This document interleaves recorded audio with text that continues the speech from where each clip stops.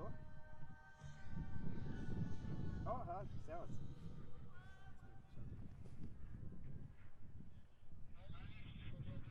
Achso, okay. Ja, weil mit der Versicherung geht nichts. Ja, sehen wir sehr, was passiert. Ja, passt gut. Danke. Okay. Ah, cool. Ja, schauen wir. Passt, super, danke. Danke mal. Ja.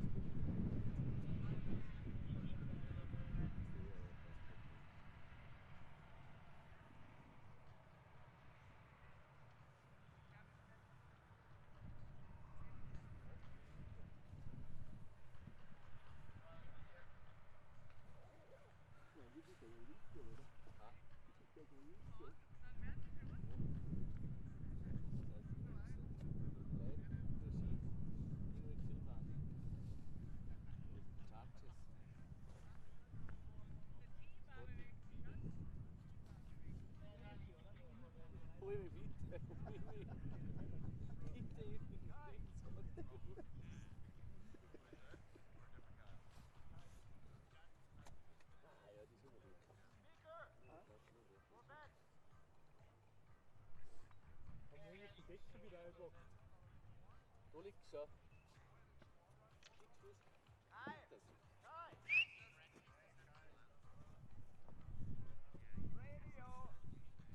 Ich weiß nicht, der von Snicker, der macht auch gleich aufs erste Mal. Ich habe ihn aufgedruckt und dann hat er gesagt, nein, die so. Ja, er hat gesagt, drucken wir. Machen wir weiter, schnell, wenn wir nicht, ja, drucken wir da. Und dann habe ich gedruckt, nein, eins mehr reichen und dann noch mehr gedruckt, passt. Aber da ist schon, wo man druckt, links, rechts, so nicht.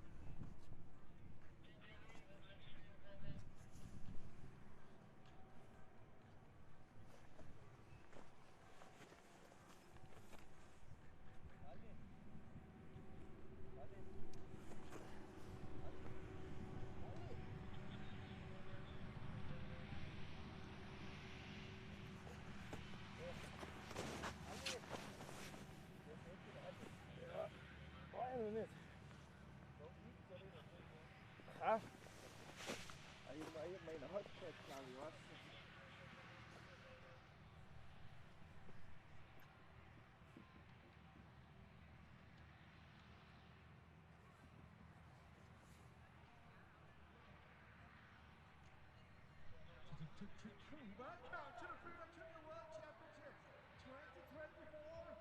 3, 2, 1, drop in. Let's get it going.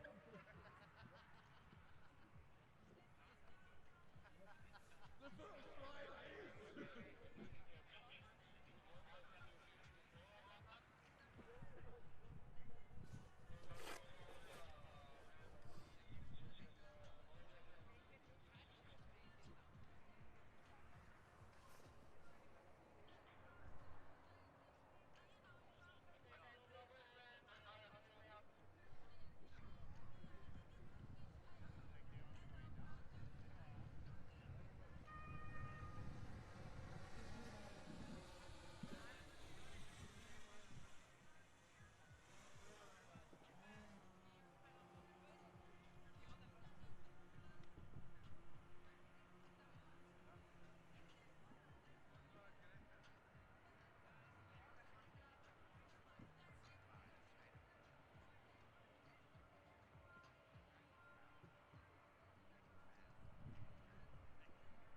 Freeride Junior World Championship. Ship condition, heavy heat, the lift is not working, but we're still trying to make this stuff happen.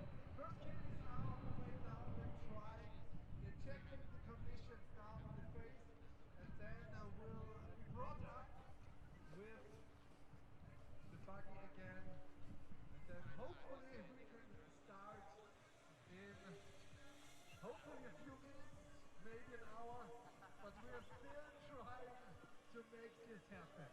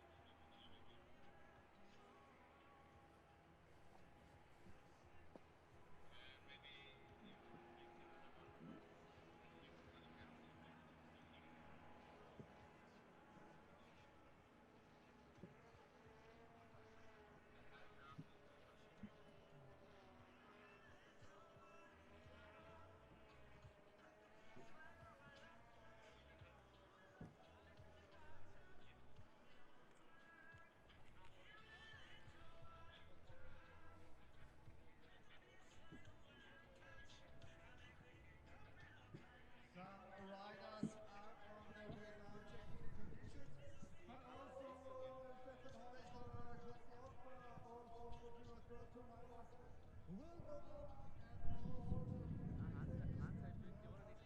more than one opinion up there. It's called the waiting game, and we're trying our best to make it happen. As you can see, the girls are riding down, trying their best, get used to the conditions. And hopefully liking the conditions, so we can start the competition in a few hours.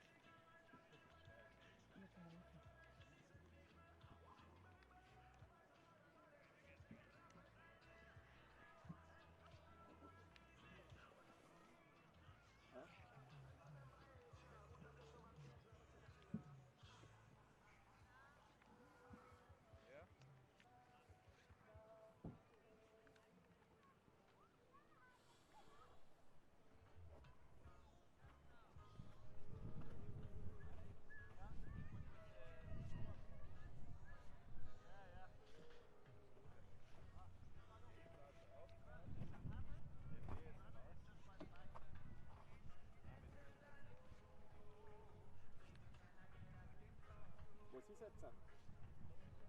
Sie fliegen jetzt, was ich mitgehabt habe, nur so lange bis der Mike Akku fertig war und dann Warum Harry für das auch nicht?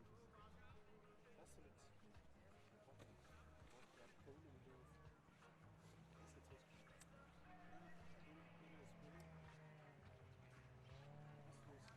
Ja, raus. Oh ja. Jetzt Harry.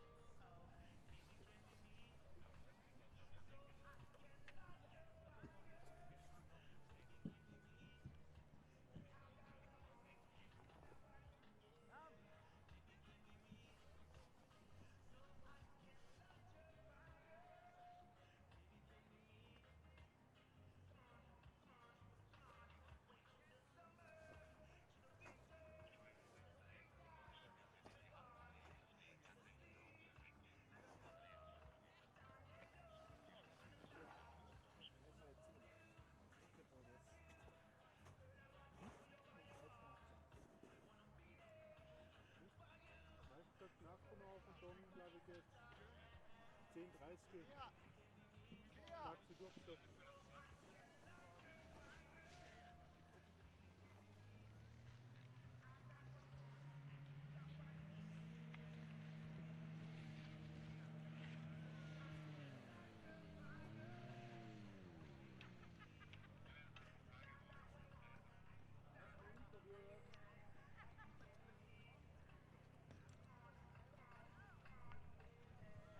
Was?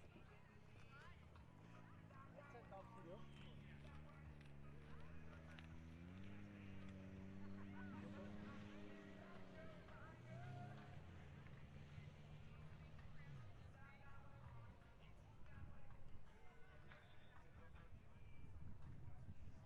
Anzahl passt. Passt? Passt. So lassen. Passt so.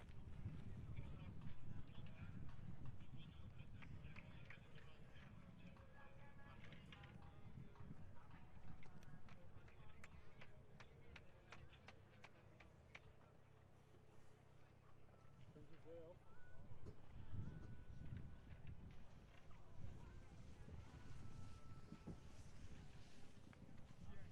Können Sie sehr oft ungefähr das Gerät oder was?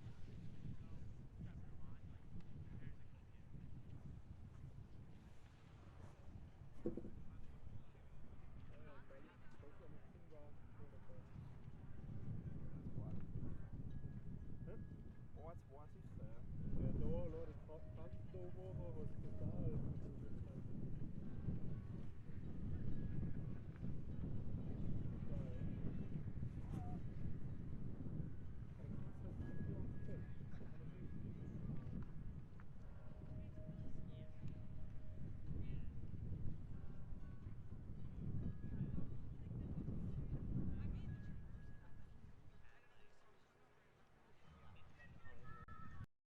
Ja, da, die Kanten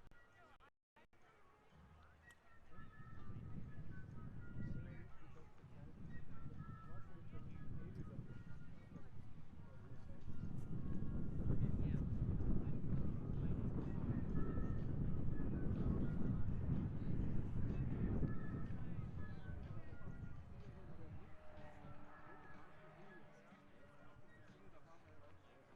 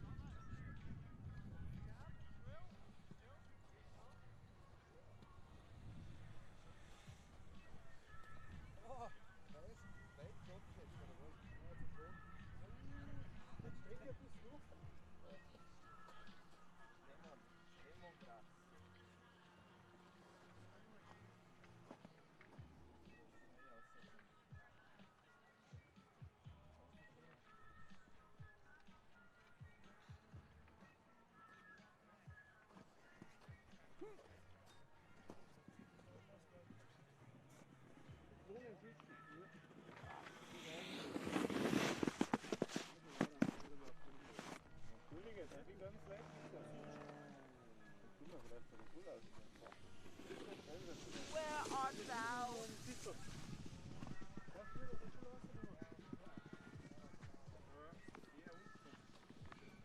Ja, kommt unten an. Ja, was ist mit der Anlage? Ich weiß nicht, habe ich lieber Hesse, Sport und Kochen.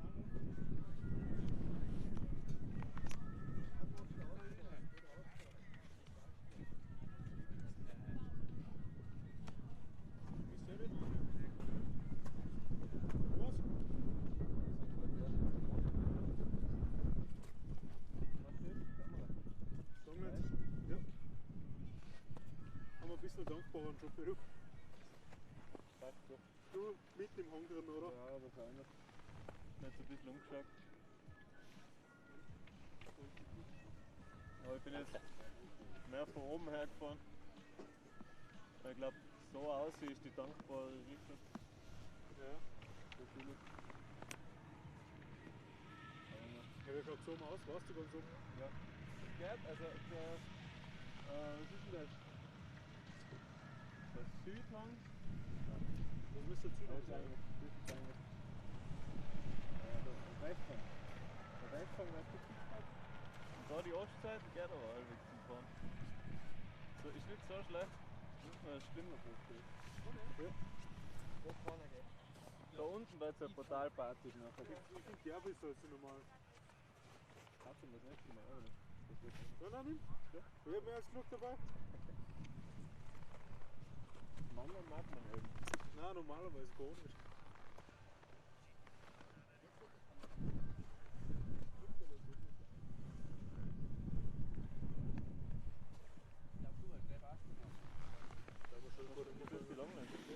Ja, das ist so der totale Übergehen. Stop! They call the line. The table. Let's go down there. Yeah, we can't go over the table. Cable!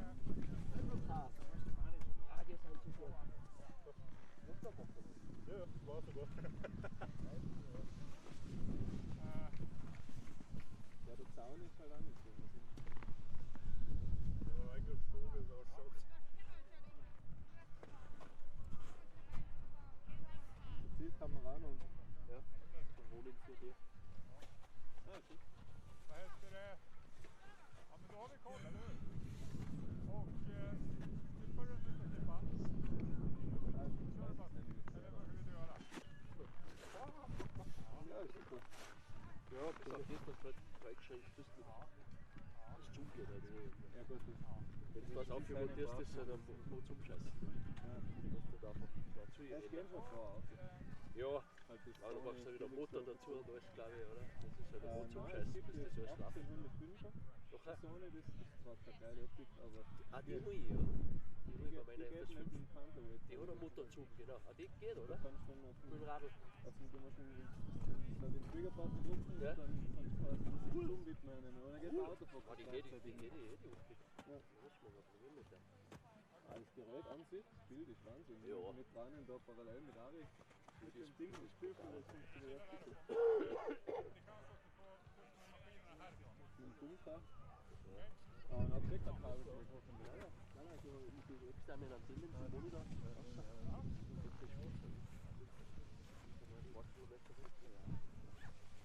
Was ist bei der Schulter hast du jetzt irgendwie schwierig, ja?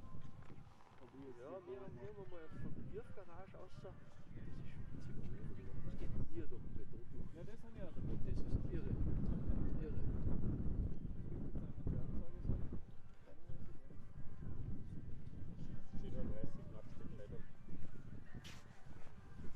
Das Einzige, wo ich es brauche, ist so, wenn man mir über so eine Schnellschulter bist.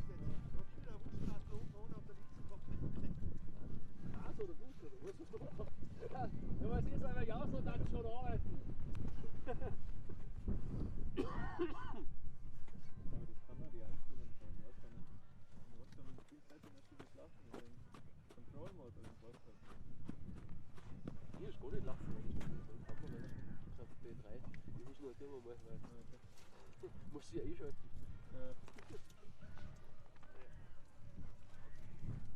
Ja, ich glaube, das so ins Ziel einbringen ist das ganz ein sinnvolles Gerät. Ja, oder Startkamera war es auch super. Ja. Startkamera haben wir jetzt noch kompakter mit der Sony, mit der ASMS. Jetzt ist das noch kleiner und leichter. Ja, ich glaube, wenn man mal ein bisschen halten will. Ja, ist der Richter. Na, wach ich halt einmal an, zur Abwechslung. Rauchpause. Das du eh so gern.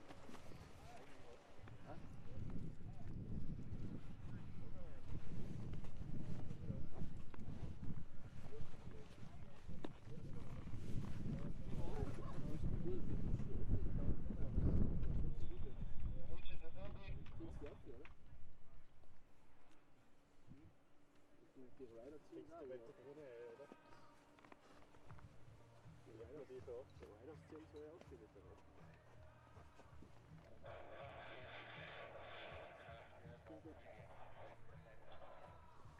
Ja, letzte Woche hättest du das nicht erlitten, da die Übersteherei gehabt, der Kunden.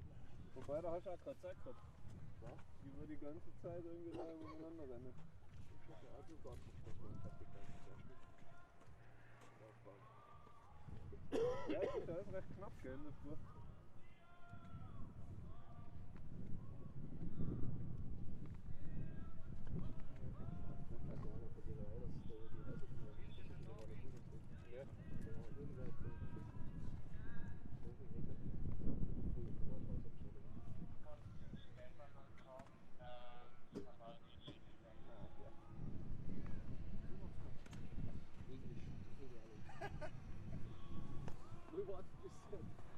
FJWC und so.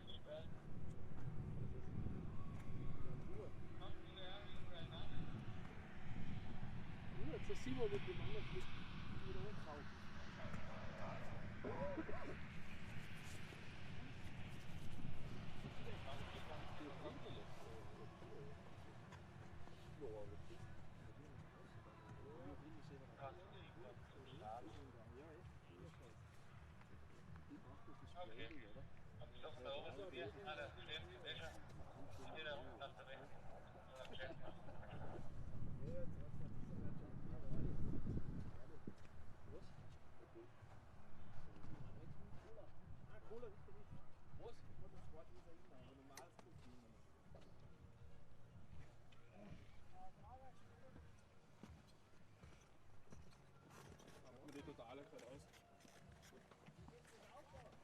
Ja, normal so nicht.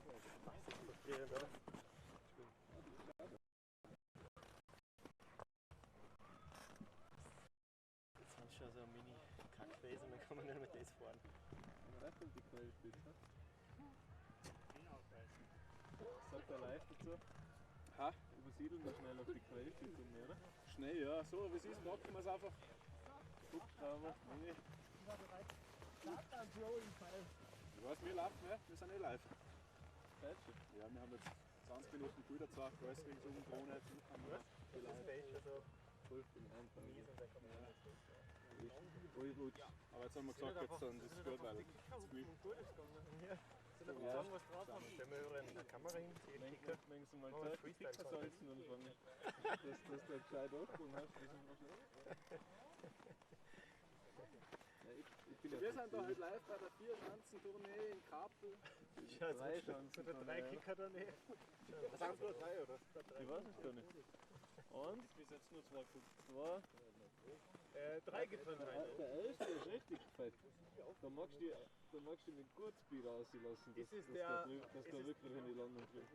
Noch einer ist der erste Steff, das ist der bei der oberen GoPro-Fahne. Nein, das ist der zweite.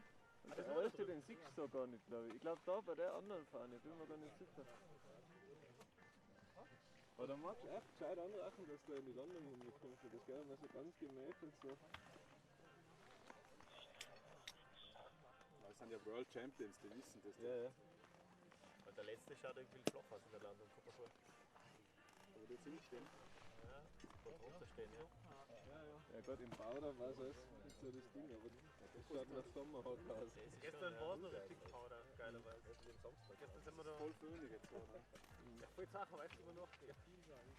Gestern hat es geschnien, weil wir mehr zugefahren sind. Weil wir in der Früh hat es unten noch leicht. Aber schon 10, 5 Tage geschnien.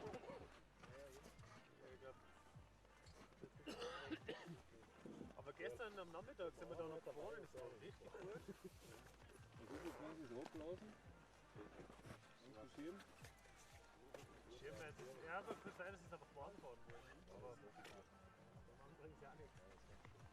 Einige Ringe hat es jetzt schon, das wäre jetzt nicht besser übernachten. Aber ich hab's ein bisschen was mitgenommen, dass man zumindest mal überschneiden kann, Ja. dass das erklärt, oder? Ja, ja. Das können wir doppelt und dreifach zusammen. Stundenlang Zeit verdient. Aber man von der Begehung habe ich jetzt nicht so viel mit. Also gerade da. Ja. Begehung ist Nein, gar das nicht so sieht wichtig. nicht super aus. Also mein Recording von deinen Sachen hören sind super. Aber eigentlich nur die Statements so. Ich habe kurz eine kurze interviewt. Ja, da ist es gar nicht.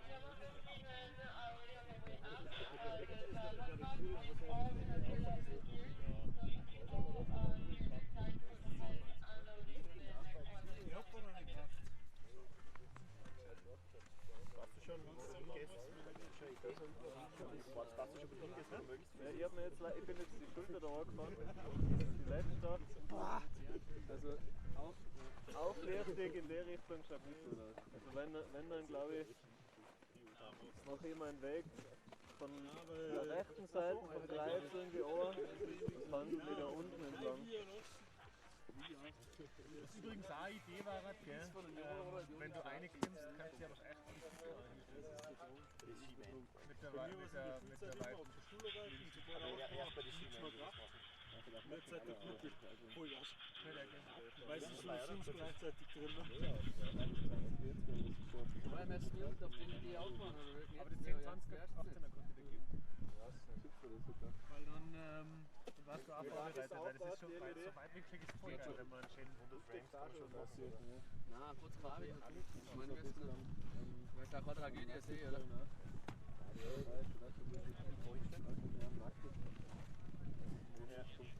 Also die liegt da unten, oder wer? Ja, ich werd nur also wenig Action mitnehmen und erst bei den Schienen werde ich wahrscheinlich auch zum Spiel gehen. Also, ja. Ich bin ziemlich ab normalerweise. Zum Start auch ein bisschen auch jetzt mehr. Wir haben so viele Kameras. Und dann kann ich mir vorstellen, dass ich mir aber dann zum Unterricht Geht sicher, weil wir da oben sind.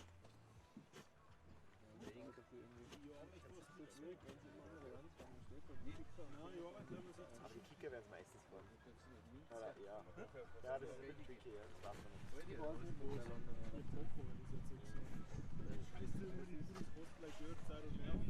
Aber man kann sich ja fragen.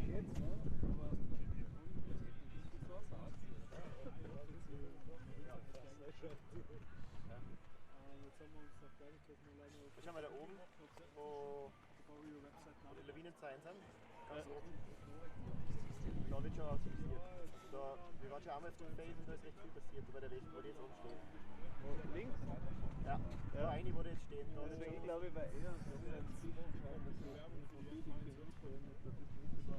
ja geil. Also dann stehst du oben bei den Zeilen oder was? ja, ich glaube, ich gehe so fort zu wieder hoch. Ich könnte das so machen, dass du von oben gegenlichtig schaust, weil von unten nochmal im Race ohne mit euch. Ich finde auch, dass es cool war, wenn man einfach close zu den Kickern kann.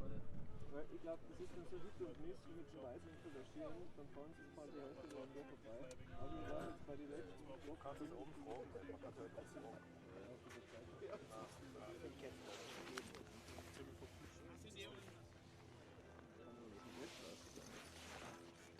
Seht ihr, wo das Leben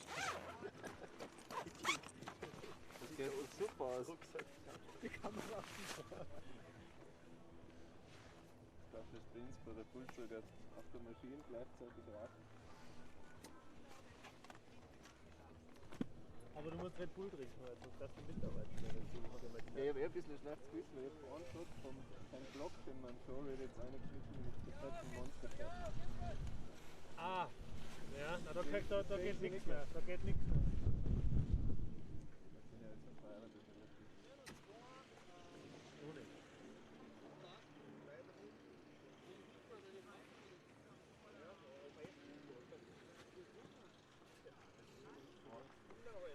Die Kommentatoren. Der in der Regie auch nicht gesehen, dann müssen Alleine der Flug. Das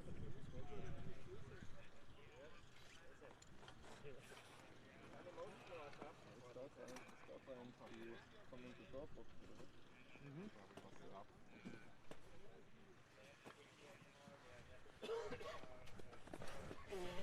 Ich kann leicht damals war das noch aus.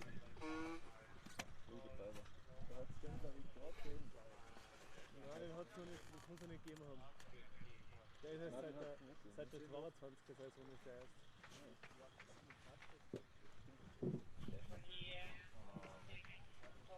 Ja, Freeride, das war ja in Kappl, da hinten bei der Quellspitzen. Da war ja die Regie unten in der Tiroler Alm. Tiroler hinten unten im Getränkenlager. Da haben sie 5 Meter Kabel gelegt, 5 Kilometer Kabel gelegt.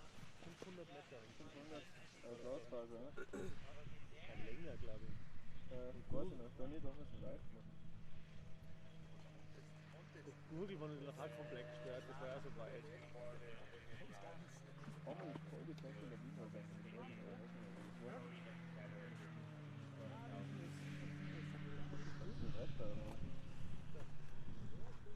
Du wissen das jetzt eigentlich geschafft?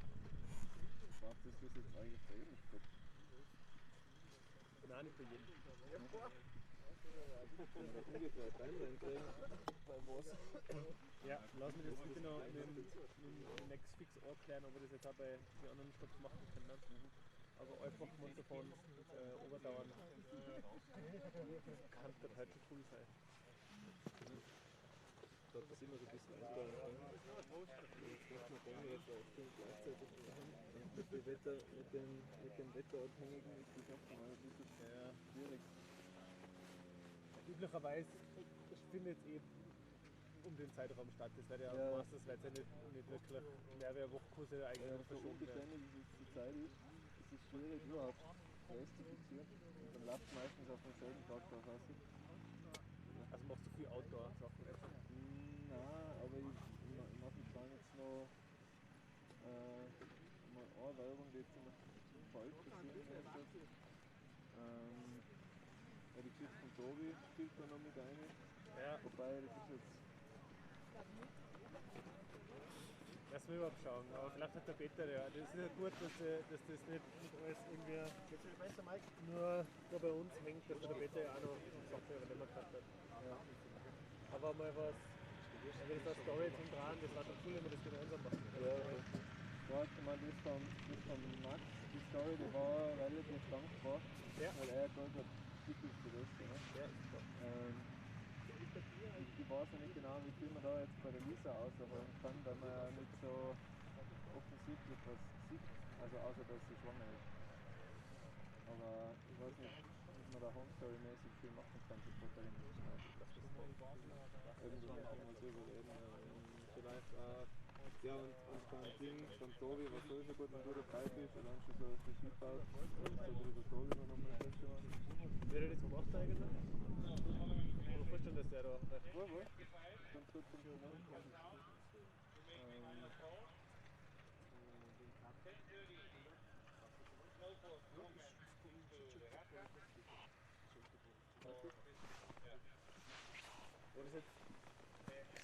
War das jetzt eine Ansage oder was war das?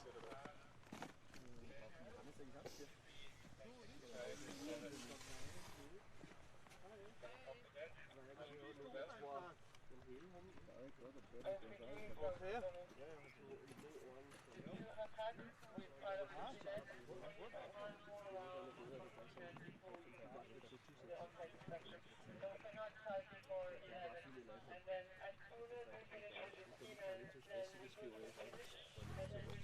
Entschuldige, fährt das ganz außen? Fährt das ganz auf? Was soll ich mir noch mitnehmen? Darf ich gleich mitfahren? Ja, kann ich zuerst, kann man immer so nicht. Haben wir alle zwei Platz?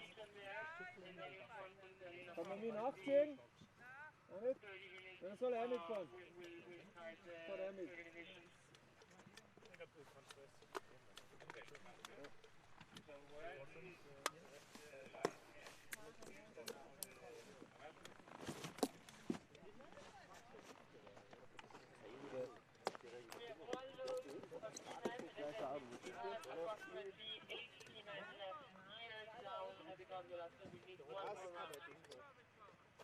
Bitte? Da kommt wieder dann, ja. Ist ganz ruhig, was du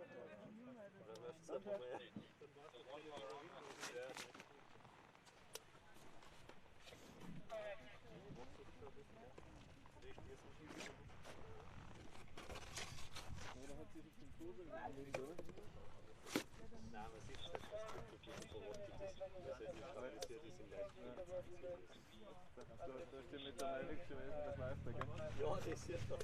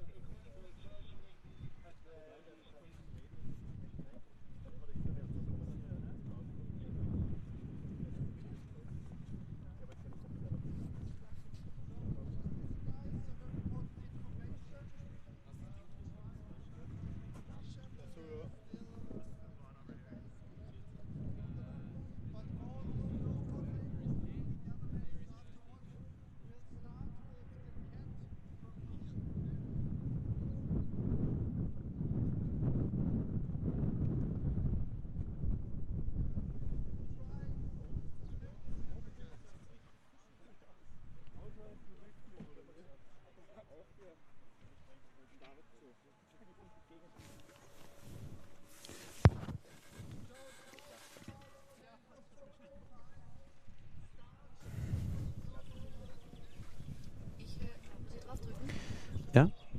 Ich bin auch da. Hörst du mich?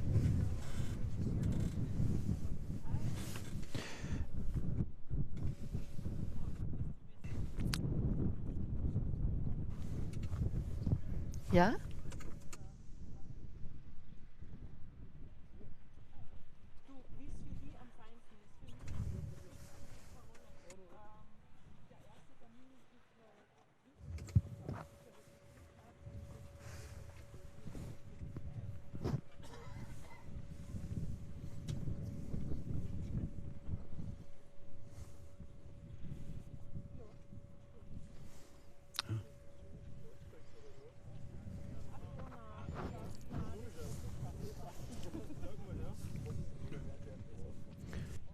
Okay, Aline, jetzt du hast den weißen Knopf drücken, dann kannst du Max reden.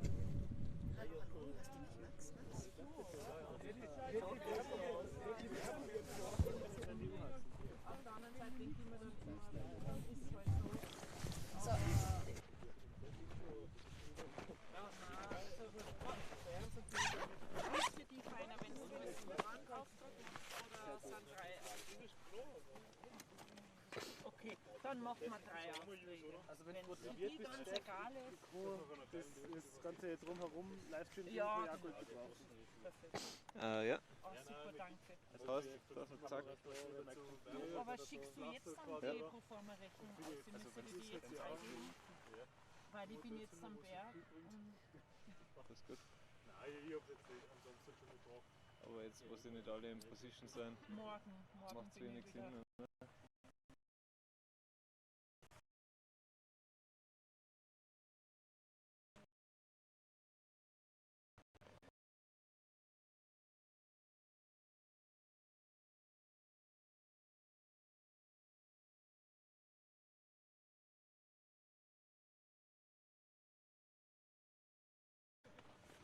Super. Okay, cool. Danke.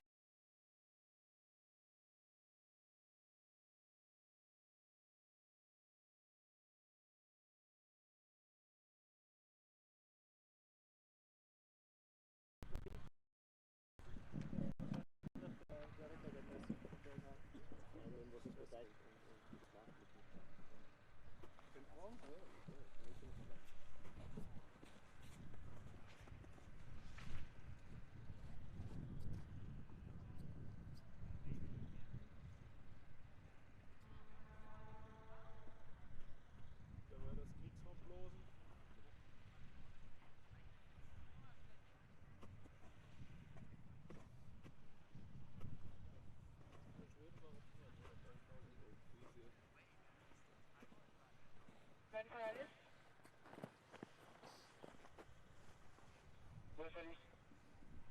So we have only 7 seamen left here, meaning that 2 of the 3 rockets will come down to the gondola, and the third one will go straight to the finish. So maybe we'll save a few minutes.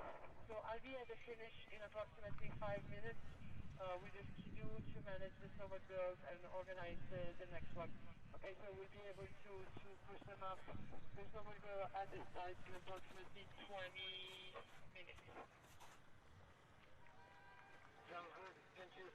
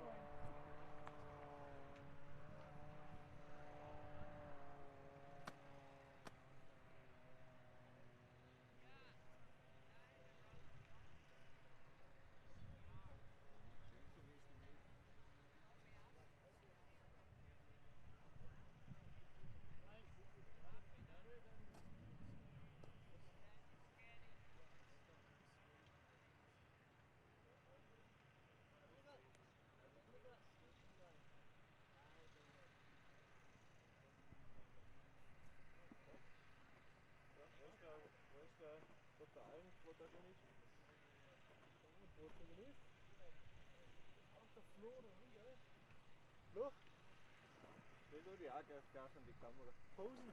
Pose ein bisschen. Immer lachen, immer lachen. Ah, ja, ich laufe her, aber. Immer lachen.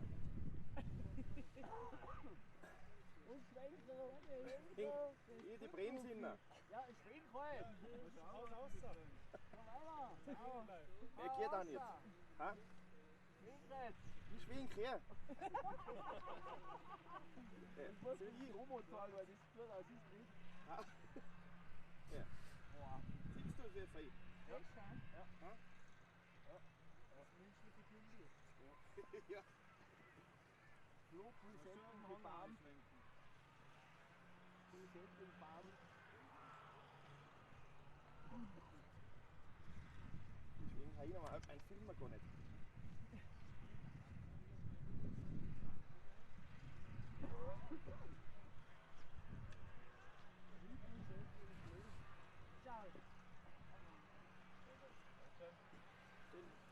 Freeride weiter, irgendwann, das ist sehr gut.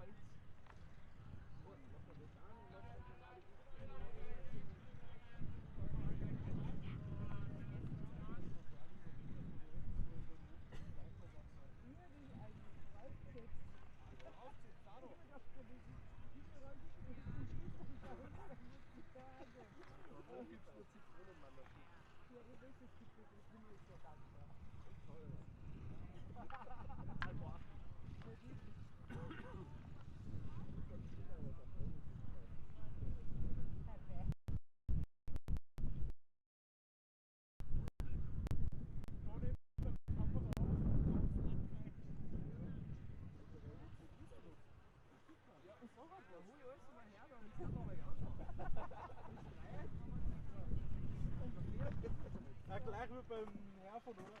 Erster Cola. Nein, jetzt nicht.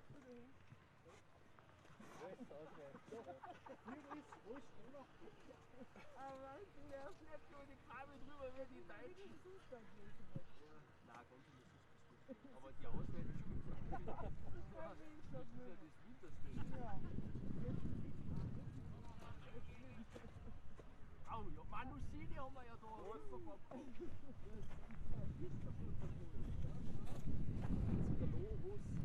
das ist jetzt mein Taxi.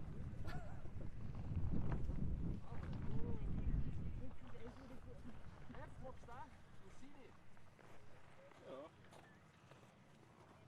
Frisch.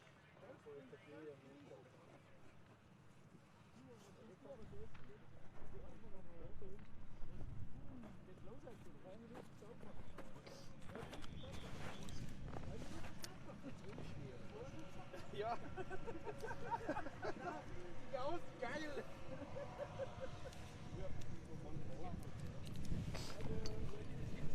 So.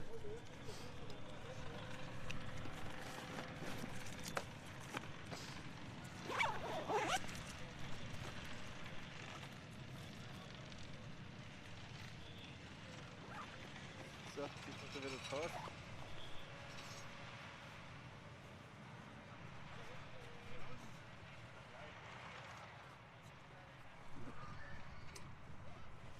weil die Skidus sind. Ja. Da muss man reinhauen.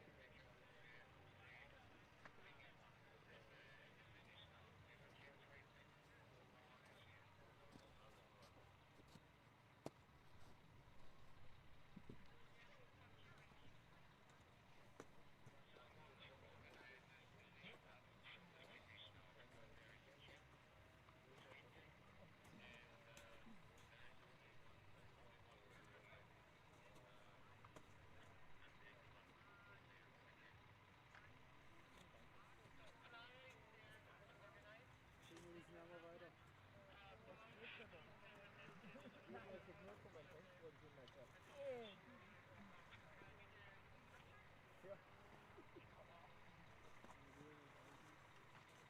right, everybody, please, all the first category, the snowboard ladies, please come over to my place. We will start in a few minutes, okay? Then you will be brought up with our bullies. All the snowboard ladies, please come here.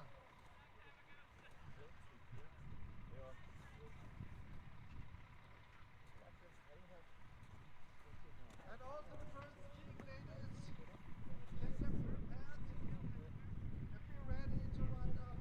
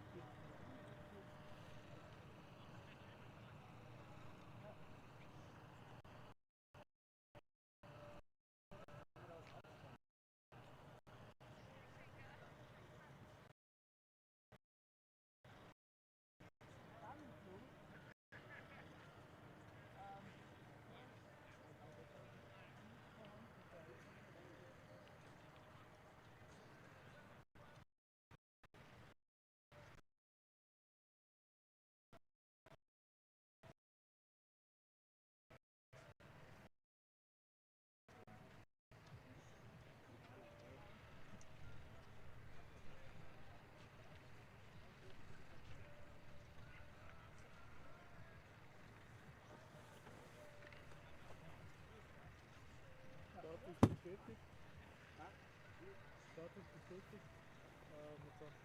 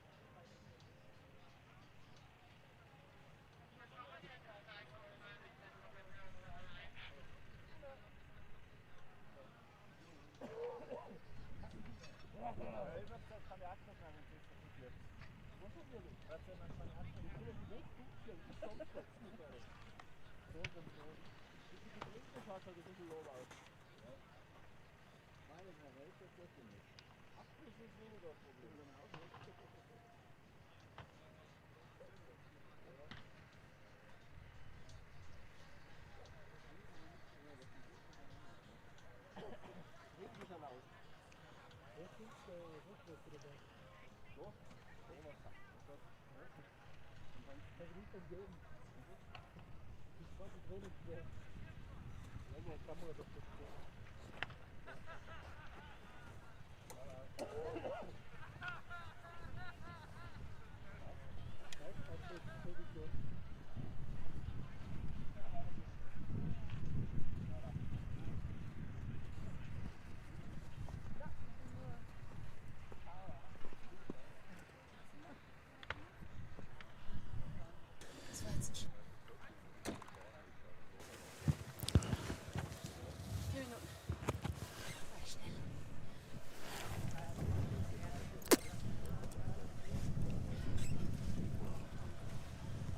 Mich vor?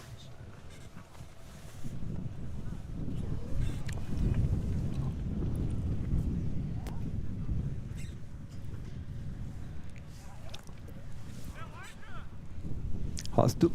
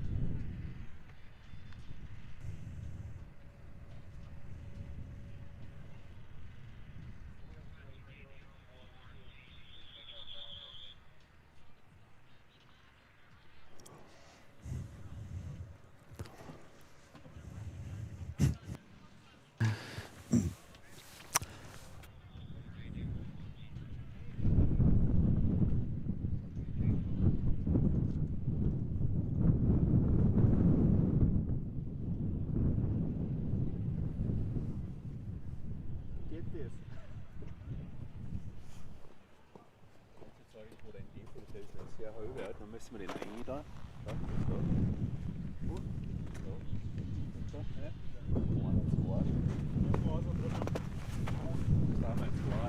Das ist so gängig.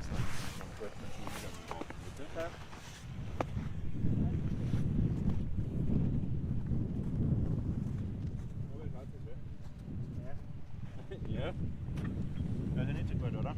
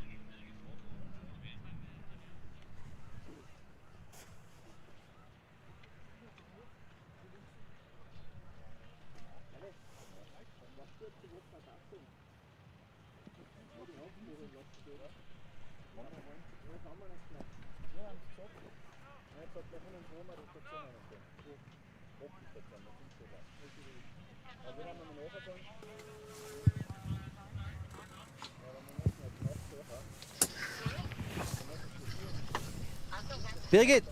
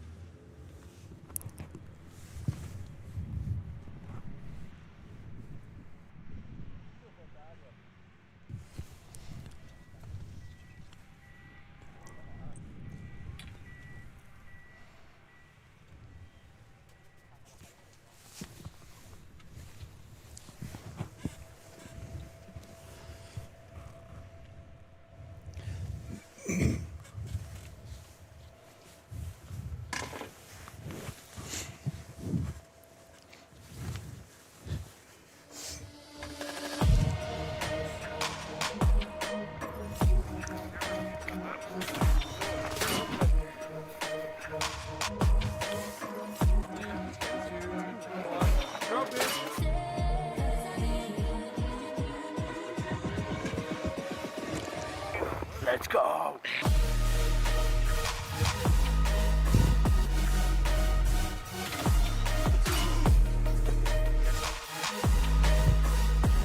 Here comes the boom.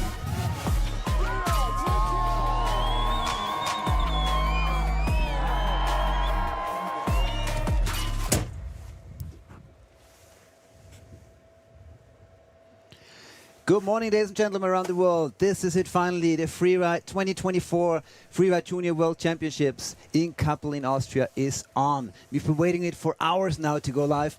Welcome Aline Bock on board, former Freeride World Champion from Germany. Thanks Aline for joining in the commentator booth today. Thank you for having me, Flo. This is Flo Early, legend in snowboarding.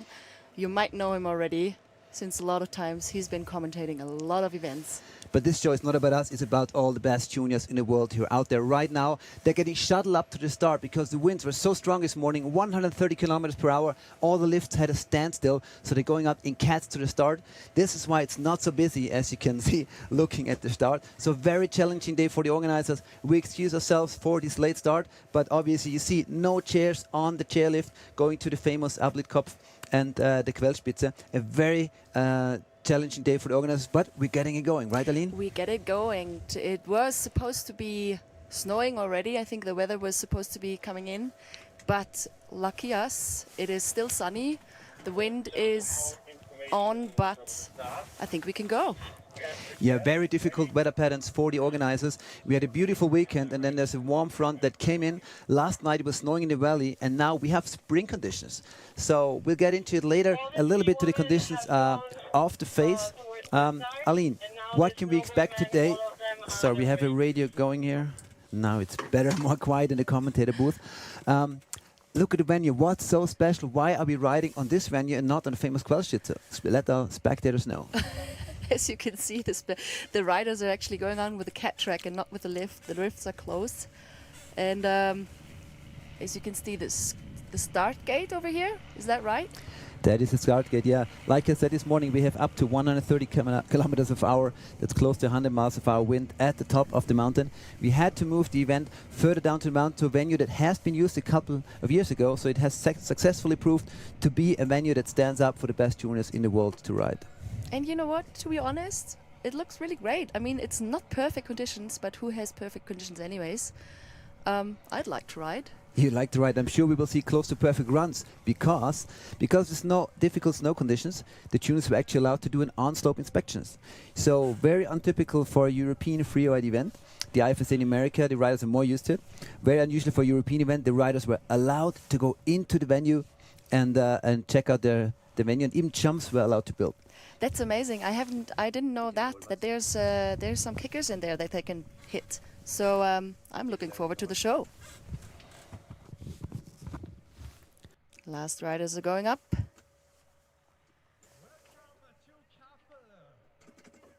Everyone's waiting.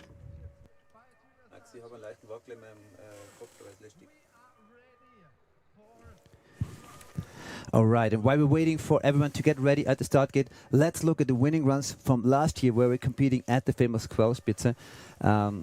We asked you guys to show us those winning runs from 2023. Already started. Found a nice air at the top, grabbing Indy and riding into the mushroom, as we call it. Huge air and a good stomp off that one. This guy's one to watch for the future. Here, Gretchen at the finish line. That looks like we have a new guy. On course, Leela Yeoman. Will she take that entry jump just as all the boys did? Lovely control.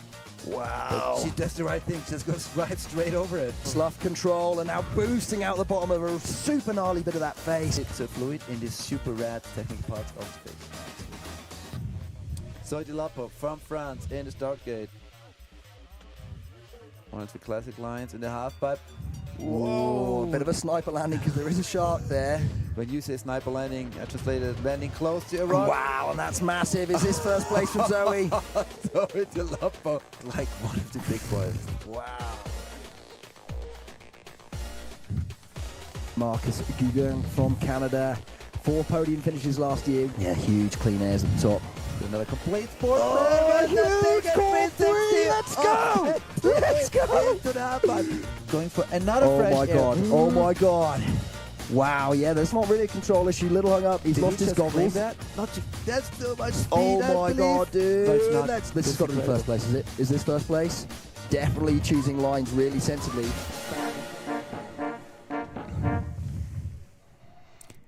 Yeah, Aline, that's the footage from last year at the world famous Quellspitze, which is the prime competition site in Böbe. It has already been used for the World Tour, for the big boys and girls. Were you competing here when it was on? I wasn't competing at all. I haven't been competing for a while now. Back in the days. I don't even know what year it was. You swapped the challenge of competitions for the challenge with a couple of children. Congratulations to your twins. Thank you. And, Aline has to be back at 4 p.m. today to take over the kids from daycare, so we have to hurry up with this competition. No one has to hurry up. I want everyone safe and with safe in the finish line. So Safety is always first at the YETI Freeride World Championships, coupled by Dynastar. That's why we moved to this venue. It's called the Hausberg, or in English, the House Mountain, obviously because it's right above the houses of the mid station. And we would be ready for a start list, actually. I heard we start with Snowboard women today, and we have a very international field of riders today in all categories. I think we counted more than 20 nations in total. That's pretty amazing, isn't it? absolutely. Here's the start list. You can see we are starting with Snowboard women. Leire Perez from Spain. Then Eleonora Anis. Oh God, help me, Flo. Ansane Alex from France.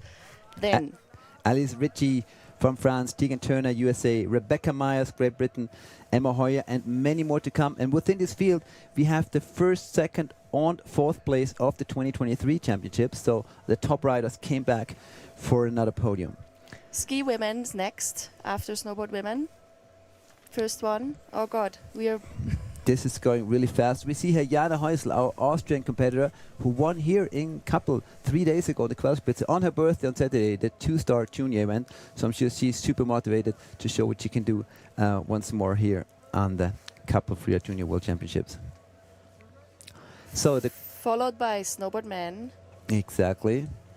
With a Japan competitor, Tamai Tema. You already said hello to him this morning. And a very strong field from the US. Finn Eismann, Sam Briggs, Sebastian Lerner, and Elias Singer back to back in the draw, backed up by Curran Hall. And Leonardo Schweitzer, yeah, not far from here, lives 2 hours away in Oberstdorf, our German competitor. And then finally, to top it off, the ski boys. Here we have how many starters? Let's check this out. 30 starters. That's why they don't let us look at it. Now it would be too long to go through all the categories, all the starters. I counted 13 nations alone in the ski boys field. So wow. A really super international field with boys and girls from all the world. We're starting in one age group, 14 to 18, right? But in the normal competitions, we have 2 age groups, right? Can you talk to us about that, Aline? The 2 age group? Well, typically in the freeride competitions in the US, Region 2, or in Europe, Region 1, there is a under 14, under 16, under 18. But here in the Freeride World Championships, we have only one age group from 14 to 18. So don't be surprised if some of the riders just turned 14 and some are already 18. They are allowed to start here until, as long as it's not their 90th birthday yet. Then I would like to see a 14-year-old beating an 18-year-old rider. That would be amazing. Let me check. Hey? We have Poppy Freeman from New Zealand in the Ski Women Company, and she was born in January 09. That means she just turned 15 a couple of days ago. And the eldest competitors are almost 19, so really wide age span, so to say. So keep that in mind when, if you're wondering that some riders, you know, might look a little younger than others. They are, because some are 14 and some are 18. All right, so we have no idea how many more minutes till the start, but I hope we get going soon. At least it's sunny and warm. Yeah, exactly.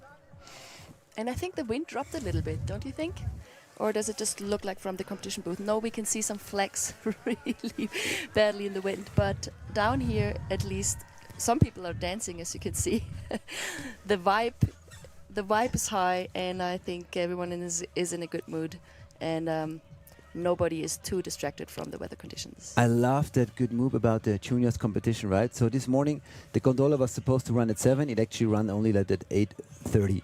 And then everyone was up, there was not a delay, and then it was announced that everyone would be shuttled up and the competition might happen or not. And what happened? The kids all started cheering about getting a ride with the cats. So no one was complaining. Everyone was happy. They were some happy campers. And I think for many it was the first time to come up in the cat.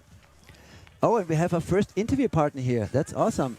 Xavier Delarue. Maybe we can have the camera looking into the commentator booth as Xavier Delarue climbs onto my side. Hello, Xavier. Hello, everyone. Hello, guys. How are you? Really good. How are you? Good. Good old friends. So if there's anyone watching today who does not know Xavier Delarue, multiple world champion in border cross and free riding and whatever else. Usually I got second in the free world tour and he got first, but we're still good friends. We're friends from a long time. Same with Aline. Yeah. Exactly. Xavier, your daughter is competing today, but before we talk about her, what do you think about this venue, which is obviously, given the weather conditions, the only chance to ride a comp, and what do you think about it? Well, I think this venue is a good example that the mountain changes very fast. It was pretty epic a few days ago, but the window didn't work with like the logistics.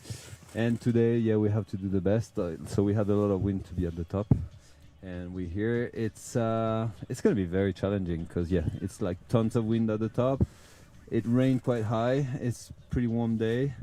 And the conditions are like as tricky as it can be. So I think, yeah, big challenge for the riders. But as always, they will surprise us, I'm sure.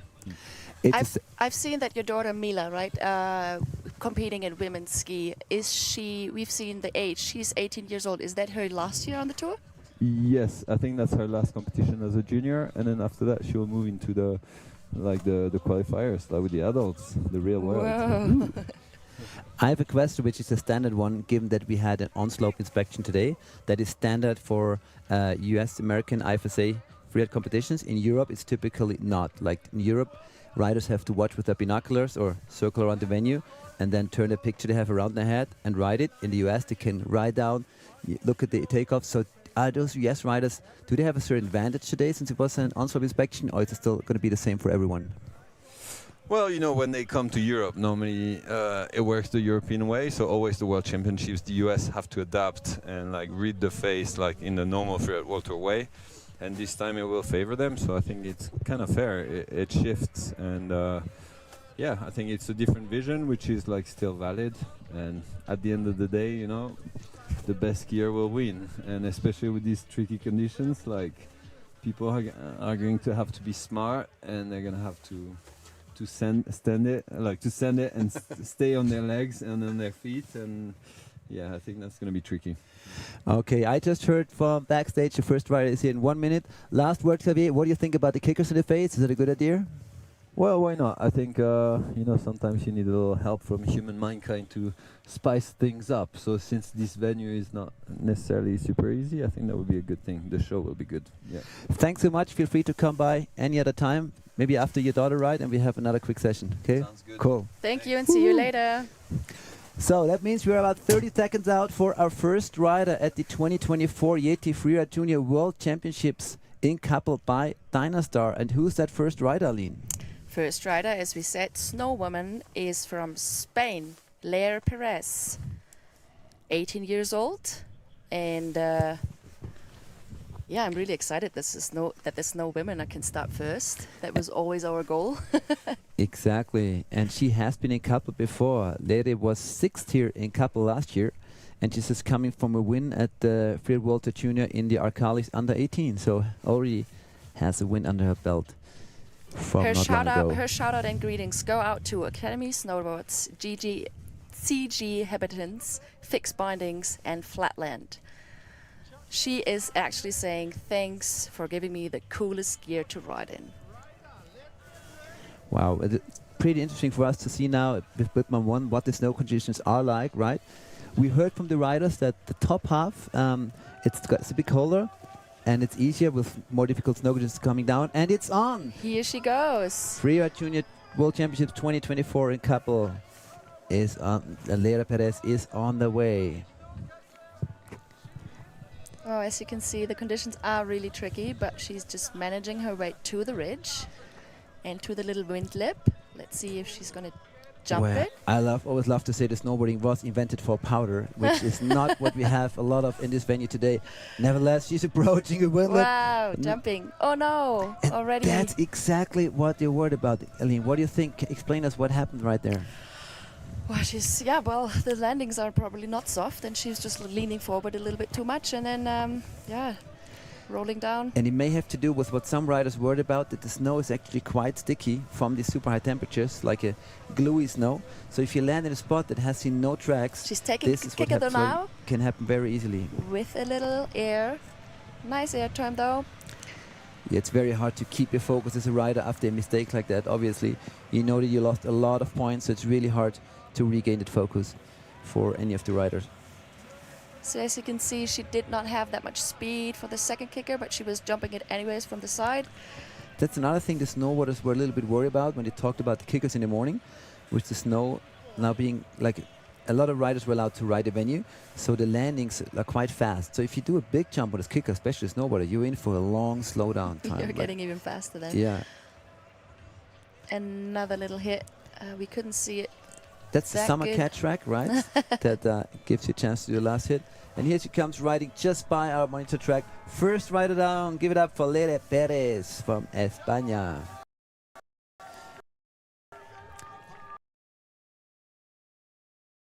Going to be with that front wheel. I'm sure there's a lot of coaches now radioing up and saying, be careful, the snow is gluey under the windlip. Exactly, especially when you jump. And when you fall, it's a bit hard to keep your head straight and don't lose it and just like.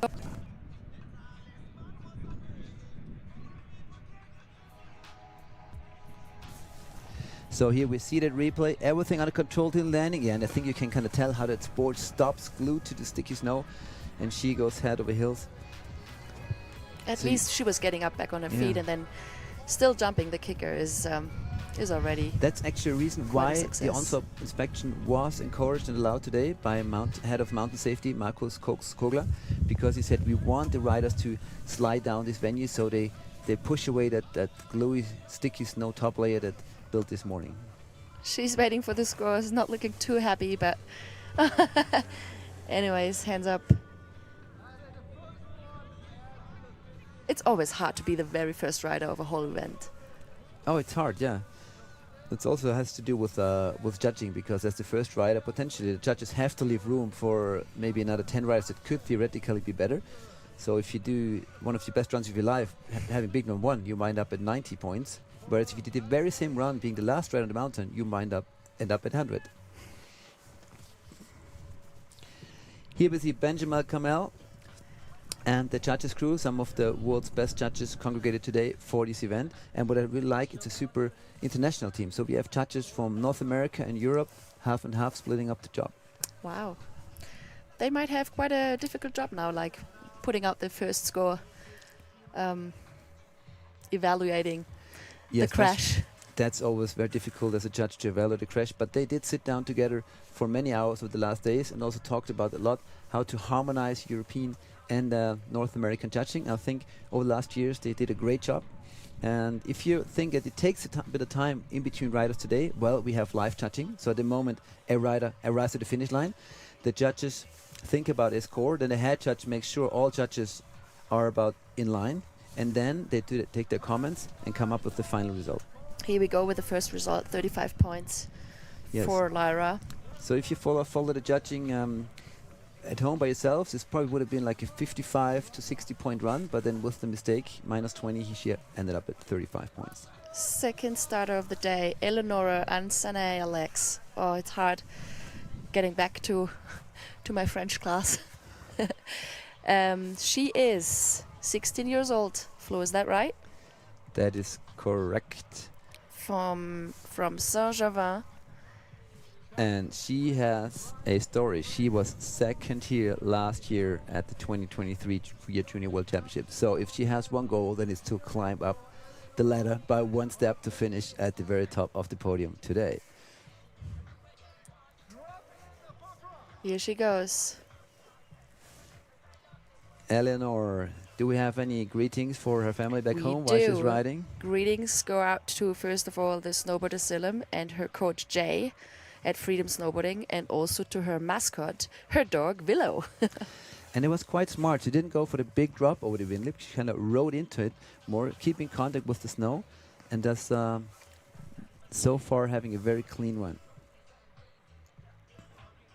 It absolutely looks like a competition in March or April. Yeah, and I tell you, especially in the snowboard, super challenging conditions today. Here she goes. Oh, Wow, that was quite a little bit of on her bum, but that was quite some airflow. Are we allowed to call it a butt check, or is that? Okay, so we call it a back seat.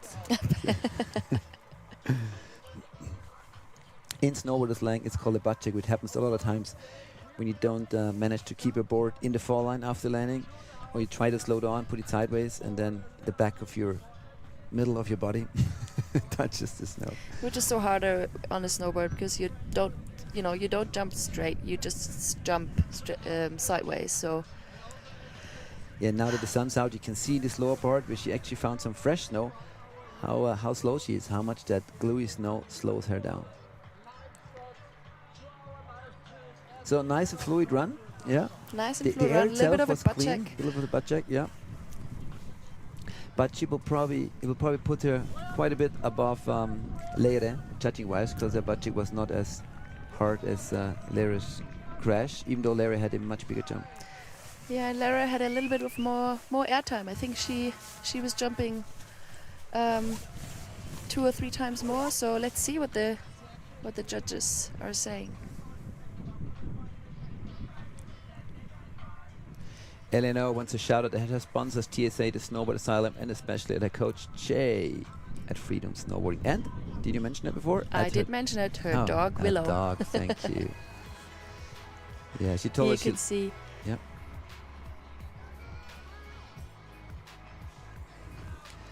And she has one hero, which is Marion Herty. Well, that's not a surprise for a French girl, with Marion being a multiple freeride World Tour winner 3 or 4 times. I'm not even sure.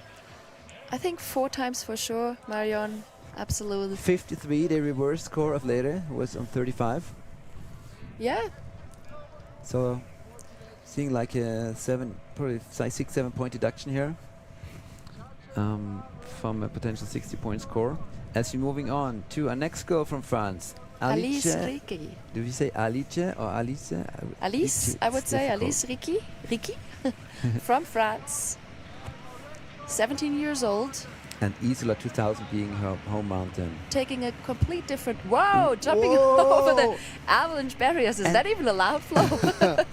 Yeah, I think it is. A beautiful jump. She suffers the same fate as Leire, landing in this fresh snow. And the board just stopped. It must be so hard. It must be so sticky that you're doing a rollover. And I tell you what, the riders told us half an hour ago, it's still very nice at the top, but the sun's shining right into the face now, and I bet it has changed, and that snow is even more gluey.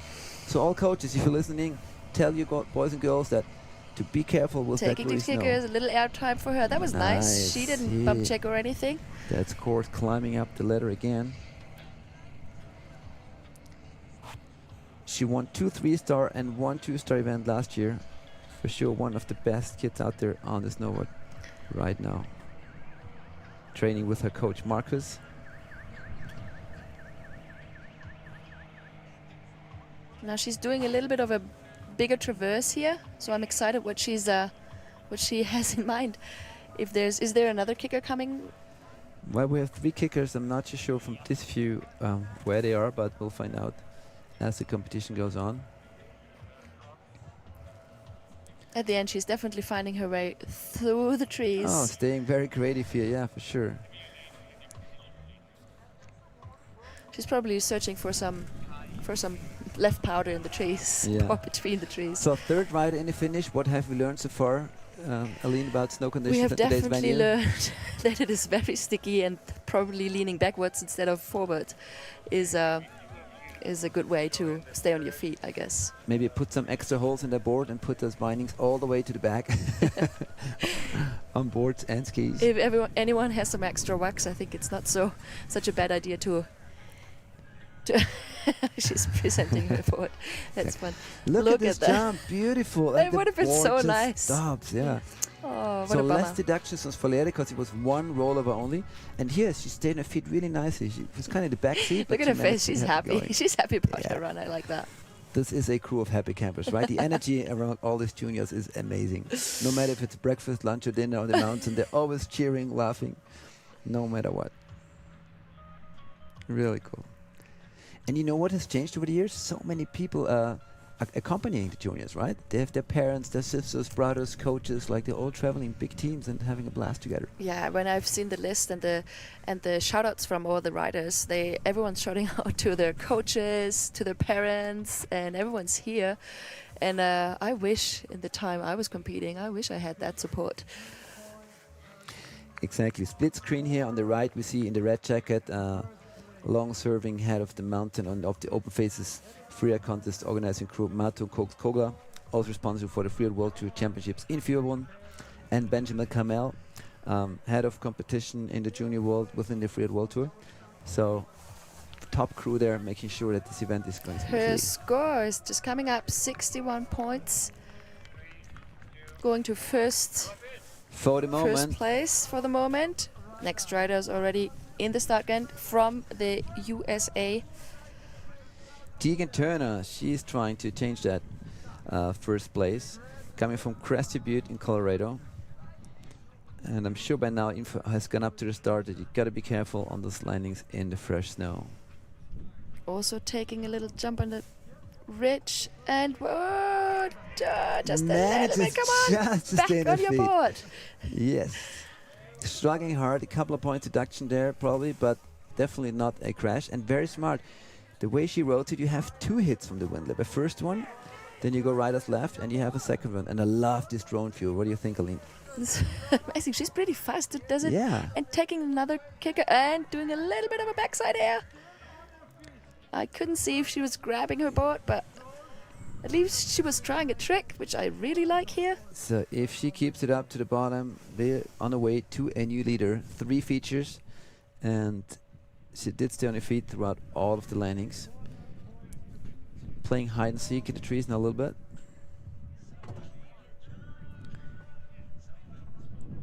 Yeah, this is the lower part, but the snow is definitely the stickiest or most gluey.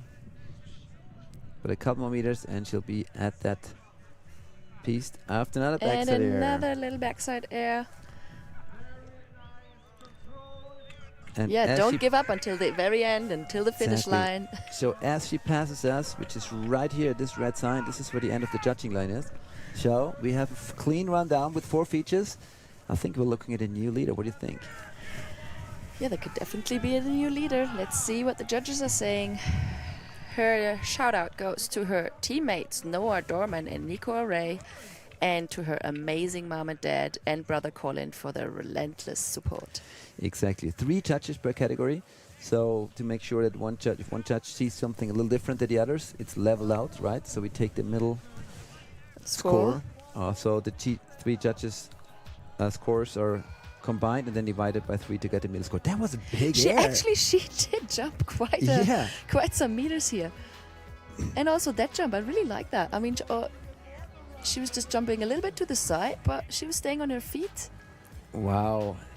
Tegan Turner from the United States of America. Yeah, shows how it's done today. And I'm sure this score might well go up towards an 80. Look at her face. She's really happy, I guess. She can be, because I would assume that this is first place now. Crested Butte Mountain Sports Team is her crew. And 75.6. Wow, the scores are getting higher and higher. And they want to Congratulations. Yeah. 5th in the start gate, Rebecca Myers, right? From Northern Ireland, 16 years old. Did you say Northern Ireland? You did. I don't think we've ever had an Irish competitor in the Freeride Junior World Championships. Her home mountain, though, is Tignes, so I assume she's living in France right now. And as you can see, the clouds are moving in and out. A little bit trickier conditions, I would say, for Rebecca now, with the light a bit more flat. It might be good for the snow, make it a little faster and less sticky, but visibility definitely being having some a flat part lights. as well. Oh, she's jumping down. the ridge, but I remember not with a lot of speed. I remember having during my very last competition, the Freeride World Tour, at the Verbier Extreme, and it was very flat light and really difficult. Like, you are in the air, you're looking for that landing, but the moment you think it's there, you're already touching with your board and potentially also your back. So not easy. Hitting the kicker though, that she wasn't going down. She was just staying on her feet.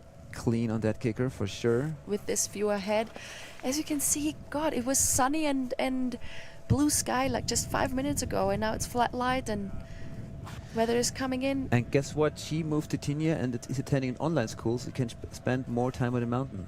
So kids, that's a role model. You just go ride powder in the morning and do school in the afternoon when it's all tracked out. That's an absolute dream, I guess. Yeah. She loves splitboarding and she wants to say hello to her dad and her coach, who are absolute role models for her.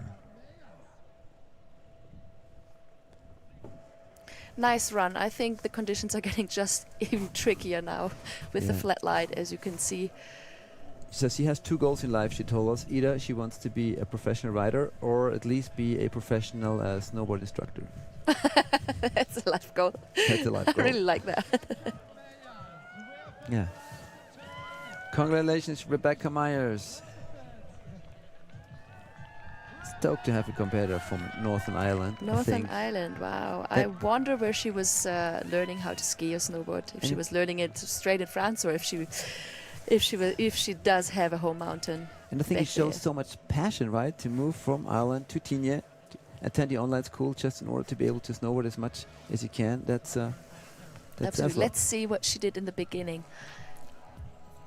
She was jumping a little bit of that wind lip.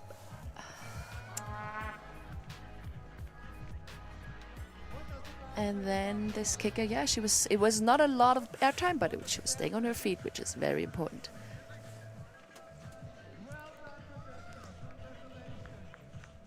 So the score to beat is the 75.6, I think it was, by Tegan Turner.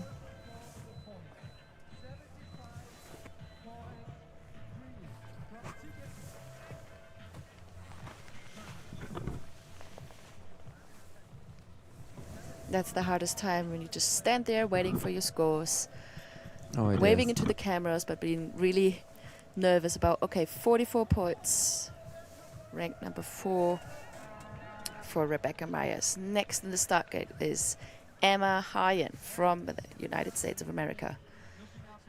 Our second US rider. Home mountain is Breckenridge, and it says here she was born in 1965. I do not believe that. It is her birthday today. It is her birthday today, Flog. Is it? So you have different data sheet than I do, definitely. Approaching the wind lip, taking a bit easier, making sure she's staying on her feet, which is a very smart thing to do.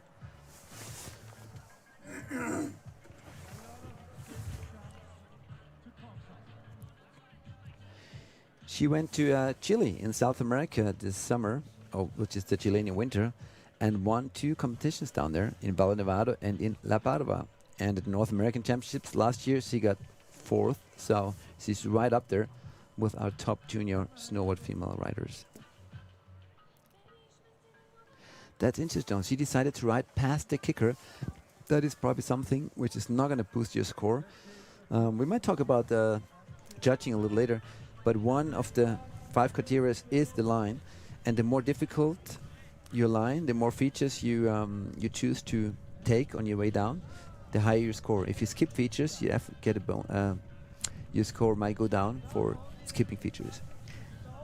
But also, I remember if you traverse a lot for your feature, then you might also get some points, less points, because traversing and having a really slow run also means. Exactly.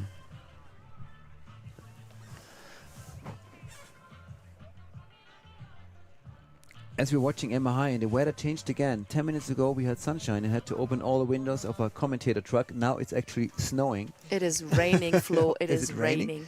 Be honest. No, let's call it a wettish snow. It's going sideways, so it's got to be light. Light raindrops or heavy light snowflakes. Either way, Emma safely made her way down to the finish line. Not easy condition for her in this flat light and still sticky snow. I think she took it a bit easy. I really like her style. Look at that. She's wearing totally, some yeah. purple pants. Pretty hip hop style. Hip-hoppy. Already out of start gate from the United States of America, Mia Jones. And who wouldn't know this name? All you guys watching around the world who ride a Jones snowboard. Yes, it's this Mia. Her dad makes Jones snowboards. Oh, it's Jeremy Jones' daughter. Yeah, exactly. I didn't know she was competing here. That's really exciting. Wow, look, she has some. She is. She has some coming style from on that board. Palaces Tower, and she already did compete here last year, and she still has. In German, we say eine Rechnung offen with the mountains. It has something to deal with because she finished 4th, and that's like the worst place in the ranking. Wow, look the at that feature she just chose. Oh, I think she just wanted to jump down that. Yeah, did not quite make it all the way up there. Nevertheless, really trying to build up a line score using a lot of features.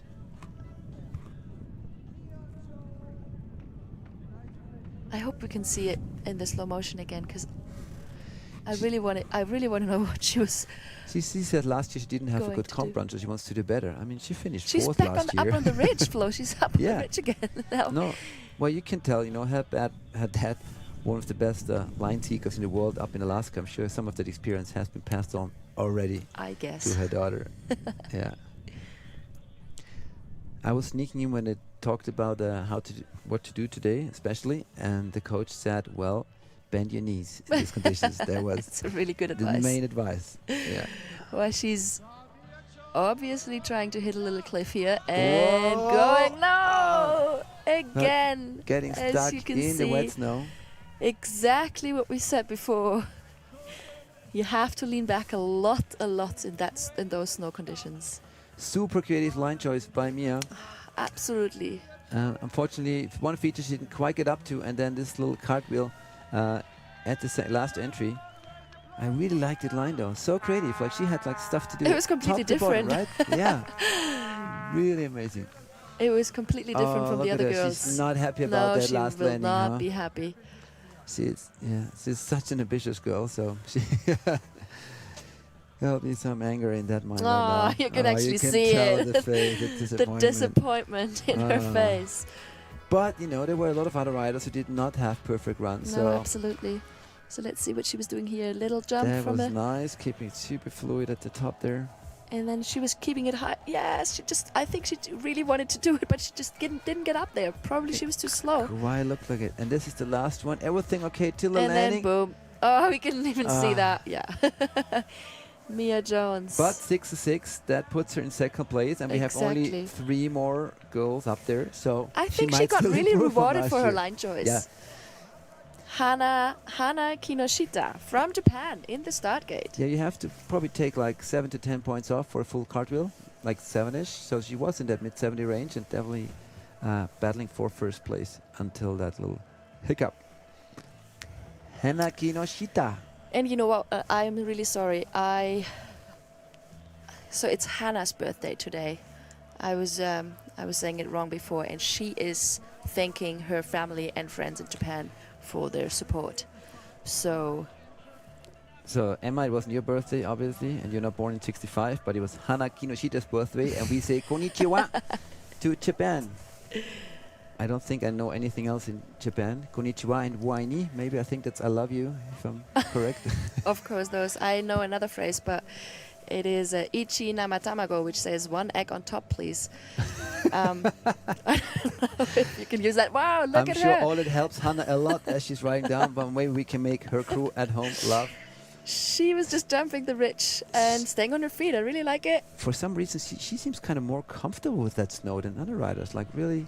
Yeah, smooth really turns. She's probably really not smooth. as fast, but she's doing smooth turns. Going to the kicker, a little jump, staying on her feet. Yeah, we know that the Japanese riders are well known for their technique, right? Absolutely. Yeah.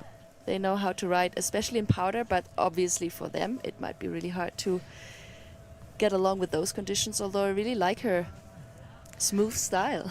Tanigawatake Snow Resort is her home mountain. Tanigawatake. I hope I pronounced this the right Probably way. not, but at least you tried. At least I tried. She's also on Jones Snowboard, And also wants to say hello to Snowboard Mountain Resort, which is her second home, so to say. So it seems that she's a US-Japanese crossover as far as it goes to Crossover. training. Yeah. Nice run. She didn't crash. And a shout out goes to Aya Sato, who is her role model. She wants to give a shout out to him. Happy birthday. Woohoo. Well, in the finish line, our 2023 Japanese Freeride Junior Series champion, Hana Kinoshita. And we'll see if she can challenge Tegan Turner from the US, who's currently at first, or Mia Jones, currently in second place at the YETI 2024 Junior Freeride World Championships in Kappl. I'm now really sorry, bye. By Dynastar. Don't challenge me like that, Aline.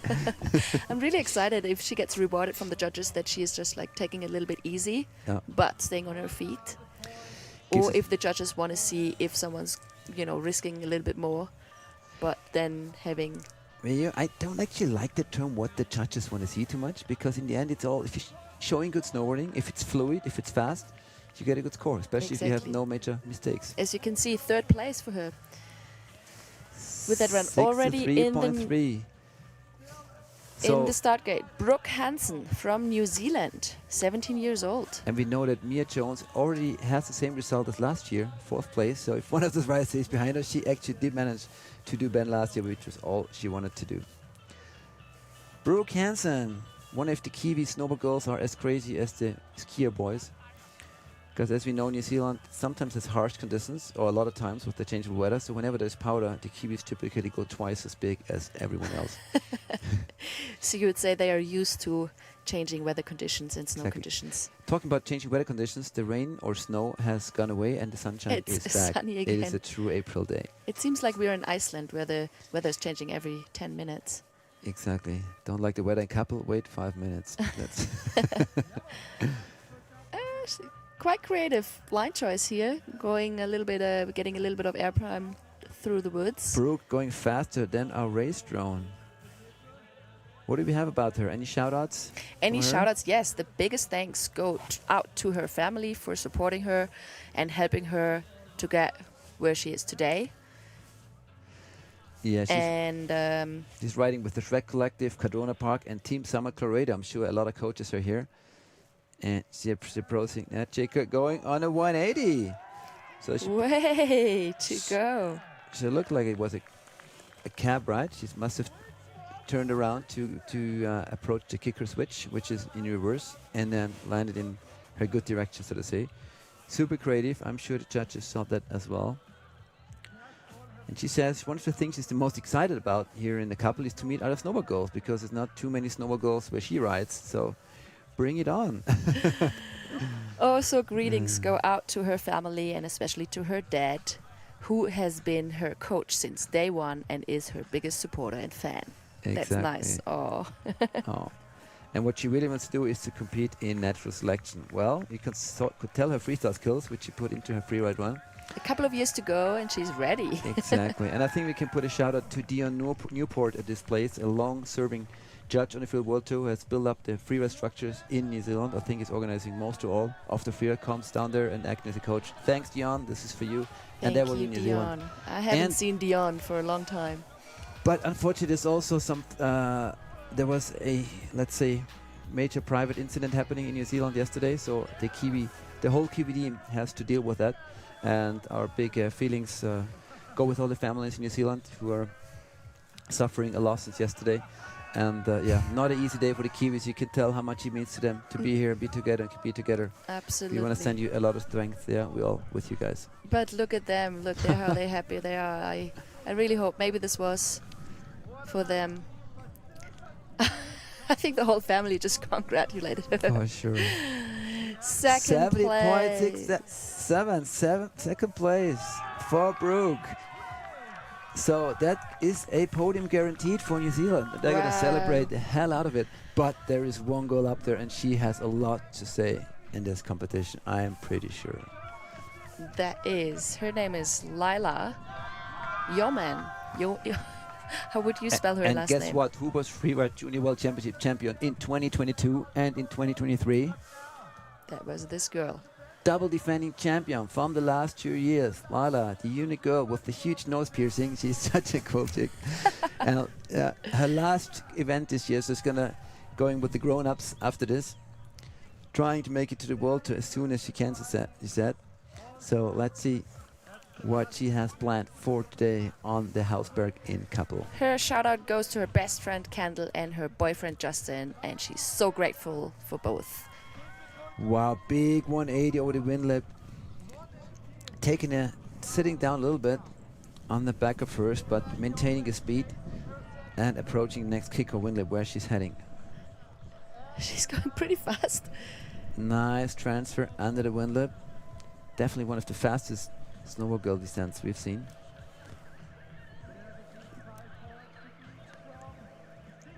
She probably thinks that she has to prove herself, although nobody has to prove themselves. But as being the last woman in the start gate from the her category, she just wants to get down to the finish line and going the as impression. fast as she can, exactly. A little backside air here. Everyone's cheering down at the finish line. Woo! There she comes.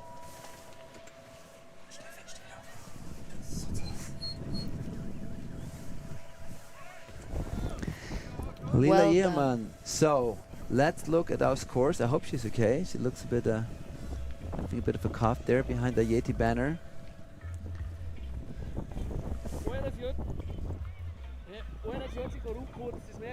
Not wanting to come to the interview all.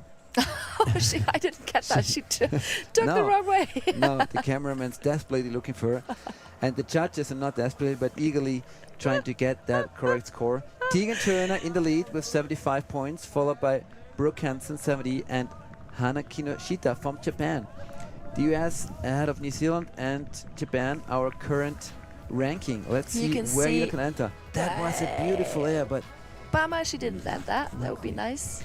I'm a bit surprised that she had this little transfer, but she did not put a lot else in her run. Like she skipped the kickers, and then she was probably way too fast and, yeah, maybe she was and also missed some features. maybe she was kind of, was not focused anymore after the mistake at the top, knowing it could not be a perfect run, and being very ambitious. She might just have said, okay then. I'm just right racing down the mountain. Yeah, that kind of would explain why she did not go into the real finish I'm going area. for the Now speeds. they're committing. Hey Leila, here's the She smile is made back. it to the finish area. Yeah, the smile is back. Also representing Jones Snowboards, I guess. Very Or is much that a looks like. Hey, you say that. I have a hard time recognizing it on our screen with the sun on it. And that was our last girl down the mountain. So this is the very defining moment of the YETI 2024 Who Freeride will Junior be World Championships. world right? champions, in snowboard Kappl by women? Dynastar. Is it Tegan Turner or is it Lila Yeoman? And who are the other two girls on the podium? Ooh.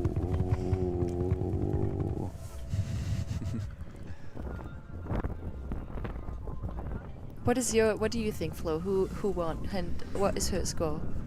Honestly, the speed was great for Lila's run, but I do not think it challenges Tegan Turner's run. It was very complete, no mistakes, and the score was 75.6 will be hard I don't to even beat. think it's in the top 3. Then you think we already have a defined champion? I'm not sure. I don't want to call anyone out. But So to make it to the podium, she needs a 63.3. No, I'm sorry, 66 points. Mia Jones sitting in third right now. So anything over 66, it's a podium. Anything under 66, it's not a podium. Quite easy. Easy for us, not easy for the judges. and not even for the last girl Maybe standing in the interesting finish also line. for our spectators, as a judge, you don't actually have to come up with the right score. You need to come up with the right ranking. A point up or down doesn't matter in the end, as long as the ranking from the first to the last rider is correct. Wow, is this a ski category when the goal's going off already? It sure looks like it. Wow. Wow. We excuse ourselves, we did not get info that it's already off. Yeah, this is Elfie Royer. So, without knowing who's the Junior Freeride World Champion in the women's snowboarding category. The ski women category has already started. with Ski Elfie woman is Royer. already charging down the mountain, Wow. jumping the avalanche barrier and staying on her feet, which is amazing. And with a lot of speed going back up on the ridge and probably jumping another little cliff. Oh, yes, she did already. And Elfie is only, if you dare to say, only 16. So she's among the younger half of the riders on this year's competition, coming from Champy-Lac. Whoa! 360 off the kicker, and the second one, she's also taking the second kicker, doing a little air of it. Holy moly. That is putting a score. Now I know why, looking at her result, it says first, second. At most events she entered last year. Super strong performance so far by Elfie Royer from Suisse Romand. Champy-Lac, I think it's right across the road from Verbi, right? As you're driving in from Martigny up to the right. Small but nevertheless beautiful resort. And here she's past the judging line, and she's gonna be one happy camper. What a beautiful run. Wow, setting the scores high, I guess, for everyone else to come. Wow. She wants to say thanks to the coaches at the Freeride Club in Verbier and the Levitt gang crew. And they're gonna be so proud of her.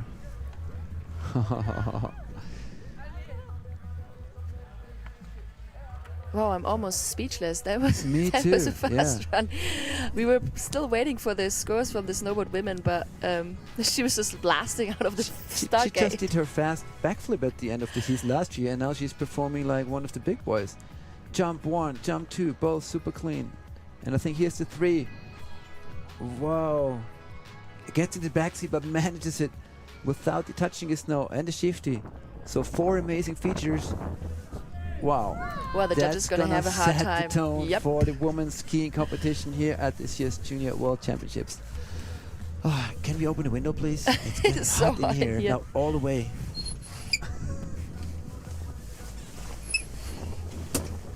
Thank you. Wow, 79.67. 79. Reaction 80. 79. We're going to write that down here at our sheets. That is a score to beat, I guess.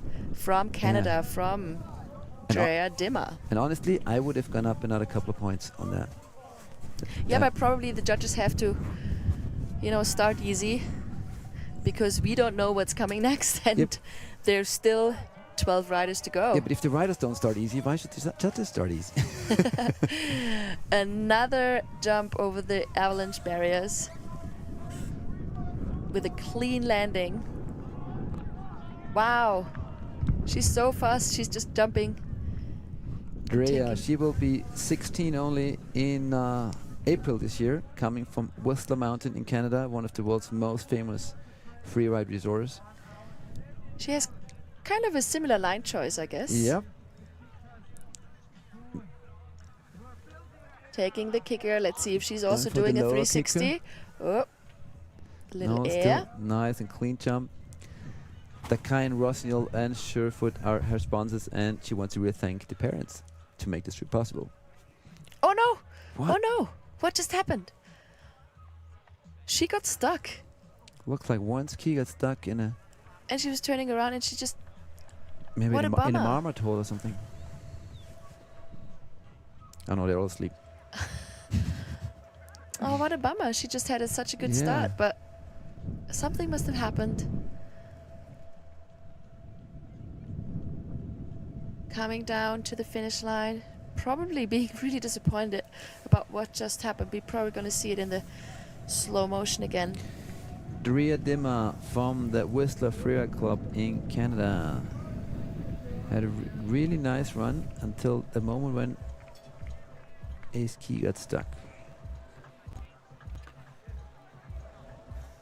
Yeah, well, we'll see it at the replay. Pretty sure. I really like that avalanche fence jump, she right? was It's not spectacular. hesitating. She was just like going over it, and it gives the really riders nice the chance to have those 2 jumps, right? You can go. Absolutely.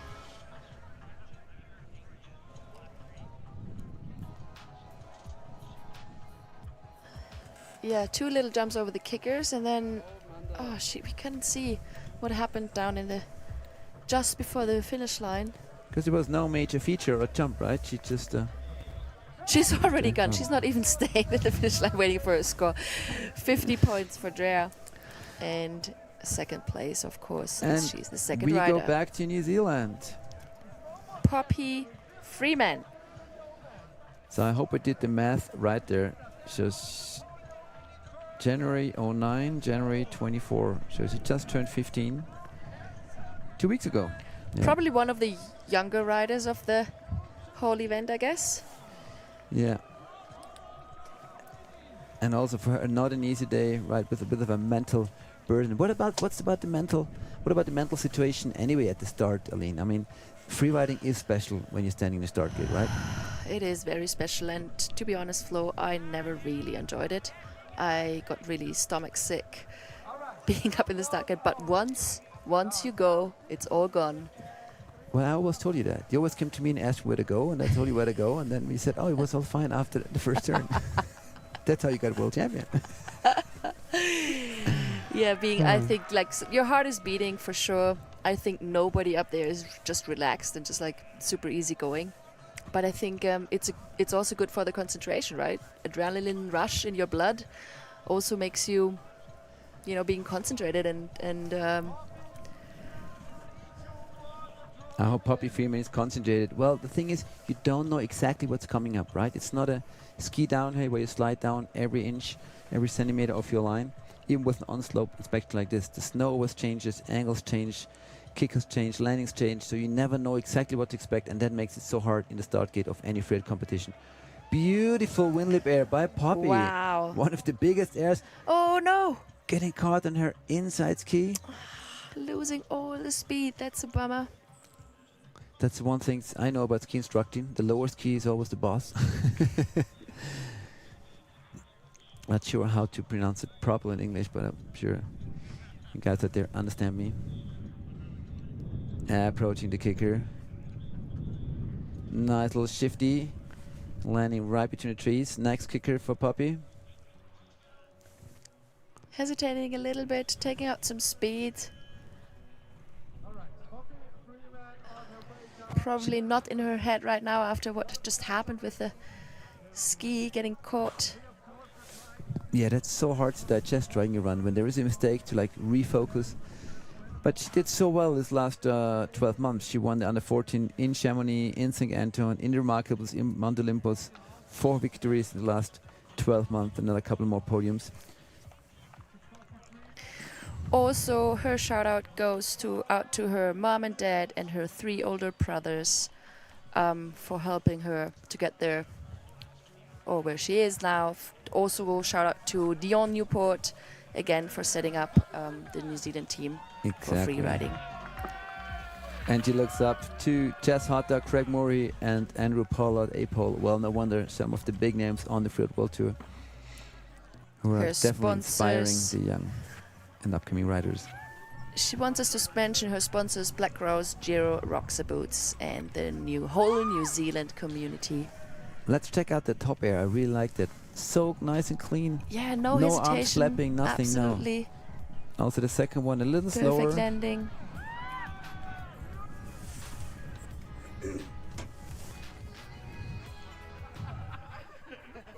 You can see the New Zealand flag. We gotta love the Kiwis. Yeah, maybe the camera can at once show it's all that spectator area with all those coaches, friends, and riders who are down sitting right at the bottom of the slope, spectating and cheering. Really good vibes here in Kappl. And it's funny because with the closed chairlift, there's like no traffic. It's like a family event. Absolutely. Next out of the start gate, Kyla Constantini from Canada, 17 years old. Her home resort is Whistler Mountain. Well, not a surprise. Going down to the steeps. Weather changed again. No more sun. Flat light again. Hard for the riders. So really hard for us to see what she did in the upper part. I can see the race strong guys just changing batteries in front of us. So we'll have them back up for the next rider. But she found a major cliff here. Absolutely. It's crazy. And staying on her feet. The same that Mia Jones wanted to get up to. Also hitting the kicker sideways a little bit bigger than anyone else. Well, she's fast. Can you see that? Wow, she's charging down the mountain. Oh my God, no! Stop. Like, how 10 meters unlucky out was from that? the groomers. I just said that. That was fast. I was like, oh, please stay on your feet. Hopefully she's not injured. And she had that flat light.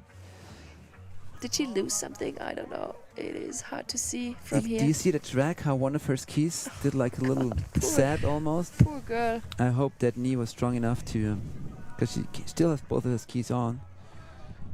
Just please stand up and let us know if you're okay. Oh, she must be so disappointed. Yep. Kyla Constantini, foam whistler. Back up on her feet, girl. Come on. Well, look, her knee was leg was still twisted 180 degrees. Hopefully no poor injuries. Kyla. But she's standing, she's walking.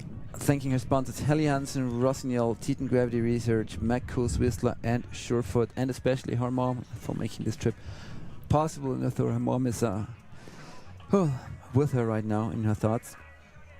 And we have one of our ski dudes with her. Well, the whole mountain is full of ski dudes and rescue dudes. We don't really see them because they're behind trees and up on the ridge and behind the snow cannons. But Cox's idea is that within 30 seconds, no matter where a rider is on the face, there is somebody can be with the rider in case of a crash. That's a perfect setup.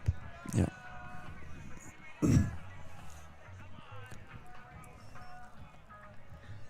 Kyla Constantini. It was quite a crash in the end. Like, she seemed so surprised and pretty much face planted into the snow. She was probably just too fast and then just cutting the edge. She looked super solid though. Like, it didn't look like she was out of control at all. No, not at all. She was just like very fast and then probably just caught an edge and then.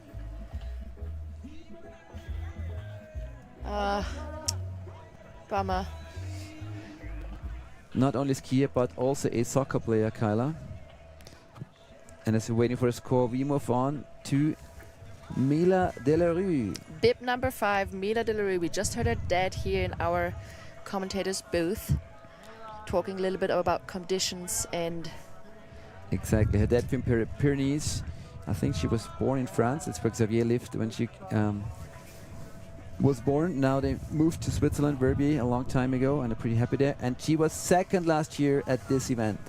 So 18 years old, her last year on the juniors, then moving up to the adults. Mila Delarue. It's quite funny, right? Your dad was a professional snowboarder, or still is. Oh for no, 20 years, big crash from Mila. What did she do? We couldn't really see it.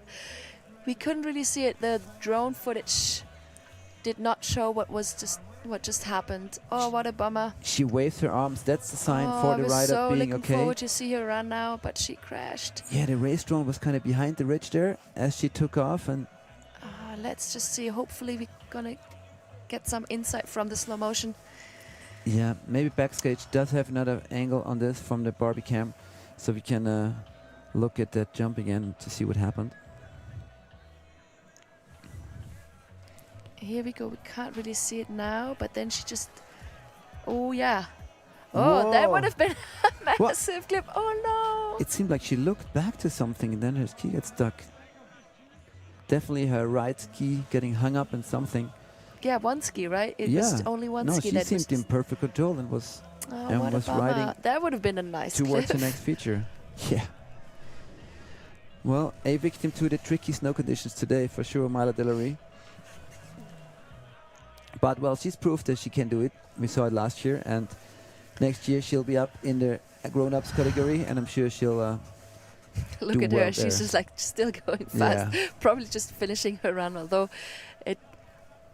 she lost the ski. That means, judging-wise, she did not finish, right? She does not get any scores. If you ask her what she's looking forward to this event, it's fun. What was your preparation? Skiing. What are your expectations? Fun. What's your favorite resort? Verbier. Of course. Not a girl of many words. I'm sure she's not. We're going to hear her name more often in the adults category from now on. Yeah. I'm sure she will charge and I'm show sure as us well. how to ride in. If you're wondering what the NS just meant, it means a no score. So as soon as a competitor loses a ski or a snowboard has to unbuckle, that's a no score. Lindsay Nagler, one of our 2 US riders, her coming from Mad River Glen. from the United States. I would say her last name would be Nagley. Nagley? Nagley? Nagley. Nagley?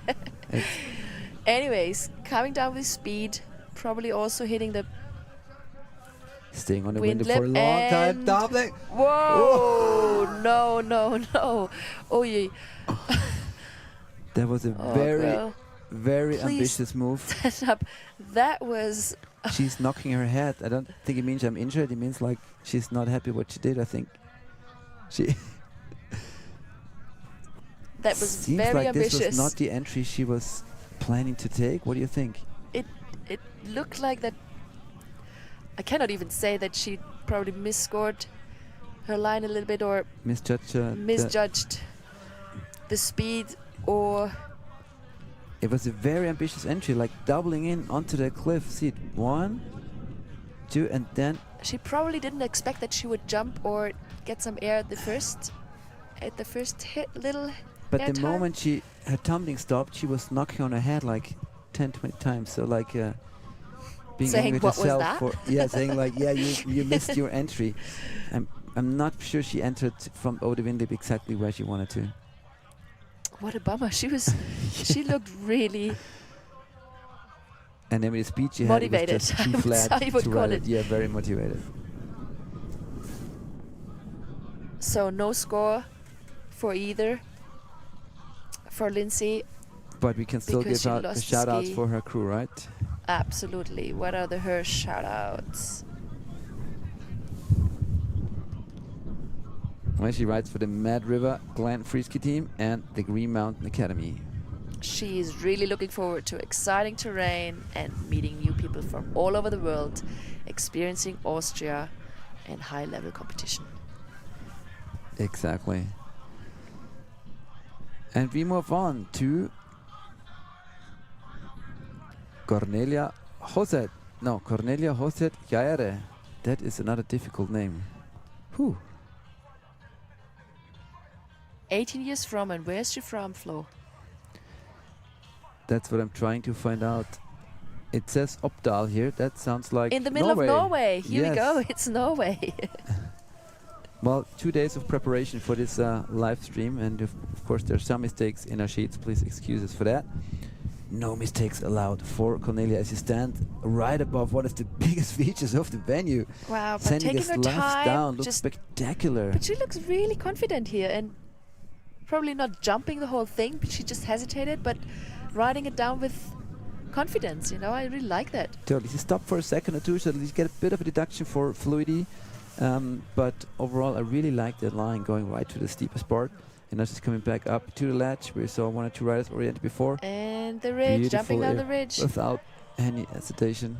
You know what, Flo? Maybe she wanted to jump it, but then kind of changed her mind very last minute and just rode it down.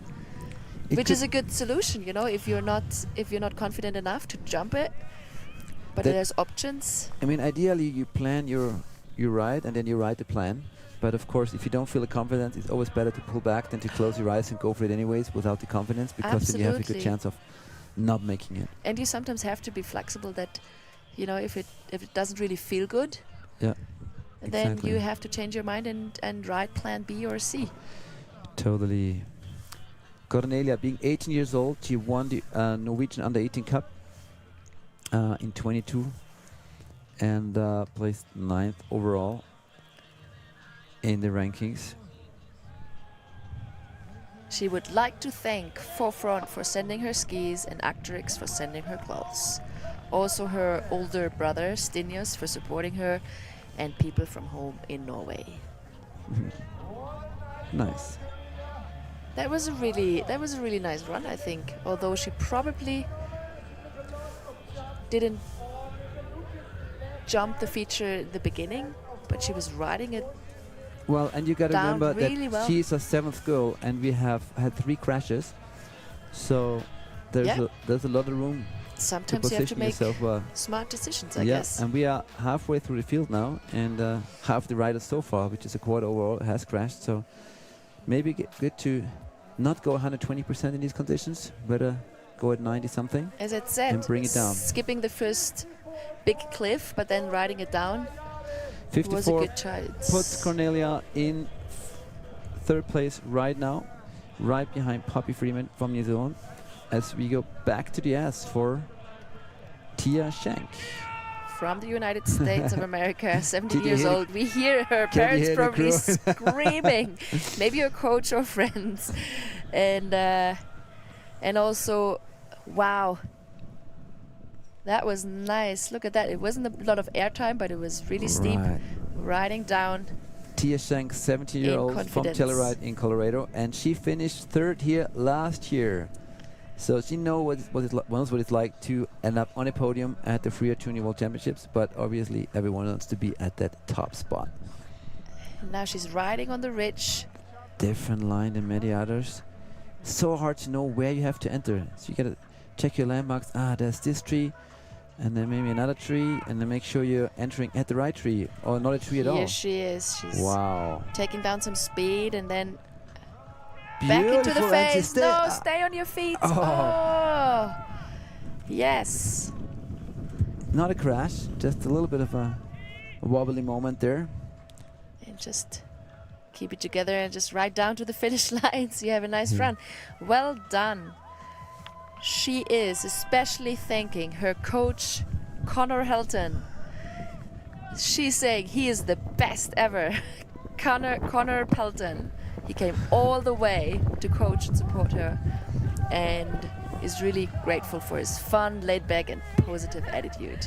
Yeah, Connor was still competing on the Freeride World Tour when I was there, so like 25 years ago. He was probably the one screaming in the finish area. And she wants to go filming with MSP and GTR, the two most renowned freeride film companies in the world. And with this line, I'm pretty sure she's putting herself right into the prime light to film with those guys.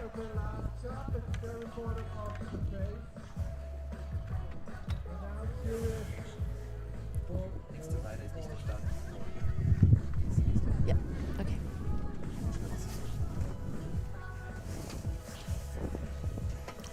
Waiting for her scores.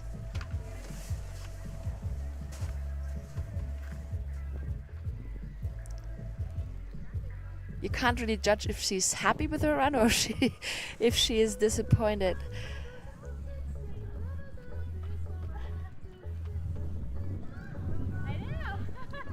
The judges are probably having a little bit of a hard time.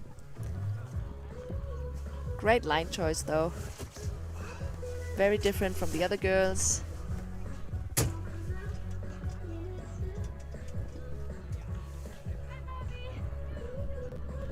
No, she is happy. 57 points. Third place until now on the podium. Happy about that. And the next rider is Indy Boyer. There is Victoria Trudeau from France. It's not at the start gate. So it's Indy Boyer from the United States, 16 years old.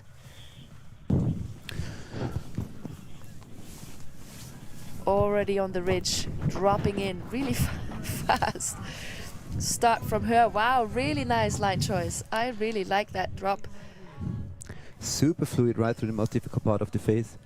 Yeah, Victoria Trudeau from France, she had a crash early this week and was still hoping she would be able to compete, but then eventually decided that she's not fit enough to do so. And another big cliff. Oh God, that landing. Hello knees. Hello knees, you're really young. Aline, these are young riders, their knees can take it. I know you broke your knee badly and are still recovering from it after many years, but that was a nice rebound. Wow. That was a flat landing. And And a a beautiful 3.6. three. Oh my God, what a charger. Oh God, she... Indy Oh Boyer from the no. end. Oh God. Wow, on the brink of destruction, top to bottom. Wow. Look, it's completely on the limit, and I really like that. I really love I it. mean, the judges might take some points off of that, but I think it's so awesome if a rider's ride the limit and keeps recovering. I always fight with the judges about that when they take deductions Flo, for that. I'm lost for words. I'm lost for words still from the first jump on landing completely Extra flat. applause from me for And Indy Boyer for going 110% top to bottom. Wow. Wow. I wish I could see the whole run in slow motion because there were so many features, but then so many times where I was like, no, she's crashing, but then she's not. Well, she's North American champion 2023, so we Look know at this. why. The beginning was really nice, Jump. and then jumping Super off that little creative. knob. And then look at this. Again, that landing was flat. She but probably... But she lands centered. Yes. Oh my God, yes, perfect. if it was just a little bit steeper. And a 360 here, also landing a little bit But backslap. I But tell this girl has some strong legs. You can tell that she has been training, because otherwise in situations like this you are on your back, and she was pulling herself back onto her feet. Really strong recoveries. Wow, Indy, very well done. yeah, she's holding it together, not destroying her knees. This girl has a future.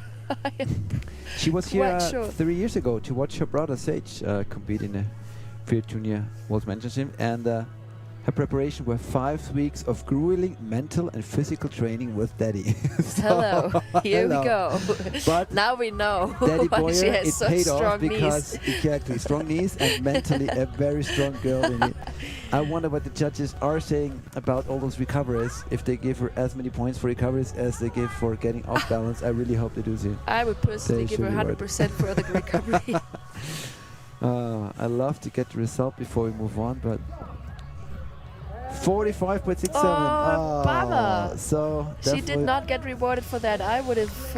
No. Yeah, I'm not the judge, obviously. Well, they say there's no points for trying, but Indy, you're on a very good way. Yeah, come back. Is she gonna come back next year? Oh yeah, of course. She's not even 17. Okay, So here we she go. has We 2 will more we will years, see and more I of her bet we'll see her back. in the very near future. Yeah, and we might see her in some freeride movies as well. Ingrid Wahlberg is next from Sweden, 18 years old, from Åre, of course. And her shout out goes to her brother Felix, who is her great inspiration, and her sponsor Salomon. This is only her second year of competition, really. She did 3 comps last year, has had a couple of podiums. So still Little very Anton fresh here. to the competition world. Boom! Whoa! 360, big one, No, losing the his ski skis. just Oh stopped. no! That was the biggest 3 of the day by That far. was beautiful, but the landing, Wow! that didn't work out. Did you ever do a 360 like that? On your freer, Unfortunately. in your freer With competitions? straight legs, it's called helicopter. Can you do a helicopter with a snowboard? I think that's how I did most of my 360. True, Flo. I So I'm forgot. only known for I the forgot I'm sitting freestyle next to you. Well, with your legs. Well, some people are made for the NAR and some people are made for freestyle, right? There's only very few who can do both. Oh, but Look that at was this. beautiful. Oh, what a bummer. And Yeah, look, but there was nothing she could do. There was.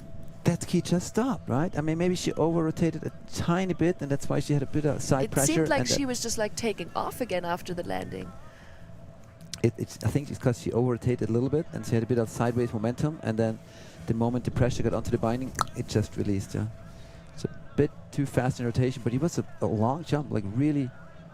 And I really like it. This was bib number 11, and we saw almost half of the girls field doing 360s on the kickers. That's amazing. Yeah? Especially That's we are awesome. not at a normal adult competition. We are still at a junior. I mean, we are at the Yeah. world championship, but we're still with juniors, which And is it's- absolutely amazing. And it's the gender guidelines of the FIRE World Tour not to say something especially cool within the girls field, but I still say it because I love it so much, right? That the girls are pushing and pushing, and the performance compared to the boys stepping it up year by year by year. Like that gap Absolutely. is definitely closing down. I really mean, think these the girls can be very proud of that. These women are all like under 18, 19 years old. I mean, what can we expect in like, what, 10 years? You're totally right, yeah. Yeah, when we were in the FIRE World Tour, the good guys would be around in their 30s, and now the best ones are It's before crazy their how 20s the sometimes. age changed. I started riding the FIRE World Tour with 28 and I was a rookie at that time. Wow. In the start gate, out of the start gate, Jana Heusel, a very well-known name, right, Local Flo? hero. She lives just on the other side of the mountain. If you ride down the backside from Kappl, you arrive almost at her house. And it wasn't only her birthday this Saturday, but she only won the 2-star juniors. She went just 500 meters from here. So see, she's fired up. And she's also one of Austria's best alpine racers. I think number 3 in GS right now. So And you all can eyes on actually Jana see right that. now. Look how confident and fast she is. Well, with her mom being a freeriding guide on skis and her dad being a FIRE World Tour event winner. And a 360 and having some freestyle in her run. Looks like Jana Heusel can do it all. Wow. With her, I think she already has a very distinct style with the, that low center of gravity and the feet a bit further apart for stability. You can recognize her riding. That was a quick one. She's already down. She's already down. Yeah, That was really fun. Not fun, that was really fast and fun to watch, obviously. Her shout out goes to, she's at Skigymnasium Stams, and especially to her trainer, Katja. We actually asked her to spray the commentator's truck as she's coming down, but glad she had other things in her head. Congratulations on a very clean run from Jana That was a Heusel. very clean run, and I would almost say it is definitely top 3, if not first place. What do you think? Well, we have Elfie Rouillet from Switzerland, who had bib number 1, and she's still far ahead of the pack with almost 80 points. And then the closest is Poppy Freeman. So there's a 20-point gap at the moment between first and third place. So the top 3 is definitely top 3, and where we see Jana. Let's see if she can actually. So this is a very good example for judges as we see the replay. The judges are now gonna revise their comments on Elfie Rouillet's run, right? So they know there's a girl that has a 79.67 score. So what they do, they compare it.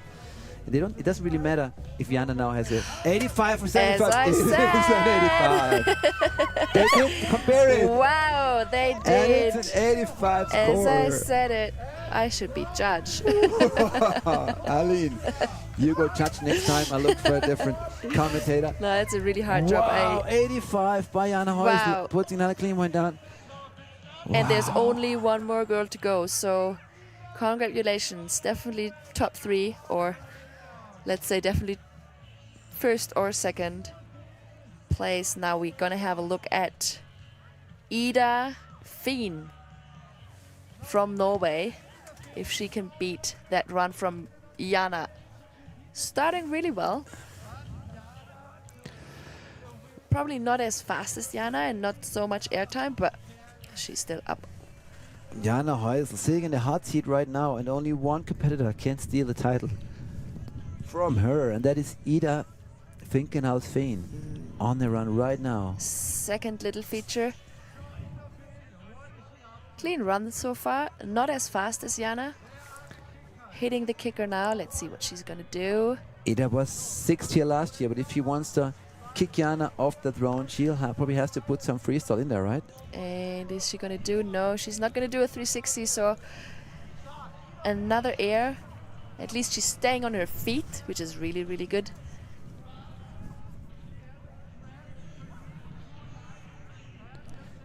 Finishing on the podium on most of the events she entered last year in Scandinavia. Ida Fehn.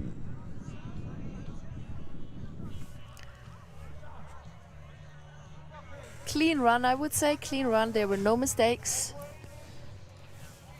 But I don't think we make a mistake by saying it's not challenging the 85.0 score not. of Jana Heusel. What do you reckon? Absolutely not. I would say that is unbeatable. I would also say that is unbeatable, and we will obviously check to the live feeds for the ranking.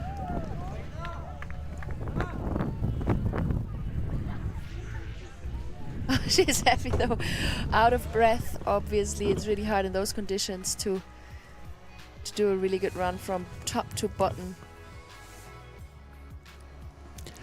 Well, while waiting for the score, we can just look back to the snowboard women, and we can confirm that Tegan Riley Turner, with a score of 75.61%, is a Freeride World Junior Champion in the category. Congratulations. With Brooke Hansen on the second and Mia Jones on third place. So Tegan Riley Turner ahead of Brooke Hansen and Mia Jones in the girls snowboarding category. And here we are in the... Oh, third place. As I said, she stayed on her feet. Wow. Top 3. She made it to the top 3, being the last skier women competing today.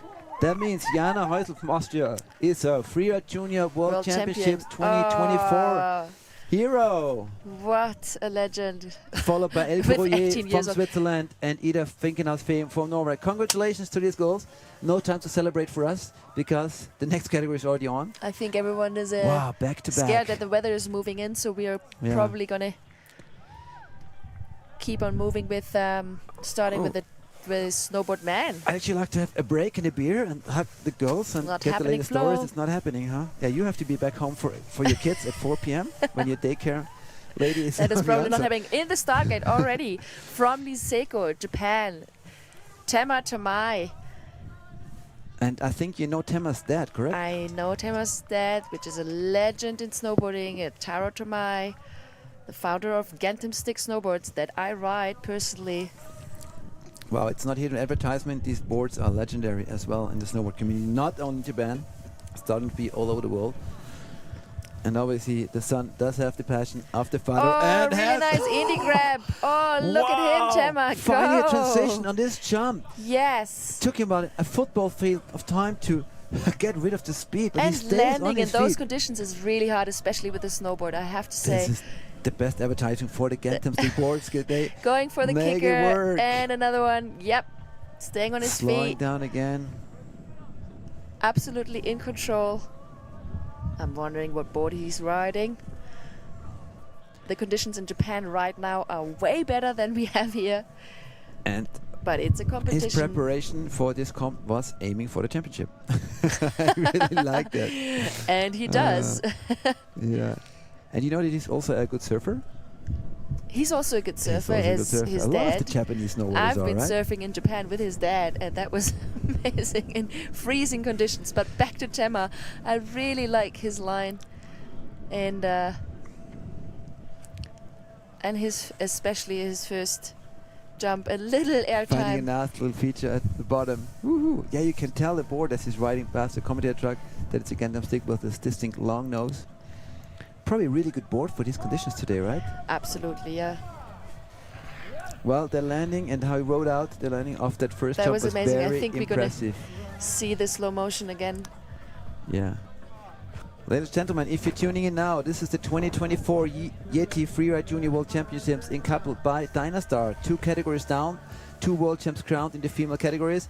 This is a 3rd category snowboard man, and Tame Temai just rode out of this amazing jump here. Conditions are not easy. We have spring conditions. The weather is like in April. We have sunshine, snow, and rain. Yeah, every couple of minutes we have different conditions. But 2 more categories to go, and everyone's having a great event today. His score was 68 points. Of course, it's hard for the first rider out of the start gate because there's 12 more riders to come. Exactly. And as we have Castor Cantermo from Sweden in the start gate, we have also Xavier Delarue one more time right next to the truck. Xavier, jump in and look at a couple of those runs with us. Very nice to have you. Hello, back. Hello. So we're going to share this microphone here. So, what do you think about today's competition so far as we have Castor Cantermo from Sweden approaching the Nar? Oh, wow. Where is he going? He's going for it. Well done. I think it's conditions that are quite tricky for snowboarding, so it's like definitely going to be not the easiest to show the best as level you can for see, it. cutting it's an really edge. hard to stay on your feet, but yeah, the guys are fighting hard. The girls did a pretty good job considering the conditions, and the ski women were also charging quite a lot. They were charging so crazy, and unfortunately Mila did. What did she say? Did you get back to her already? Yeah, she's quite upset, and but yeah, she's still crying, so I didn't get the full reaction from everything. But to be honest, I'm super proud of her because she went for it, and she didn't stop. That's what happens in freeriding. You need to take risk if you want to be good.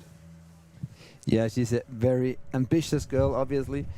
And snowboarding was invented for riding powder, right? And this is not powder, so it's a bit more favoring the skiers categories a bit, I would say, for today. Yeah, and that's the way it goes. Like sometimes the conditions are better for skiing, sometimes better for snowboarding.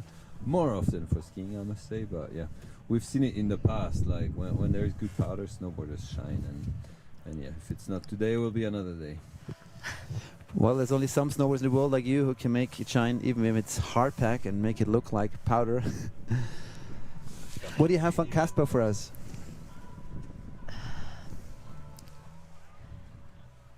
I think he was like, was he crashing in the beginning a little bit? Like he was on a cutting an edge, I guess. So what a bummer for him. But I do think that it is a little bit harder for snowboarders today than for skiers. I have the impression it is hard for snowboarders to go fast today, right, Xavier?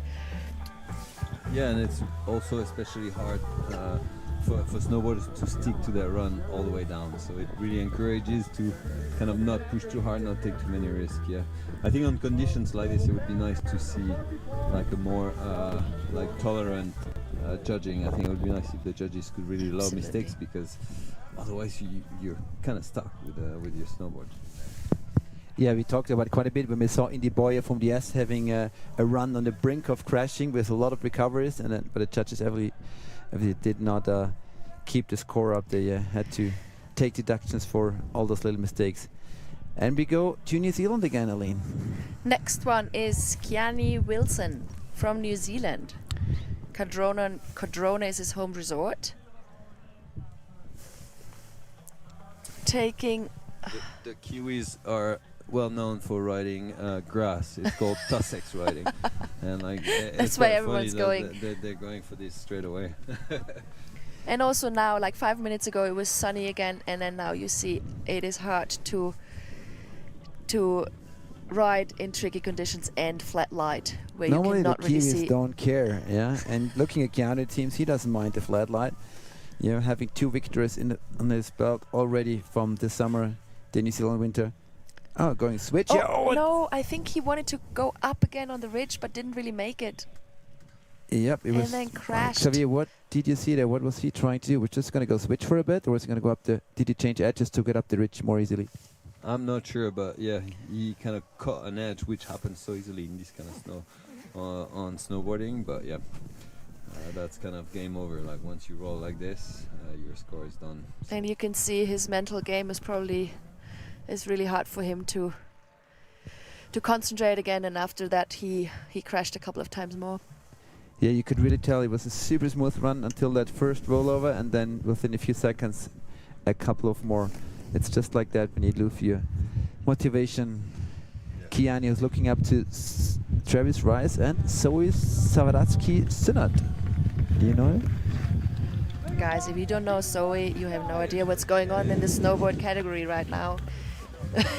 She won natural selections and the Olympics and is one of the absolute heroes at What the is time. natural selection? What are the Olympics? This is the Freeride World Tour. So well, luckily you have 3 experts here as your commentators. So with that combined knowledge, we managed to get you everything you need. And now all eyes on this guy. Kia Gretier from Courchevel Maribel. Well, actually his family lives in South Africa when the snow melts in Courchevel, and he is our ruling champion from last year, Freeride Junior World Championships. Ooh, I'll let you commentate this ranks of game. Yeah, you can see he's hungry. That's good. It's nice to see a bit of punch in his riding, and I think he's gonna show us some good stuff because he's still very young and he's got an amazing potential. And I think the win from last year gave him good confidence. You can see there he's really standing on his feet, and like I think he's standing out right now. He's on a good path. Okay, yeah, sorry, we're sharing one microphone here, Xavier Delarue and me, so if the sound was not perfect, No, but he just Xavier had some reckoned how smooth Kay is riding, and it's good no doubt airtime. because half the year he spent surfing, and Nice he's also a backside pretty good up. kite surfer. Got a little stuck here, yeah, had to slow down his backside. And where we can show us at this kicker. Here we go. And frontside 3. I think it's the first snowboarder we have seen spinning today. Yeah. We've seen some caps from the girls, some half caps. With that landing, that 360 is pretty tough, I can tell you. Like, cause all the skiers, when they inspected this morning, they were like side slipping down, and it's full of steps. That's basically a snowboarder's nightmare. But he was solid. Yeah, I think he can be really proud. And even with his mistake, I think he's looking really good.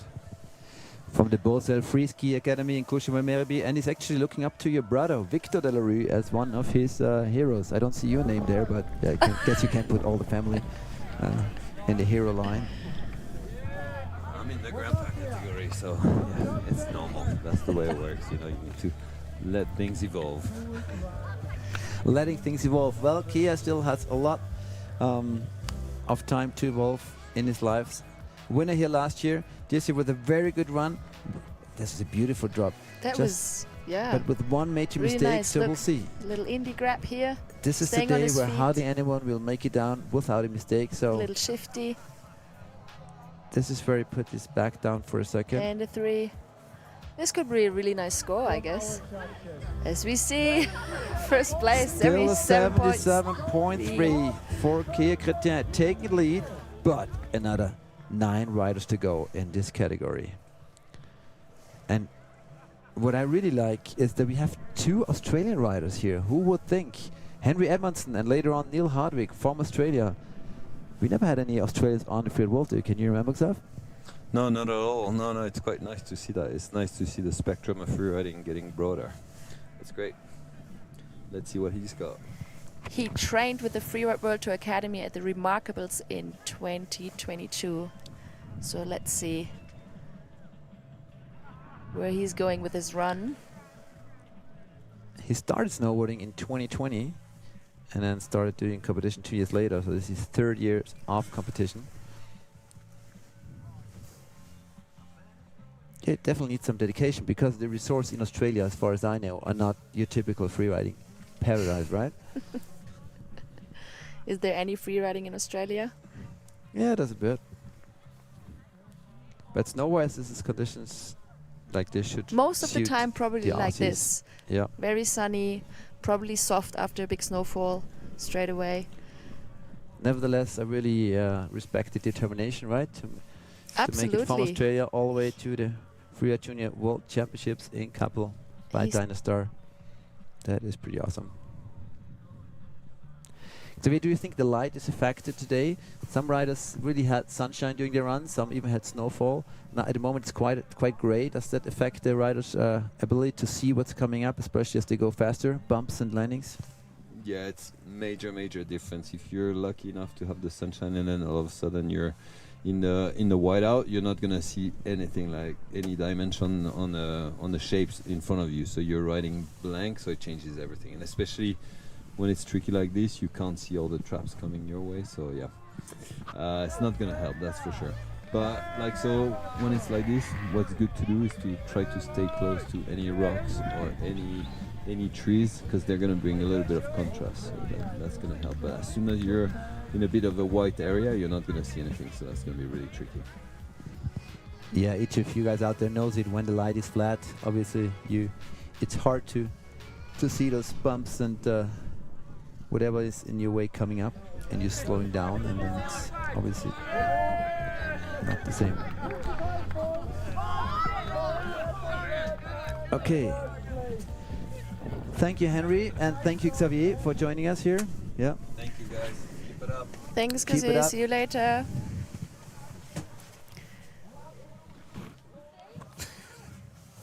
What was right. the score for Henry? Did you take a note of it? And while Aline's checking the score for Henry, I have a Freeride World Champion here. Jana Heusel, come in, have a seat next to me. She is with us. In the start gate, though, is Finn Eisenman from the United States, Beaver Creek. Just dropping in with ambition and speed, I would say. I think the light is a little bit better than just before. It is actually changing like every single middle. And he is dropping a bigger cliff and landing it really, really nicely. That is a really nice line choice and charging down the mountain. Finn Eisenman from Beaver Creek and Vail, Colorado. He was 12th here last year, so still another, has... oh, another jump, but he just a little bit very out of loose control, in the but air, he was... How did he manage to put his board absolutely under his body right there? That was amazing. And he's hitting the air with a 360. Whoa. Wow, Nice, congratulations. Full control slowing down. I assume he cannot really see anything because definitely it on the way, looks like... on his way to improving his 12th place from last year if he will manage to stay on his feet for the bottom quarter of the run. Wow. There he is. Not even a butt check or anything run like that. by It was just... Finn Eisenman. Legs of iron from Mr. Eisenman. Wow. To stay on his feet. And now we have a minute to talk to Jana Heusel. Jana, congratulations. Do we have a Freshlichberg world champion here or what? What does it feel like? And you have to speak right into this microphone very loud. It feels amazing. It's really cool. And I'm really thankful for my ski club Aalberg, and my school, Skigymnasium Stams, because they gave me school off, and that's not something that's really usual, I guess. Yeah, no, and officially you are training alpine racing with them and you have only 1 day a week for free riding, so it seems like you're doing a lot of free riding these days. Yeah, like 1 freeride day per week, but weekends sometimes 2, so it's quite enjoyable. We did mention your coach Katja. Is she here with you? No, my dad's my coach for freeriding. Katja is my alpine trainer. All right. Yeah, she's really great. So your dad and your mom's here. I can actually see her. They must be super stoked. So congratulations on being freeride world champion, junior champion. Wow, and I'm sure we have a super stoked Finn Eisman here as well with a score of 74.3, putting him in second place. Jana, thanks so much for coming in. There'll be a big party tonight. Stoked, your first world champion title at that age. You can be very, very proud. Congratulations. Goodbye, Finn. And all Austria is proud of you, of course, as well.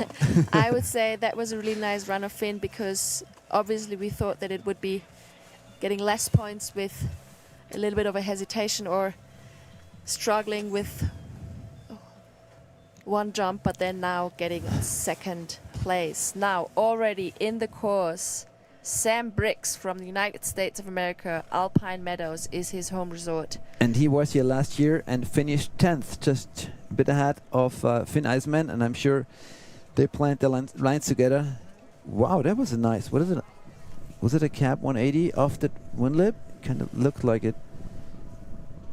Hard to keep track. The boys are riding so fast. Yet all this, the American crew came here before. Finn Eisman, Sam Briggs and Sebastian Lehner just before their runs.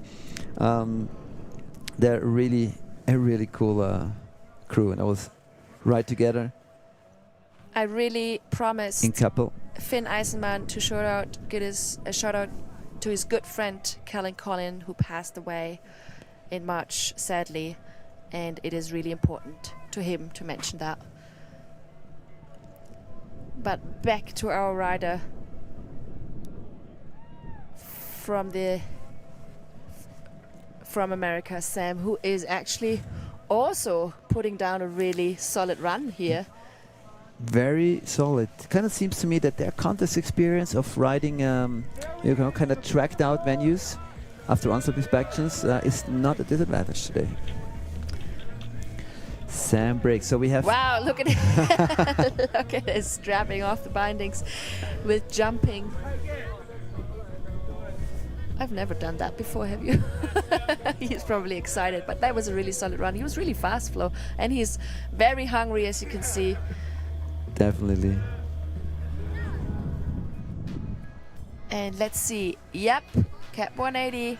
Yeah. Going to the line, cap 180. That. And then here another, wow, another hit.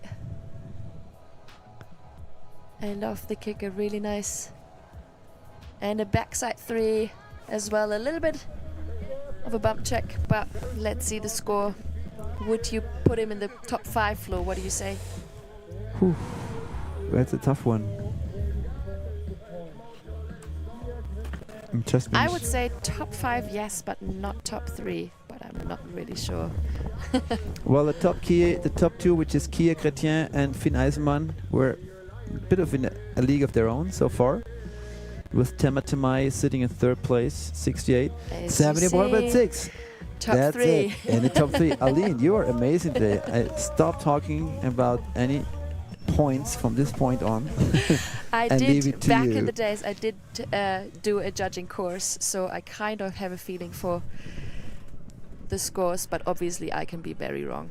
Sebastian Lerner. It sounds very German. Basti Lerner. Sebastian Yeah. Lerner from the United States. Sun Valley, his home resort. And he also is one of those who will be turning 18 in spring. So, yeah, he can come. I think he can come back next year, right? So it's. Oh, and a little indie grab and a big. Did he land that? He disappeared right after touching his snow. It doesn't look like that was. I cannot imagine. Massive. He went so far, and he must have landed right in the flats. And jump. Since we can't see him until now, I got a feeling he had some issue there. Motion. Yeah, he must have. Perfect editing by our editing crew. Like the moment his board touched the snow, they went for another frame. Another big ad time here, and he's probably going for the kicker now. Let's see if he's doing some freestyle action. A little shifty here. He is the man to go big. Maybe a little bit too big for the conditions. Too much pop. Yeah. But you can see he wants to jump. Wow, I would love to see Sebastian ride in powder, because he's definitely one of those who like to go big, huh? He wants to say hi to his family and friends and go 49ers, Flo. Aline, what are the 49ers? Did you learn your lesson as we I prepared just yesterday? learned my lesson. The 49ers, a massive football club from San Francisco. Am I right here? Exactly. Do you know the difference between football and baseball? Oh, Flo. So... Waiting for Sebastian Lerner's score.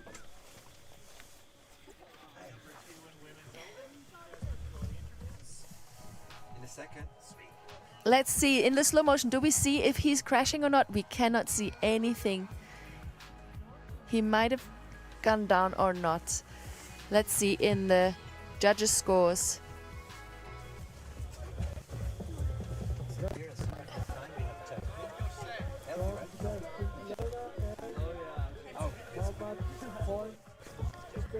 All right, 33. No, he must have had a crash. He must have had a big crash because he only got a low score, 33 points. Yeah, I think what a bummer for him, because that would have been a massive jump.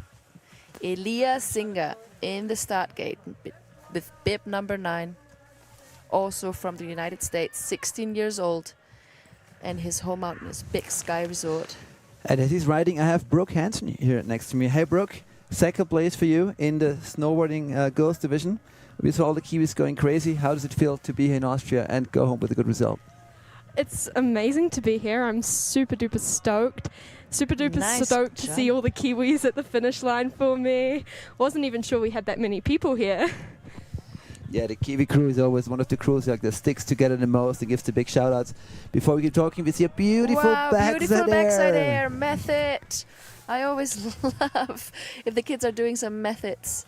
Really good run so far. I really like his style, to be honest. As you can see, he's probably coming Elias Singer from the S. Oh no, he's going down. He's doing a front flip. Oh no. What a bummer. I really love this. Oh, and his mental game is just... It's just disappeared. Oh, what a bummer. That would have been a really good score and a backflip on the piston. And that was still in the court. That was before the finish line. But to be honest, Flo, judges have to take that in the score, but I do not think that will help her at all. What a showman, though. Oh, yeah, wow. What a bummer. That would have been a massive run. All the so we had 4 Americans in a row. Yeah, 2 made it down, so to say, standing, and 2 crashed. But they all gave it everything really they nice had. Shifty here and landing on the tail, keeping it together. A nice method. And then even another little shifty. And then here you can see the front flip Flow. Oh God, he must have just... So cool though. What a bummer. Brooke, what do you think about the Elias run? It was very cool. The backflip. The backflip, like it was 10 meters away from us only. Hey Brooke, give a big hands up to all the Kiwis, yeah? Say hello to the crew, and I'm sure we can party tonight, and congratulations one more to your great riding today. Thank you so much for having me. Yeah, cool. It's very nice to talk to you. Come back next year and we'll welcome you in the booth again. Congratulations. Oh no. Disqualified. Why is he disqualified for because that? the backflip. No head over heels moves on junior Are you events. serious? I am very serious. That's why he did it. Okay, so juniors are not allowed to do backflips. No, we'll get to that in a because second. we want to stay or want to have them all safe in the finish area, and that's why. Exactly. We get into the second, but first we look back to our second Australian on the mountain today, Neil Hardwick.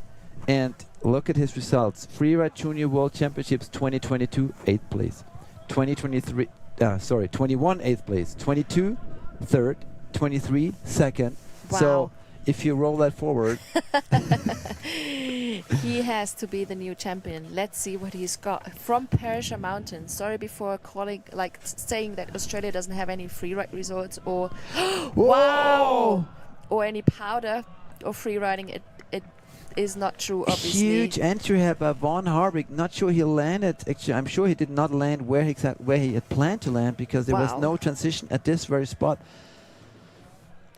Wow, But he keeps on typically- going, jumping yeah, the kickers. Typically his riding is Good on smooth him. as a cat, but that was really aggressive and big move up there.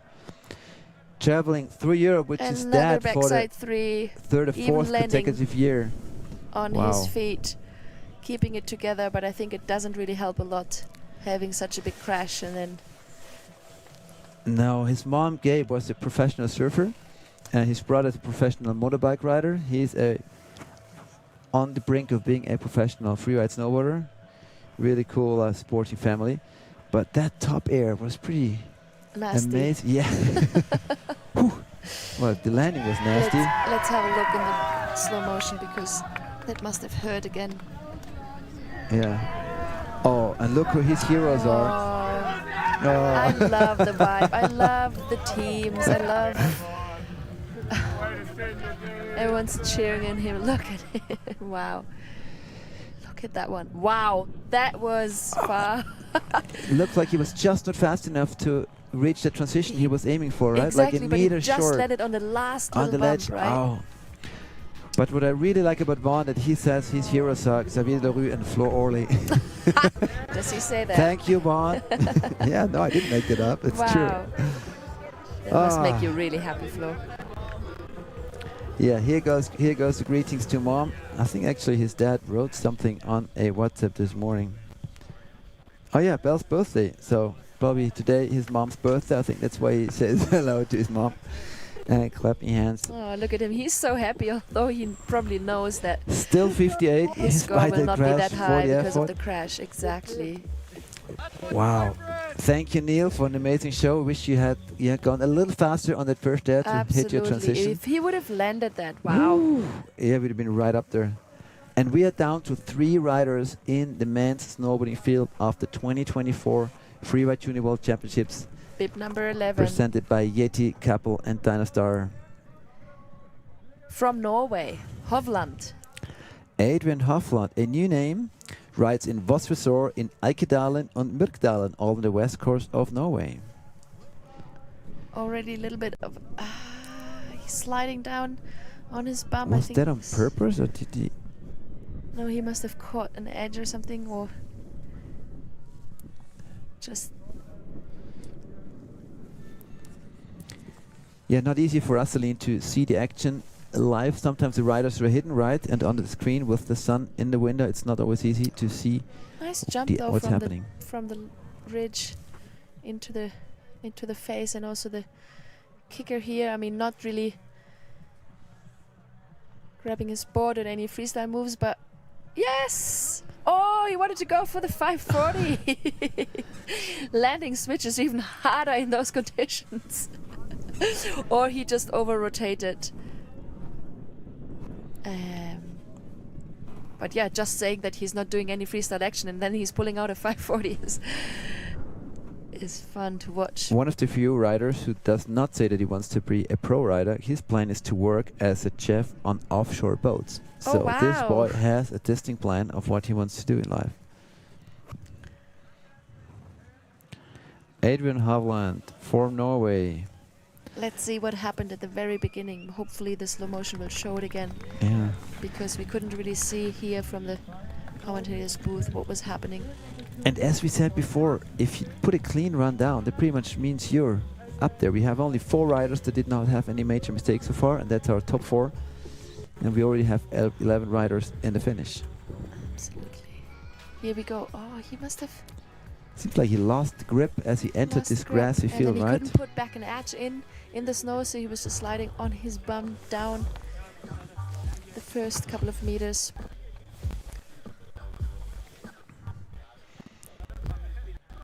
Adrian Hovland from Norway. Well, Aline, that leaves us 2 riders. 2 more riders. I'm still curious to know if he wanted to do a 540 or if it was just an over-rotating 360. Well, we'll definitely ask him afterwards at the prize Absolutely. giving, as we always speak to the riders. It's such a big and nice family here at the Freeride Junior World Championships, right? It is, and I would say I'm really looking forward to talk to a lot of the riders and have their views.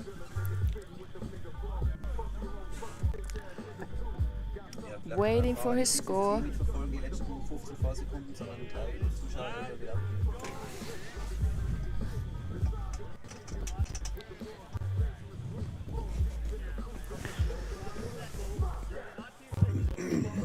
Adrian Holland only 36.67. 2 to go. Place Curran number Hall 8. from the United States, rounding up a very strong American field with 5 snowboarders, and the other 4 really have showed amazing performance, right? Absolutely. If not from all clean, but from Squaw Valley. I wonder why the Americans are so good, and do they have a massive team and support? well, there's definitely freeride snowboarding at this time is, let's say, a bit more popular in the States, so there's a much larger crowd of young riders on their snowboards compared to skiers than there is in Europe. Oh, where is he going? Look at him. He's like, go away, you're in my Passing all the line. media people Where's he going? and very creative in his line. Have you seen He that wants before? to go to the Jumping Avalanche fans oh, with a big 360. Wow! Congratulations, Wow, that was clean amazing. as grandma's carpet. Wow. That was nice. Have you ever done a 360 over avalanche barriers? I have I'll not, and kick I'm you really out. stoked. Oh, and that was a massive That must have been jump. too far that to was land it. really far. And he's so He's fast. Please keep it together and stay on your Out board. of the frame of the racetrack. Wow.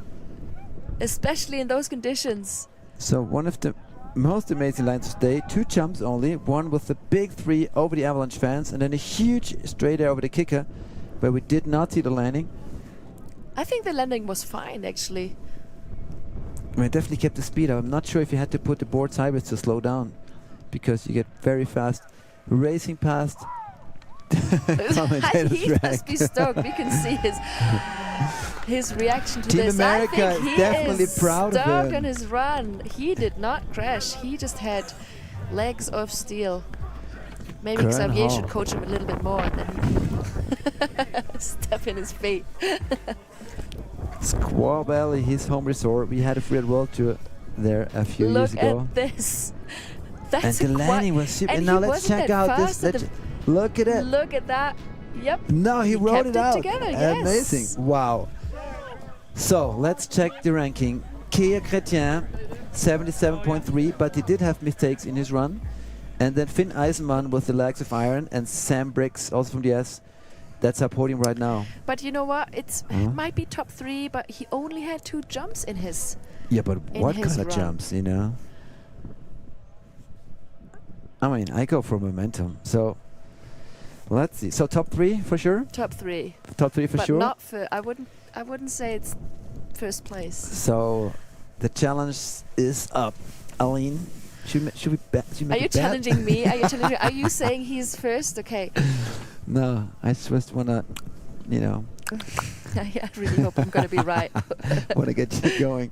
So. Oh, I'm gonna be dismissed. Curran Not judge Hall, anymore. one of 5 super strong US riders, with Elias Singer being disqualified after crashing, going for a backflip. Yeah, that we wanted to talk about it. As we see the spectators and fans and coaches area, thanks you, backstage crew.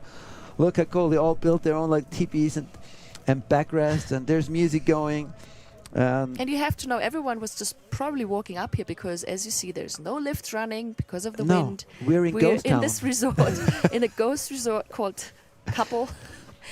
Well, it's one of Austria's prime freeride resorts, Absolutely. but today it is very special. Like, the bottom of the resort is open, so you can lap the gondola, but all the freeride terrain is obviously closed, which happens maybe 2 days a year. And unlucky for us, we could not go to the top today, but the organizers found a great venue at the Hausberg. Plan B, 69, 67. I was wrong. 4th place. As you see, I was wrong. 4th place. That's probably because he didn't have as many jumps. Yeah, but I don't know. With the speed he approached his 2 jumps, there was no way he could have done any other ones. So, but the other ones had good jumps and Yeah. the 360, and probably 3 more jumps. That is why. So let's he move lost, the discussion on the score to some of after the the event scores. and look and watch Leonardo Schweitzer, last man in the men's snowboarding category. Actually, his mom was in a freeride camp with me on a splitboarding camp last winter, and he's not only a good snowboarder who jumps big, wow, full control of the landing. He's also a guy who does front and back flips and more on his bike. Oh wow, that's good to know. a multi-sports talent, and not only did he win 3 comps in 23, he also won his home event on the Nebelhorn near Oberstdorf 5 times already. Oh wow, that is a... Look how many jumps he's including. It's a little bit hectic, but it's absolutely... Yeah. He's going Leonardo fast. Schweitzer from the Allgäu and Freeride another- Club. Wow, also a 360. Looking up to Elias Elhard as his snowboarding hero. Well, he can be the hero for the up-and-coming riders soon if he keeps riding like that, for sure. Nebelhorn is his home mountain, and what he wants to do is to be on the Freeride World Tour as soon as he can. Well, he'll be 19 in November, so his last chance to compete on the Freeride Junior World Championships. Next winter, he will have to play with the big boys. That was the last rider. I forgot for Kern Hall to mention he wants to say hi to Kieran Ellsbury and Indy, his twin, and his family.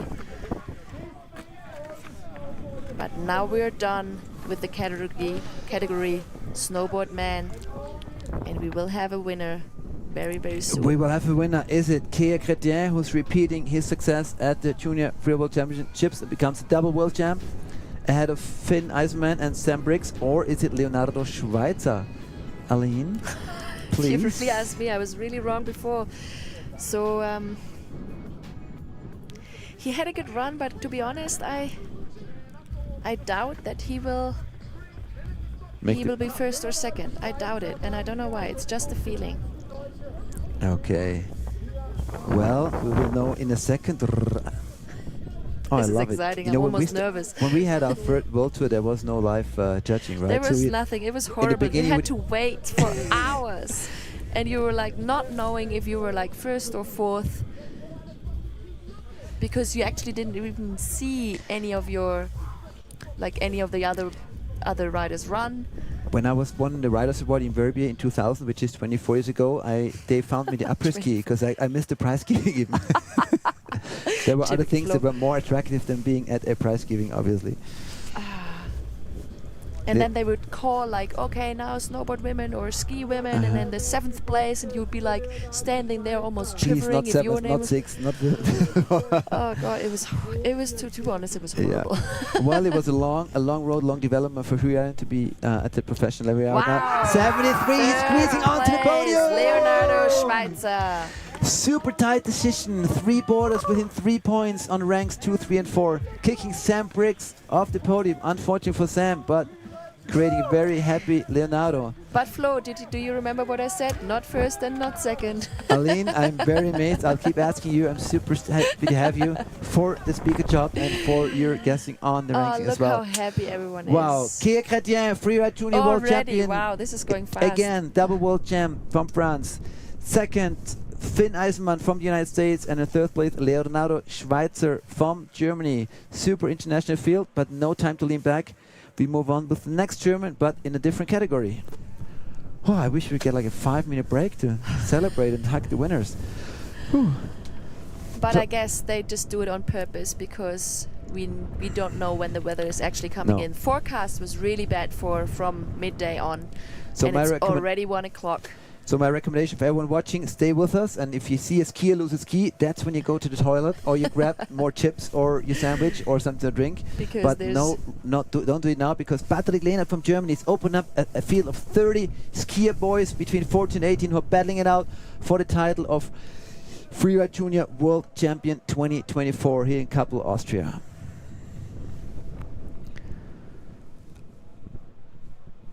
As you can see, skiers are racing and down GS turns. And Patrick already rides. jumping. Wow. Whoa. Big one. Oh. That's the transition What that a Von landing. Hardig wanted to hit, and he Ouch. also came a little short. What a landing. I think it was And a full stay back on slap. your feet. Wow, that was like 3 big jumps in a row. Wow. But let's take note of that. What we just saw is a full back slap. That means the rider, the back of the rider is touching the snow, bouncing back. This almost counts like a crash. That way, obviously, the judging should keep people from doing stupid things, like too big of jumps. And you always must land on your feet if you don't want a major deduction from your score, which is what just happened to Patrick. Nice line choice though, and you could see the outrun of the last cliff was really hard. Almost struggling with keeping it together, but he did, and he is happy. And he wants to say gute Besserung, all the best for his friend Maxi, who had a major crash and is just about to recover from it. Just moved to Innsbruck from Meyerhof in Zillertal and is now studying in Innsbruck like 35,000 other freeriders in my hometown. What a good life it is there. Well, combining university and skiing is obviously the best and really easy in Innsbruck. Did you study as well when you moved to Innsbruck, or did you? I did study sports management because my parents said you cannot become a pro if you don't have... Oh, that sounds like mine. Mine actually said you should never become a pro. Education wow. Bomb. Oh, did you see that backslap? But I really Same hope as his Vaughn, back is 8 meters short in that landing and landing on the little knuckle. That was really nice, but now it was really hard. As you can see, there was probably lots of flat light. 51.3 for Patrick Lehnert. And we move on to the US. And what we saw so far from the US boys, they are charging. The snowboarders really impressed me. Let's see what Michael Wheatley from Snowboard Alter has prepared for us today. Absolutely. Thanks shout out goes out to his family and at home, his coaches. Wow, just turning 17 3 weeks ago, opening up his run with a beautiful 3, and he must have talked to the gods up there because he has sun for his run. And we also like to see it going full speed for the set, and the first one to make it over the gap. Cleared it and hits the transition perfectly. That is perfect. And another transition runs with 2 Tapke and Kappl on the World Tour. Keep it together. This boy is already on an amazing run. This was beautiful, Flo. This was absolutely beautiful. I can't believe that how did he manage to... A right hand 3 blind below the window. I think all you have to do now is ride down. You can put your hands up, buddy. Don't do a backflip. Don't do a backflip. Keep it together, and that is... He is claiming, and he has the right to claim. I can hardly imagine a more complete run down this venue. Well, Flo, I would say first place. Thank you, For Aline. now.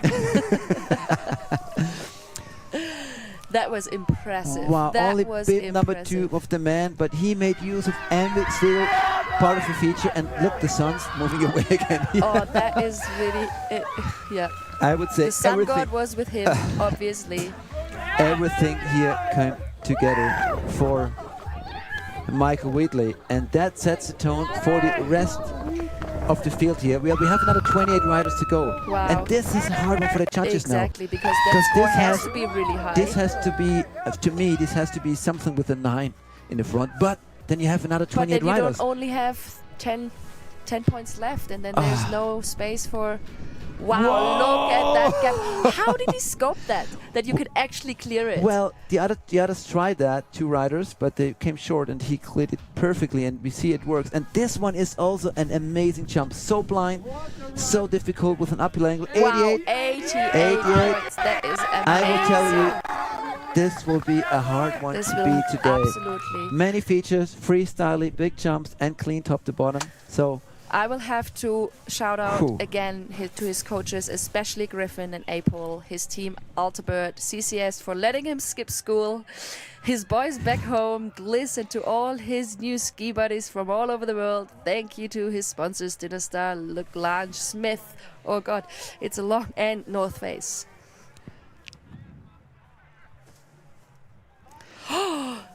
And we hear our backside shoe, and you know what I told you?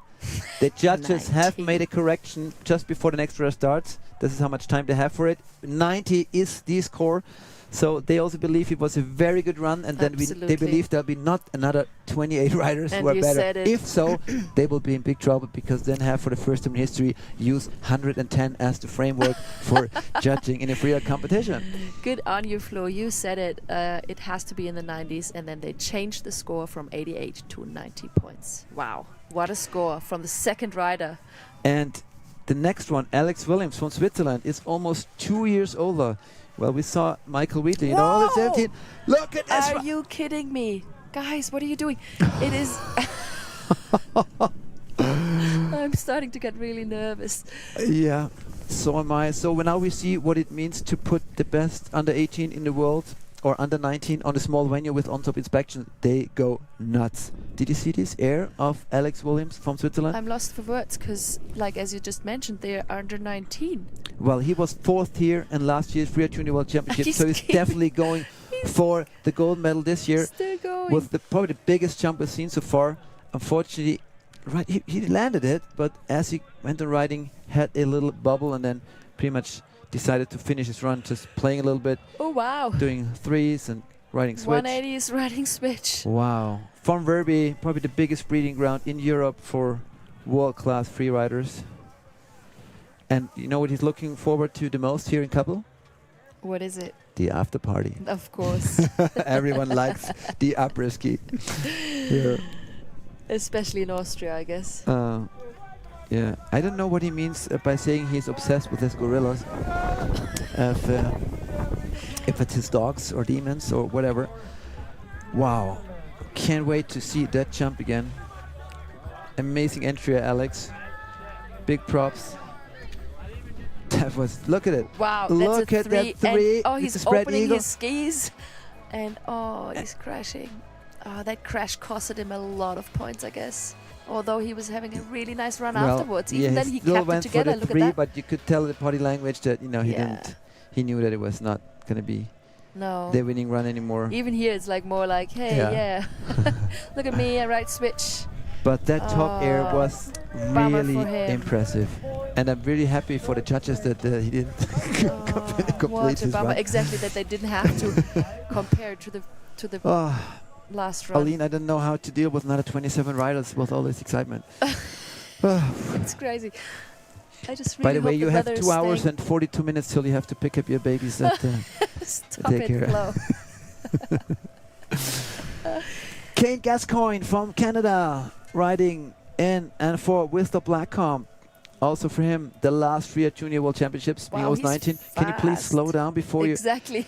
Wow, no, he is not. He is clearing it. Oh, my lord, what are we getting into here? going for the same I hope transfer he's as really- Michael Wheatley, but fine, with a he's huge not moving. three. Oh God, did he just clear that? No, it was just a big crash. You know, he decided No, to. but did he just hold on. clear Yeah. that one jump? Yeah, it but was the same jump, but he overshot it a little bit. 360? Yes, and he overshot it a little bit, and just did not quite hit the 20 as perfect as Michael Wheatley. That's why he got compressed so far. One ski did sink into deep snow, and there was a major impact, I would say. impact. Yeah, Oh, I'm sure God. he is sore. Okay, what we want to see is that everyone comes down safe. Yeah. Please don't overshoot. Oh God. Yep, he is. Nope. He wasn't overshooting it. He was Actually, more it really landing looked on like on a it. little knuckle. Look, boom. No, I think it was just, yeah, but he overshot the spot where the others landed and rode out, so he had this fresh snow. You could tell his skis did sink in really like, 7-8 inches, 20 centimeters, And then and got pulled- stuck. pulled Yeah, him exactly. forward. Oh, bummer for him. No, he was in a perfect position to land it, yeah. But 1 meter or 1.5 meters shorter, yeah, he's like, did I do anything wrong? Well, I would call it victim to that soft and deep snow that already took a couple of people's skis today. But that confidence for being 18 years old to just fly over 20 meters in flat light Wow. over a big gap. You know, the thing is that when they are 18 years old, when did they start with all this? Well, a lot of them come from ski racing, right? From the age of like 8, 9, 10 to 12, 13, 14, and then they kind of get bored of going red, blue, red, blue, red, blue. And by the time they're 18, 19, they have 4 to 5 years of freeride coaching behind them. They ride with the coaches, they go to the gym, they do freestyle dry trainings, they go to places like Bangkok Park, big kickers with air bags in the landings, and then they put it all together in the snow. Wow. And then they practice with their friends, have fun out there, and bam, all of a It's sudden amazing you're to see how among the the best. sport evolved in the past years, right? Definitely. And the level is so high now. I'm completely amazed, especially also by the women in both categories, Exactly. ski and snowboard. Ken Gascoigne, thank you one more time for an amazing effort. Yeah. Starting what off a, with a what a little jump. Wow, I'm pretty sure we'll make the highlight clip of today's competition. And also This is a going better redemption for you. Wow. Nice, Really great nice. entry for Tyler Blocker, our dip number 5 from the United States, from Snow Basin in Utah. Top 5 in every event he entered last year. That was a really nice Wow. hit. And Like a kind of a sighted, and he is throwing down a, wow, what do you call that? Hand drag? Hand drag 3. I just Three. looked at the score, so I was not paying 60, perfect another attention. little hit. Wow, he's having a lot of features in his run. He received the Sigbird Award at both national events he competed last year in Alaska and Target National. Sigbird is an award that in American events is given to the rider with the most outstanding single performance, like the biggest or craziest Look at jump. him, another 3. Wow. Wow. And we can hear Team America cheering so loud. Absolutely amazing. So that is one happy Tyler Blocker riding past us right there. Yeah, in a speed race with the race drone. his shout out goes to Rossignol, Hestra, Grastics, and Entry Skis. Thankful for family, friends, and snowblazing ski resort in Utah. First or second? He's training mentally and physically every day by either going to the gym or studying techniques and lines of past riders. Wow, this guy is a professional. Yeah, I'm serious. But do you think he's beating the first score? He was having a lot of features in his run. You are the judging expert here. I focus on commentating. I'm not sure. If anything was more exciting at the Tyler Blocker's run, it was the momentum of the jumps, like a little bigger. Is it in the 90s? Is it in the 90s? It's definitely in the high 80s. Tyler Blocker. His score, but is it he's stoked.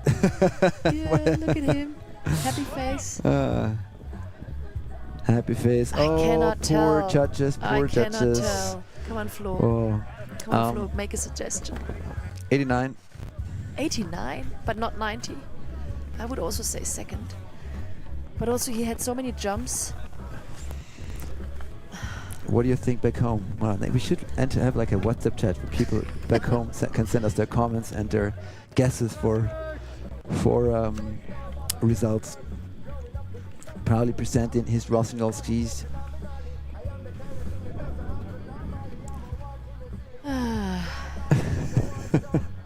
Exactly. It's what I wanted to say just now. But I wish I just had messages popping up like, no, definitely in the 90s. No, he wasn't as good. So one of those longer breaks we have, we should actually talk about the judging. We haven't done it today yet. There might be some people watching who are not too comfortable with it. So the riders get one score, obviously, by the judges, which is between 0 and 100. 100 being a perfect performance and 0 a not perfect one. And judges, the riders start with 50 out of the gate, and then it's like a thermometer. Every time you do a feature, you do something cool, you add points. 5, 10, 1, 2, 7. As a judge, you're thinking, okay, 52, 57, 62. Oh, small crest, 52. Oh, huge jump, 72. And you're going up and down. And then eventually, at the moment the rider crossed the finish line, that's the score the rider gets. And there's 5 categories within the heads of the judges, which are running simultaneous all the time, which is choice of line, which is fluidity, which is jumps, airtime, control, and technique. And each of these categories, the judges add or deduct points, but in the end, it's only one overall total score. And as you can see, the judges are having a hard time, like just as us. That's why we have to wait a little bit for the score. Yep. They can't get their head around.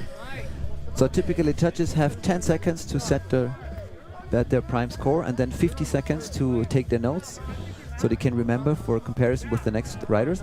But obviously, we have been waiting for 3 or 3.5 minutes now. When there is a need for discussion, then they will discuss. Exactly. So you see, they're discussing because also for us, it's not hard. And it's not easy to sometimes judge. you might have a run that has only 3 features, but they're huge, and the next rider has a run with 6 features, which all half the size. So who? That's what I meant. He had so show. many features and amazing features in his run. Exactly. While Michael Wheatley, right? He only had, I think, 3 really good features, but a little bit bigger.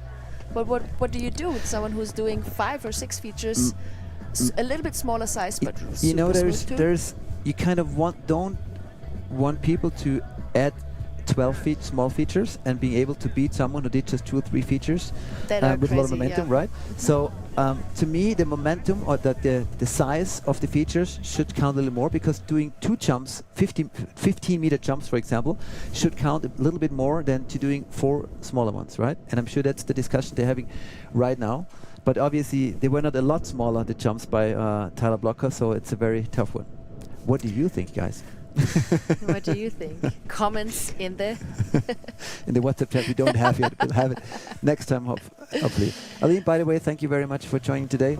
Finding that babysitter. Love to come with you. 91! You were right! Oh my God! Look at that score! Look at that score! I can't believe it. I can't believe you were right again. Was I right? I Yeah, didn't you say that thought he's. I was just. I said 89 and you said he said, but he had so many features. Exactly. Yep. You Here called you it, go. you made it. I love it. Female I'm a little bit intuition. proud that I actually make some calls that are against or not aligned with Flo's comments. But you know what the nice thing is about freeride snowboarding? These guys, like you're never angry with your competitors. Each of these guys up there, they set themselves a challenge, right? And if you manage to you run the way you planned it, you'll be happy. And if not, you'll be not happy. And if you end up with 78 points, you might still be stoked because you did what you wanted. Yeah. Yes. And I'm sure Michael Wheatley is super stoked with his run, as well as Tal Blocker. And they'll still have beers together tonight if they're over 16, which I hope.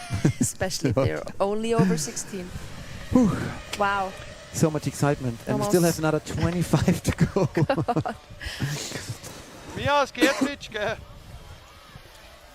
What do you say? You can ride switch? No. I was just.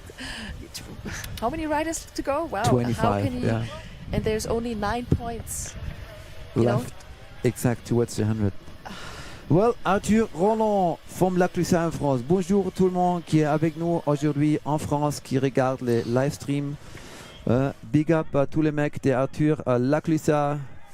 Yeah, Zeb Michaud et tous les mecs là-bas. Shout out. Yeah, also La Clusaz, big breeding ground. Left and 3 to start things off, just casually, you know. Well, might do a 3 next to the Avalanche fans. It looks really dark. I think the snow is gone again. Not Are we really gonna see a the lot transfer of again? visibility, but is he clearing it? Yes, perfect landing, I would say. Not cleaning it, as we heard before, but clearing Clearing it. Perfect. There comes the left hand 3, I would say. There you go. Kind of see it as they approach the takeoffs, when they pre-twist their bodies to make sure they have enough rotation while they're in the air. He's going all the way over to skiers, right? I'm sure there's something else lined up. That's Summer Road. He must have something in mind, like what to do. Or is he just riding down? No, he's just riding down. Just riding down. That was a, he was standing on his feet and he was like absolutely, like that landing was super clean. Yeah, I think that the camera angle didn't do the jump justice really at the top. It was a very big jump by Arthur. And the Coming from 360 the lucky here, he flies. Wow. It's the same jump we've seen before. Look how smooth the landing was. Yeah, same jump we saw a big crash by Kane Gascoigne, but he landed super smoothly. So that was, I would say, like two big jumps, one 360, one massive jump with an absolute clean landing, but then something else was missing. Yeah, he neither had the same amount of features as Tyler Blocker did, nor the creativity in the line, nor the sheer size of the jumps as Michael Wheatley from the US had. So obviously, in comparison, there'll be a 15-point gap or something like that. As you see, as good we place. see, 68.67 for Arthur Roland. Oh, massive hug. Whew, back to the S. The weather is getting a little bit... Yep, right now it's fairly dark. It's only 1:30, but I think we'll have not so many sunny spells anymore. In the start gate, even Kim from America, Kirkwood. I have his date of birth here. I'm just trying to do the math to make sure not to do any mistakes, but I would say he's 17 now. coming from Kirkwood. A couple of first places last year. Wow, also going for the trendy jump. This is like the prime jump up there, it seems.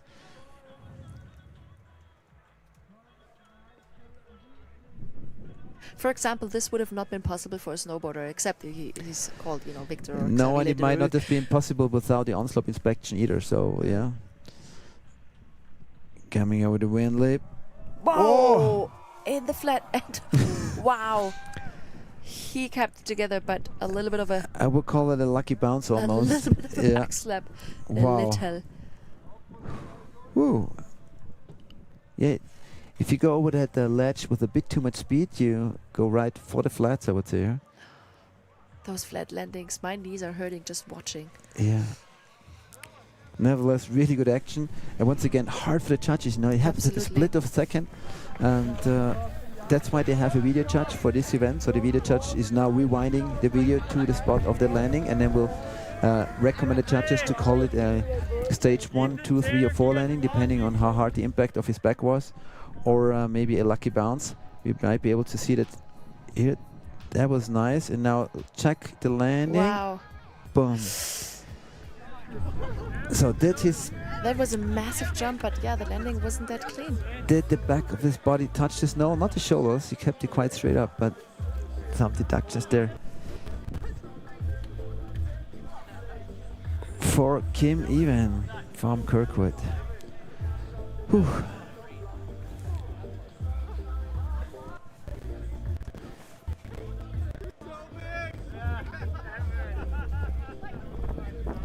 Waiting for the scores. Yeah, so we can maybe dive into the judging one more time.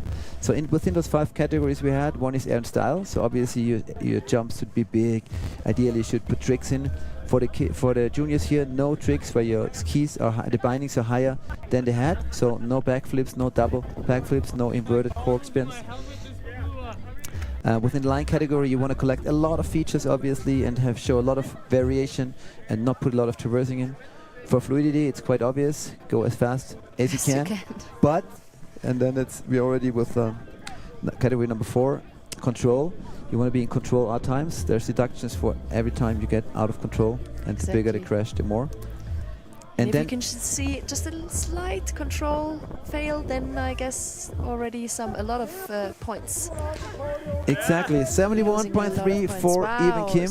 That's a very solid score, and 3rd place for the moment for a very solid run.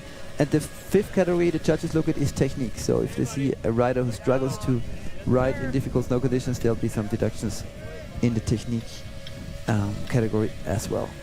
Next rider already, Kieran Ferguson from Canada. Whistler Blackcomb is his home resort. And he was here last year and went home with a 10th place, so not already dropping in. Wow, nice massive and big air. Drop and perfect landing here. Wow, he looks solid. That is a very nice entry up there. Let's see if he's also doing the big jump.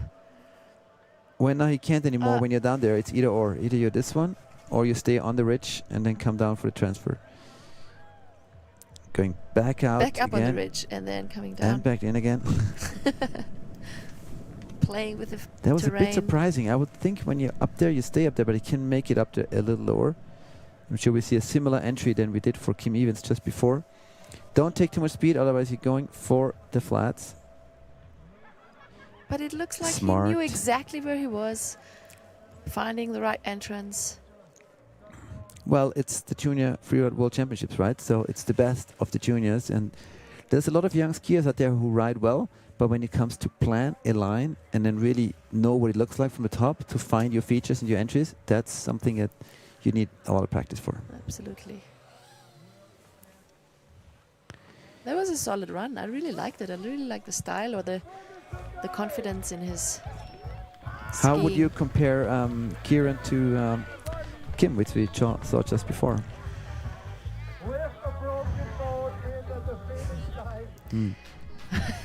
It's hard to say because it was so different. But this one was quite big, and then here another little one. It wasn't as big, of course. And he's going up and down, and then very clean. The run was really clean, but not as big and as many features as. And that's the reason why with 62 he's not on the podium right now. But he has other things to look forward to. He says he wants to enjoy on his trip in Europe, among others, Spätzle. I really like that. Lucas Bennett from Canada. Also, his home resort is Whistler Mountain. They might be friends. Wow. And if I look at his results, first Red Mountain National, first Whistler National. 360 over the avalanche Kicking horse, barriers. first travel stop, first Whistler. A lot of firsts in this last year. Now we know why. This guy knows how to go big on 360s and land them. Back up the ridge. And another massive thing. Wow, that's a good landing. And that's such a difficult jump. Wow. On the way to a great score so far. 2 big features. And with very solid landings. So it's like, where am I going? Where am I going? Is this my entry? Yeah, this is my entry. It looks like he knows exactly where he's going. Here comes another 3. Exactly, he knows. No? He's Surprise? going back up the ridge. Uh-huh. And riding it down. Whoa! Yeah, it's a 3. Hello, Flo. Wow. This is hard to judge again. Whoa! Wow. This. I'm not sure he was not expecting the summer out or he wanted to get some airtime. Either way, he got like ejected, but managed to keep his center of gravity over his skis. Let's say he was totally planning that. Lucas Bennett with another amazing run. 3 threes. Wow. Wow. Yeah, many features. I would say top 3. Top 3 means, yeah, well, that's easy. We have Tyler with 91, we have Michael with 90, and then it's even 20 points lower. So definitely. Then I would say I would call it second place. Wow. So Aline reckons that Lucas Bennett's run may have been good enough to squeeze in between Michael Wheatley and our leader Tyler Blocker. Well, once again, what else could you do? Yeah, I don't know. 3 big airs with 3s. Not even making any use of the man-made kickers. I don't know. Am I even allowed to, make such a call? But yeah, you are. I mean, we can say we won. We're only human. We only can just assume. And it was a perfect run. Lucas Bennett from Whistler Freeride Club. Yeah. His heroes being Pep Foujas, Jean Petit, Jen Aston, Derek Foos, and Dan Elgar. He would like to thank his friends and family for all their support, as well as Fly Low, Dynastar, Surfer, Pock, and everyone in the Whistler Freeride Club for being the best. He loves Whistler, yeah. He says it all the time. You ask him. Lucas Bennett, so, wow. He must be stoked, yeah, absolutely. Flo, what are you saying? I mean, I just called it out, but... he's right up there, like... Is he going over the 91? I don't know. I don't know, and I have to know, luckily.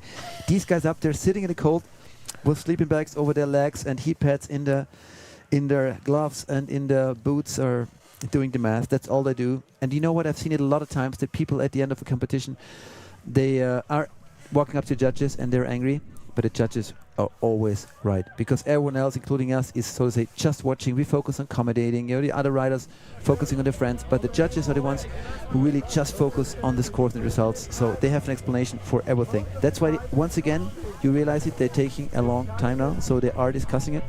They're just now discussing was it an 88 or was it a 93?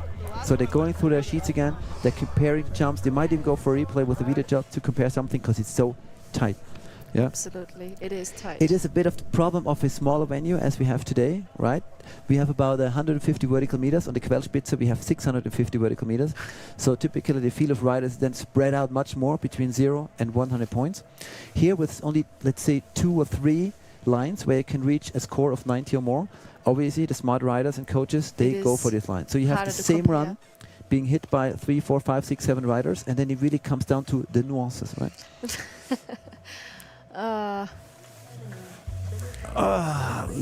Poor judges and also poor poor riders who are just like waiting, being super excited and But nervous. I have a solution. You make like a pocket between 90 and 95, and you put all the riders in there, and when we have like 7 world champions, X equal, then there's no discussions about first or seconds. The only thing I don't like about our cabin, it's too short for my long legs. After a couple of hours, it gets really tight in here.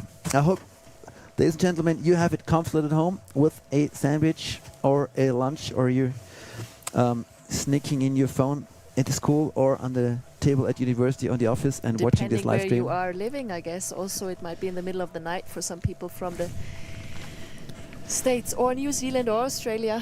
That's true. I think in Alaska it's only 4 a.m. or something. Yeah. Oof.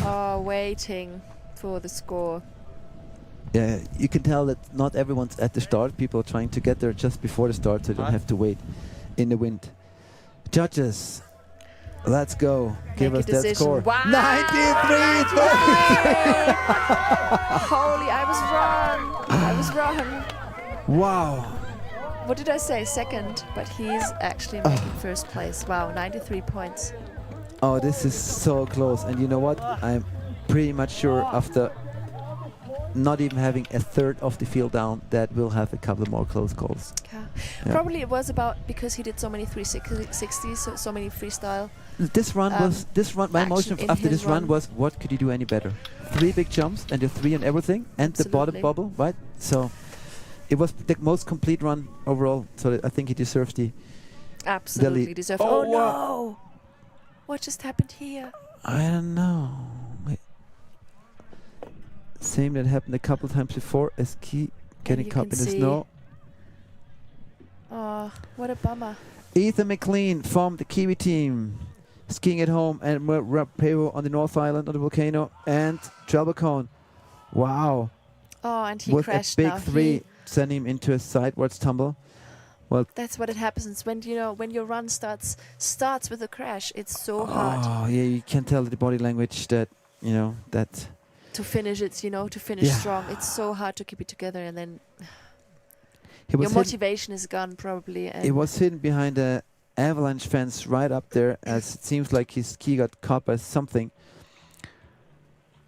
A 9th place here last year for him. He was definitely trying to improve, and we saw he has the capabilities with this big straighter and the big 3. But I'm sure the Kiwi crew will be down there to cheer for him no matter what.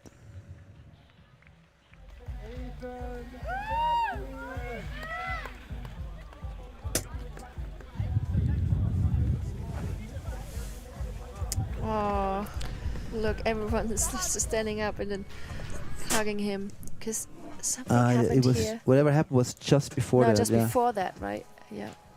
But then he still went for the big 3. Wow. Almost put it down. Good on him. That motivation to still go for it.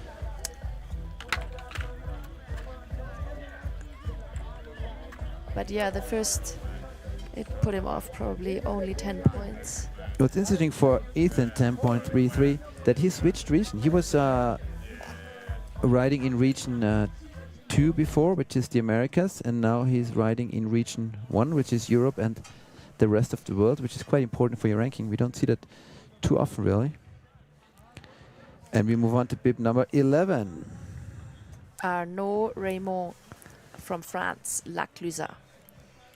Also he from La Clusaz, where one of the epicenters in France of freeride. A lot of world champions in freestyle, in mogul, and also in the freeride world to have come from there, like Loïc Colomb-Paton, like Seb Michaud, and many others. First place in Lazare last year. Finished 5th overall for Europe last year, so starting off with 360 off the wind lip. Exactly, in the top 5 of Europe's young riders. Now the drone has lost him. Maybe we see him looking at. Oh, massive! Oh, I hope he's okay. Huge air over that transfer. Did he rotate as well? Yeah, he did. It was a left-hand rotation. It seemed like he did not quite finish the rotation or land a bit sideways, right on that. That landing really has only one speed He stop. wanted to do a 360 here, and not enough. Yeah. He didn't rotate bit to of the an end. under rotation, yeah. Yeah, but he was so confident, like he didn't even try to accelerate his rotation. He was No, really sure. he He was was just seemed like very sure. I'm stuck making in it. the middle of the Yeah. air. I'll make it.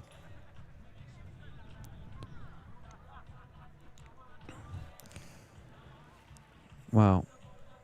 In those moments, I just really hope that everyone's okay, no injuries. Obviously, the guys, even though they are under 19 Generation. years old, are Exactly. taking a risk. But not take my advice. Don't take too much risk, 'cause it's not worth it.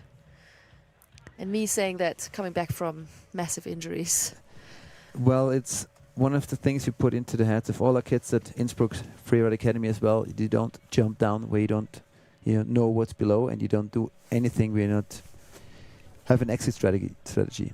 Like sometimes people approach us and think, "Are you guys crazy? You know, you jump down 10-meter cliffs and over cornices and trees and everything."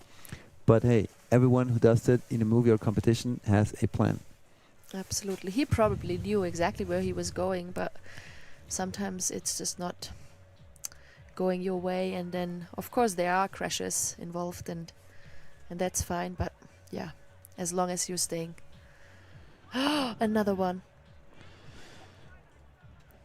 As long as you're staying on your feet, I just wanted to say, please keep it together and just stay on your feet, please. And yeah, it's come actually safe written to in the the finish rider's line. handbook that if you have a big crash or you lose a ski, please do not like continue the line. Just take it easy, because I remember Jeremy Heinz, famous Swiss big mountain skier in the Freeride World Team Führung. He did a jump, lost his ski, and decided to keep riding. Went over the next one and dislocated his hip. Exactly. So it was a very good example for what you should crashed not again. do, Exactly. even on this pro From level. Japan, Niseko. Shin Tanaka. I learned this morning. I learned his name to say Shin. And oof. Whoa, a bit in Wow, the front he's seat there, fast. but making it really fast. Niseko being his home mountain. Looking up to Yoshimichi Sasaki, a famous freeride judge in Japan, who has inspired him. As Nice. you could just see, wow. Wow, He's I thought he almost, was going into the almost tree. riding over the cameraman. Nice, left Wow, and three. nice 360. Really nice. It must be so hard because you almost can't see Oh, anything. It he must has be a so great flat skiing line. technique. He's so soft in his Wow. knees. Yeah. That was That the was a kicker fast that run. almost sent Lucas That was Bennett a head over heels. fast Yeah, run. super fast run. Really good though. Really liked his style. Not as spectacular as our 90 plus scores, I would No, say. but solid. Yeah, solid, Really exactly. solid. Yeah.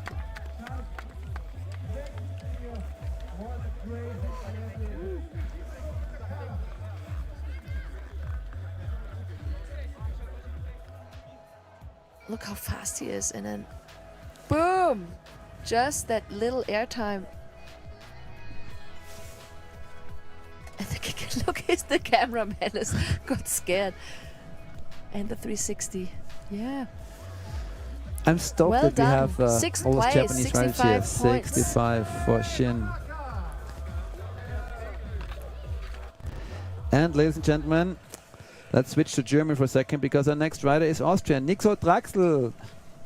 Ich bin mir sicher, die ganze Familie vom Nico sitzt jetzt vor dem Fernseher oder vor dem Computer. Halten wir ihm die Daumen.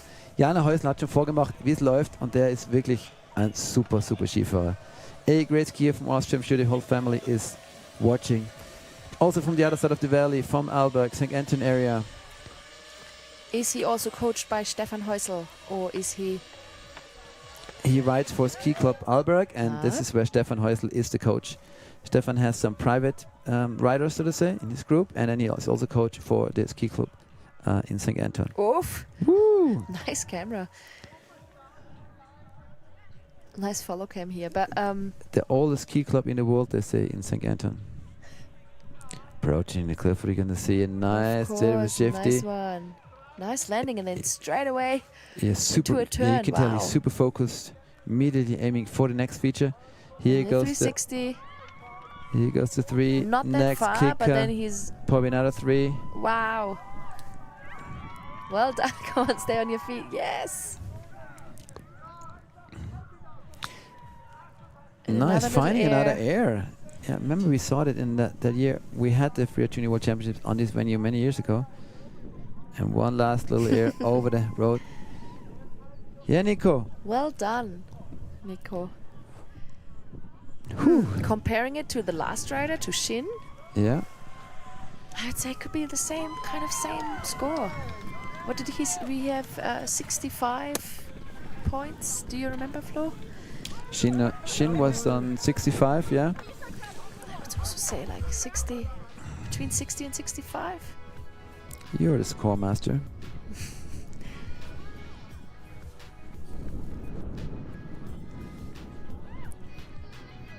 If not, just I would say between 5th and 8th place. No, 5th and 7th. Yeah. 2 nice 360s, 2 nice straighters at the top. Not enough to Fourth. challenge the Hello. super good guys, but 74.67 is Wow. a very strong score. Wow. So he's Probably leading the because he had pack. so many features. He had Exactly. so many features. And I just remembered the 360s now, but then now, in the slow motion, he had way more. And he was super clean, and I mean that also counts. We're going back to Team America. Wow, we have 1, 2, 3, 4, 5, 6, 7 more Americans. Half of the field is still up there is from the US of A. From Palisades, Toho, Mr. Austin Pickett. 3rd place at the North American Junior Field Wow. Championships last year, and this shows why. That's a massive 3. Wow. And did he go to look for mushrooms, or where is he now? Oh, there he comes. Oh, he went to take more speed. Slow. Wow. Wow. Wow. Definitely a stage 2 to stage 3 landing And on this back massive on the 3. It's so hard to hit that transition. Definitely the most difficult jump in the venue for this size. Absolutely. Very casual Really up there. in the venue. I excited. like the body language. Like, Absolutely. Oh, He's like, whoa, chilling. I know. I'll look for another 3 somewhere. Maybe here. Some other people did a 3 here. This Yeah, one. see. Oh, wow. Wow, super clean. That was a kind of a sketchy start, but then Oh. completely clean landing. you can, I hope you hear can the see his guys fan cheering. base. Absolutely, his crowd is clapping and screaming for him. Yeah, you see for sure. Yeah, bring the biggest crew here in terms of riders and That was a and crowd. beautiful run. Beautiful That was run. a And conditions beautiful are run. not getting any easier. We have But some I'm not very making wet any more snowflakes. calls here. I was so wrong before. Very wet snowflakes, pretty gray here at the moment. And Austin Pickett with a great run. I mean, just that what's gonna. It looks like there is a kicker behind that. So this that is little what this wind is what lip. this is the landing here. That's what's gonna cost Wow. him Yes. a spot at the podium, I would say, because this is a stage 2 at least landing, so there'll be 5 to 7 points off from a potentially Not also 90s score. Absolutely. But he could still finish in the 80s with that. Not easy for the judges again. Poor judges. No. So how do you compare him to Nico Draxler, who we saw just before? 4th place? Boy, yeah, then top 3. Definitely top 3. I would see him between Nico Draxler, who is 4th right now, and the top 3. So I don't want to make any more calls, but I would say next time we second or take a third. big sheet in and we guess all the time, and whoever's the winner is paid lunch or He's guessing something it by the better. other one. Yeah. The next time. Beautiful run though. Well, it was definitely a run in the 80s, in the high 80s, with that main 67. We were completely wrong. Wow, that's interesting. So maybe they judged the landing as backslap. an almost complete crashed, which Yep. is like 15 Yes. points off. So it'd be like an 82 minus 15, something like that. Was it 80, 60? Okay, Flo, we have to stop this because it was 68. Place number 7. Yeah, you're totally right. We should not focus on the scores. We should focus on the riders and their stories and their performances much more than the actual scores. Whew. We are, by the way, exactly halfway through the field. 15 riders to go with great performances like the one of Arnaud Warnier from Verbier. Why am I not surprised? Someone does a crazy move, he comes from Verbier. 4 times on the podium last year on freeride 2 and 3 star events, and he wants to say hi to his dad Pascal, who unfortunately could not be here, but everyone else who is at home watching. Nice ones. Come on, come on. Oh no. Oh, that's a big slam. Almost got it together. Oh, he started off so good. But he's fine. Both hands up in the air. Yeah, I know. Wow. Well, yeah, I know. Yeah. Where are my poles? He's asking. He was so close on staying on his feet, right? He really was fighting to. But look how hard, how hard it is to get his ski out of the snow. Yeah, that's the tiny little slab that was released by a rider earlier. Wow. And we've seen riders taking this a lot smaller, and he took it from the highest possible spot with a 360. Really challenging jump. Lucky him, he didn't hit the tree that was quite near. So. Yeah, Verbi Academy represent. You can tell whoever trained with that academy is not holding back. Let's say hello to Martin Bender. Yeah, one of the best young freeriders in Europe right now for sure. And did you mention the shout-outs? His mom and dad and Pascal, did you say that? Yeah, I did. And there's a funny story he wants to share. Last year in Bonneval, he broke his skis 10 minutes before the start, on the way to the start. So friends had to borrow him his skis, and he actually won a competition on the borrowed skis. Oh, you could see the disappointment in his face, of course. Viva España, Hugo Solarzano. Bienvenido a toda la gente en España, Andorra, en todas las otras partes del mundo donde se habla español. Hello to Spain and everywhere else. First rider from Spain today, right?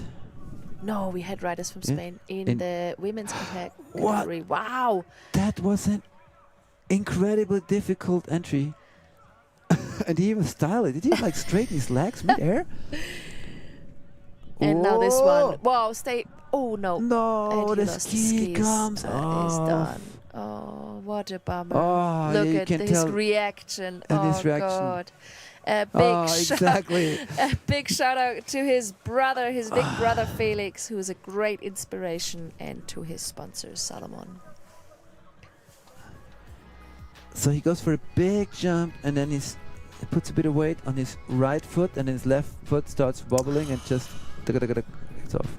No chance. No chance. But you know, it's always that deal when for skiers, right? If you tighten your bindings too much and you have a bad crash and they don't come off, then you twist your knee and your season's over. And if they're not tight enough, then something like that can happen. I'd rather go for option B. So he's back on his skis. Obviously, his season is not over at all. And it doesn't look like anything is twisted here, or the wind's blowing. But I would love to see a replay of that top air. That was so creative and difficult, the way he entered the face with this 360.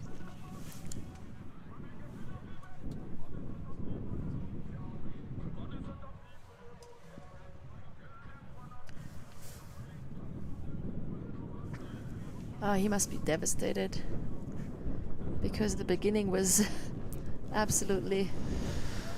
We'll have a second while Hugo Solarzano is entering the finish line.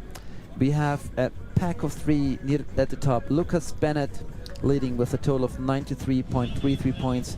Tyler Blocker second and Michael Wheatley in third. Followed by Nicola Traxel and Evan Kim. Someone's dancing, look at him, he's in dancing at the start Wilson gate. Probably has some music in there. Griffin Larson from USA. His home resort, Smuggler's Notch. In Vermont.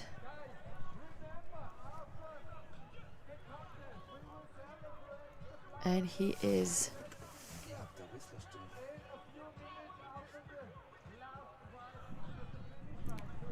was it well?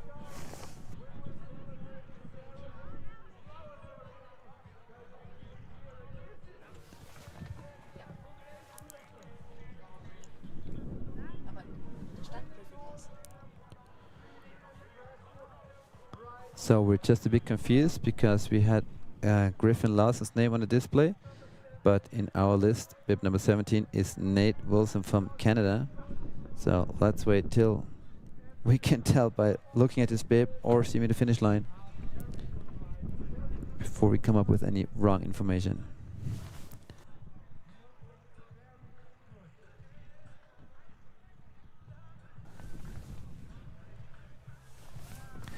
Okay, so I got the confirmation. This is Nate Wilson from Whistler Black Comp. Griffin Larson will be bib number 18. Will be the next rider to come. Yeah, by now we could have told. Sorry guys for the little hiccup. Nate riding for the Whistler Freeride Club. He seemed really chill out. He was riding just as like chilled as he was in Startgate with the music, right? He didn't, as if it was not a competition.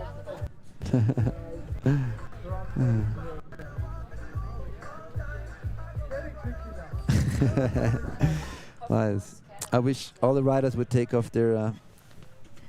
I wish all the riders would take off their goggles in the finish line, so we get to see their faces. Nate was in Canada. Wow, Aline, we are 63 for him. And we are done with 2/3 of the field. That means we have another 10 riders to go. Here we go, Griffin Larson from the... And this is Griffin Larson. From the States. And he is now from Smuggler's Notch. He just turned 18 a week ago. So he will just miss next year's Freeride Junior World Championship. So, because once you turn 19, you can't compete anymore. Depends what day you're... Wow! Oh, if you're in 18 on the day of the event. And he seems to have a special plan because he's even pushing. Some speed, yeah, but that was fast going down there. Like, I'm wondering what he's up to. Also taking the ridge and then probably hitting the big cliff by the very end of that ridge.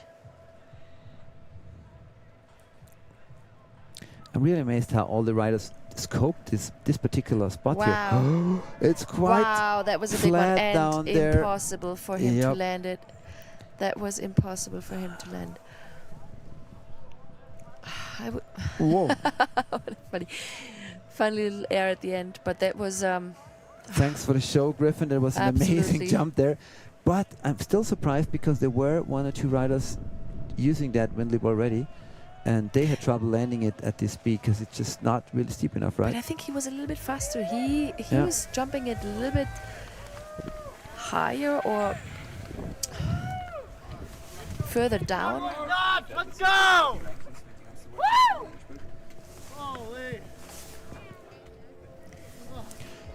Let's see the beginning. Okay, he's jumping over those little cliffs. And then this one was probably a little bit too far for landing it clean and smooth. And obviously in those snow conditions, it is hard to land. Yeah. Still happy. Every freeride competition, every freeride run is also about that balance between, you know, going big and being smart. And it's a very fine balance, you know, just 2 or 3... He wants to say some words in the camera, probably. All the shout outs to his resort, home resort in Vermont. And the local smugs. Exactly.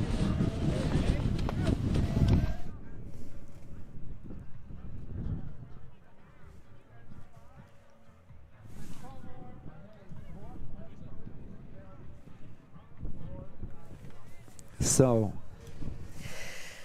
next rider already out of the gate is Hayes Liverner from the US. Am I also correct? from the States. Oh no, he already lost the ski. What a bummer. Hayes, I would say Hayes from Big Sky Resort.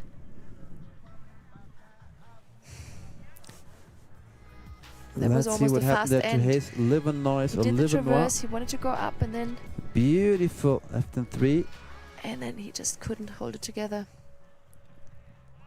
I wonder if the snow conditions are changing again. You know that next front's coming in. Kai's overcast, the wind strong. It's probably It seems not like, as hey, the sticky. last couple of riders were just having really big troubles in landing any of those cliffs or jumps. Well, the visibility is definitely getting worse, and I have a feeling the snowpack is also changing a bit. Right, the snow is probably starting to be a bit faster. Yeah, you have more rebound. You're sinking even faster. So if you doing those big jumps, it is really getting more and more difficult. Also with all those ripples of the snow from other riders slowing down. Absolutely, To and of get course rid of that speed.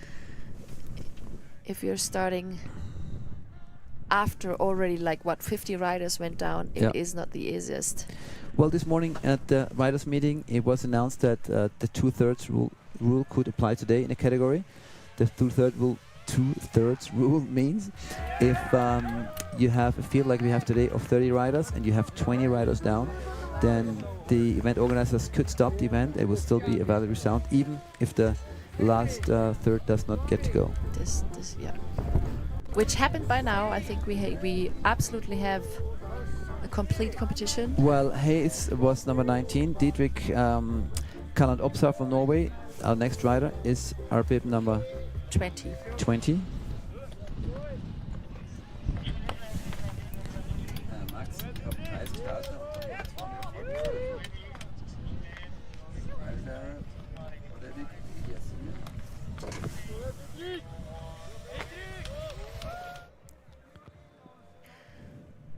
From Hemsedal, Norway, Dietrich going down with a beautiful entrance there, yeah. and very fast. Super fast. Run out, going back up, and he just missed the cliff. That Did he want to looked like ride it, right? Did he just miss it, or was that on purpose? He probably just We saw a missed couple of threes up there, and he looked kind of he was riding by really.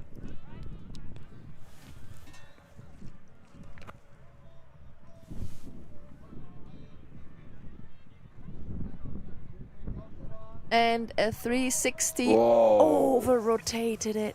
And of course. I hope he's okay.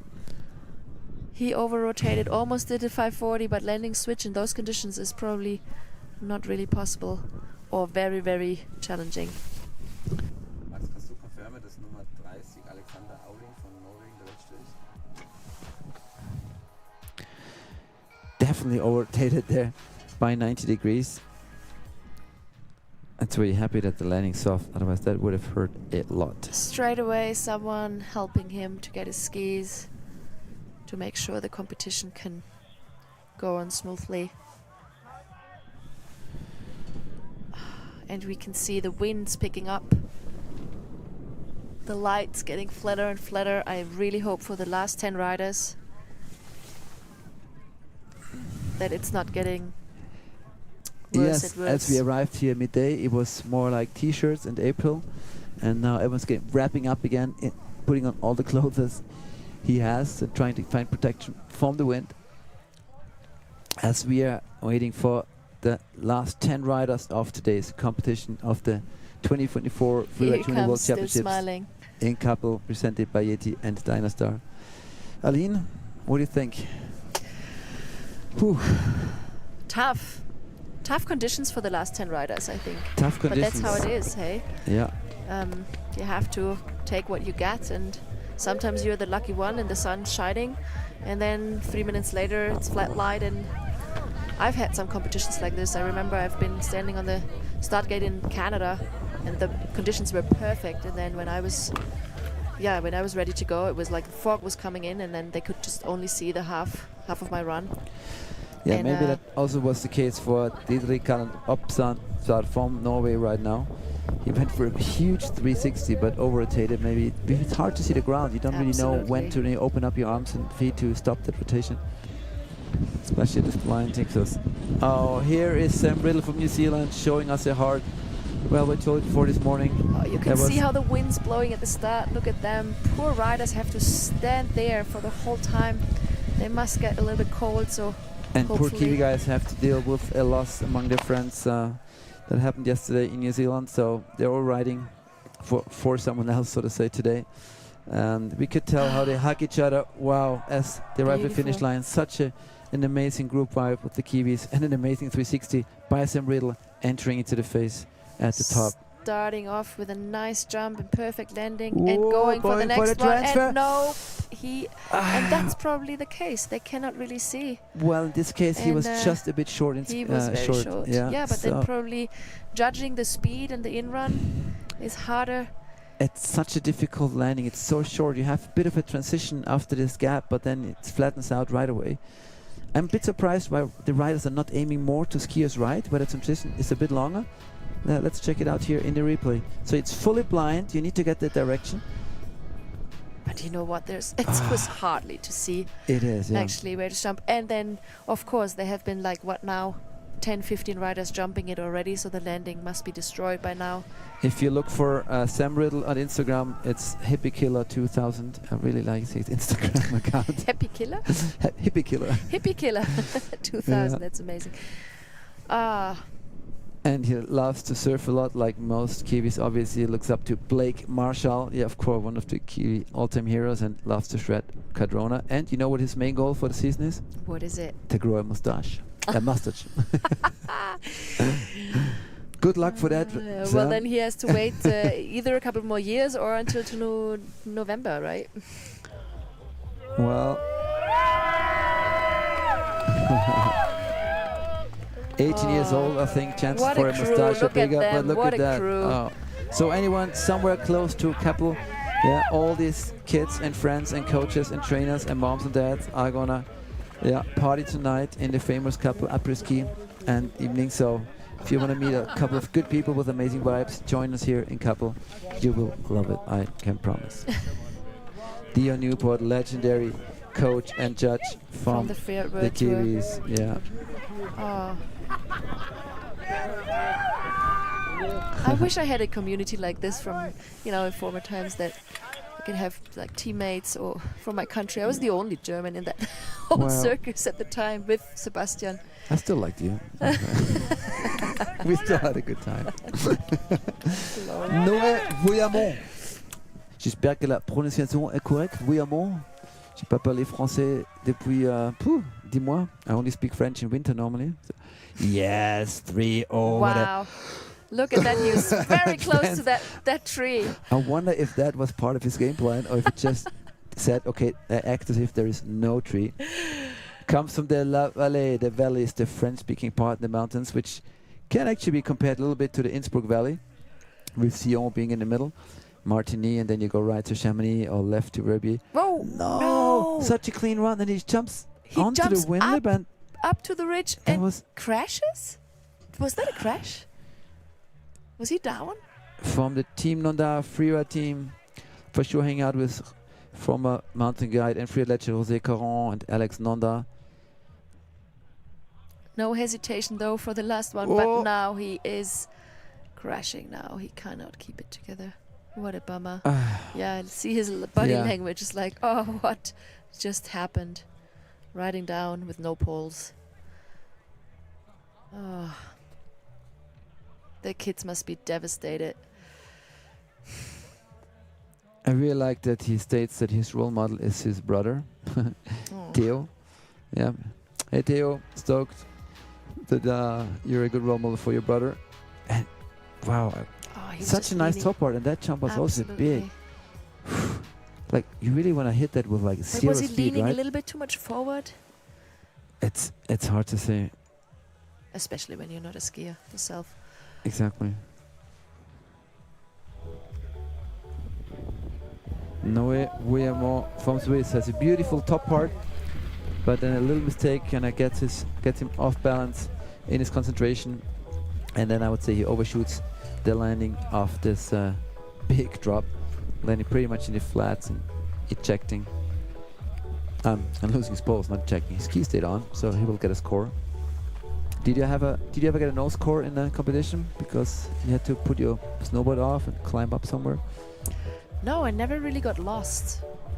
No, I never took my snowboard off, but I crashed a lot.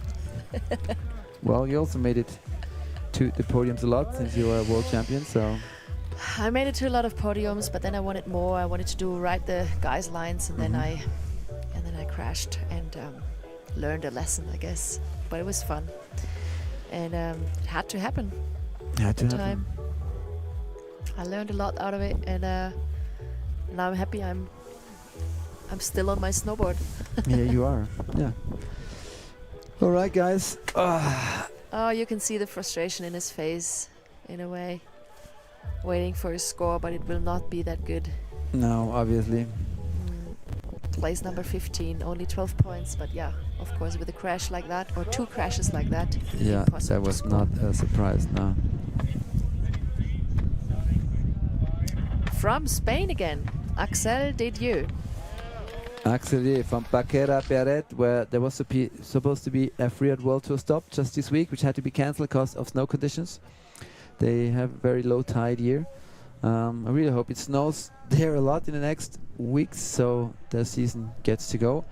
And Axel was the second in overall in Region 1, so second best junior, so to say, in the under 19 category in Europe. Oh, 316, yes, nice one. super clean.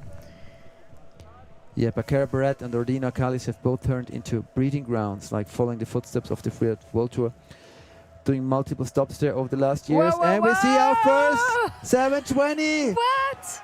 Woo! That was impressive. Look at him, he's still trying Super impressive. to recover from it. That was his Extra run. applause Absolutely for the extra first applause 7 for of the freaking day. 720 on those little jumps. Wow. He actually wants to say hi to Atomic and the Spanish Federation and to Aymar Navarro, and a lot of love to his family and friends. But what? So What a it is, you know, freestyle. doing a 360 is one thing on the freeride competition, but a 720, you spin so fast with this visibility on a jump you never hit before in your life, right? Yeah, I hope he gets then rewarded. To know when you open up again, right in the footsteps of Aymar Navarro and what was the Absolutely. other Look at this guy first from one. You didn't really see that because Dora. the camera was gone. And Area. here he comes with a 360. Beautiful. And boom! 1, 2. Of course, the landing wasn't perfect, but hey, heads off for the courage and For sure. trying. Unfortunately, he probably something gained like big.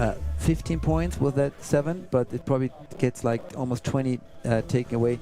Which is for- such a bummer, Yeah, hey? exactly. So riding out of this feature, so to say, with minus points, which reflect his overall score. But just the dedication and passion to show us a 7, I love it. The Absolutely love it. motivation is Yeah. absolutely So crazy. stoked. Axel, did you? Did. Yeah, well, in Hard to know Spanish. how to speak him.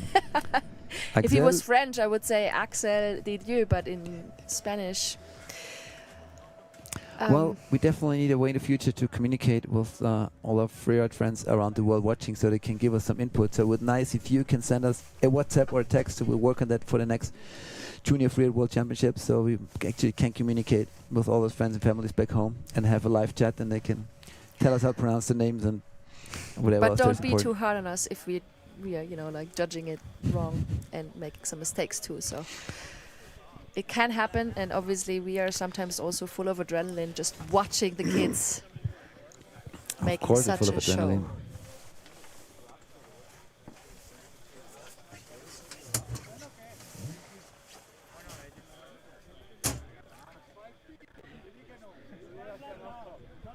Waiting for the score. Probably the judges don't know how to judge that 720 in a way of like making it really difficult for them, because it was such a technical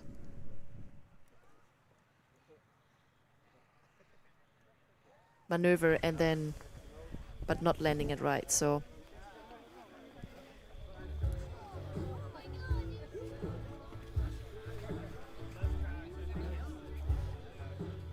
and obviously I'm not making any more promises or trying to put him in a spot where I'm not sure if I'm right here. So Flo, where would you put him? Like with the 720, but not really landing it clean. Well, by now experience tells us that if the judges don't come up with a score within those 60 seconds, as they're supposed to, they're discussing. In this case, it means replay for the video judge. It means potentially 5 heads, the video judges, and the other 3 heads bending over and their eyes glued to that video screen to really determine, okay, was this a stage 3 to 4 landing, which is pretty much then judged as a crash, right? Or was it just in the backseat with his hands in the snow? I mean, a couple of centimeters can really make the difference, right? And you want to be fair, so you really want to say, okay, his back touched the snow fully. That's one thing. But if he managed with his strength of his muscles to stay upright, it's a different job. You can say, 64 points, place 9. Ooh.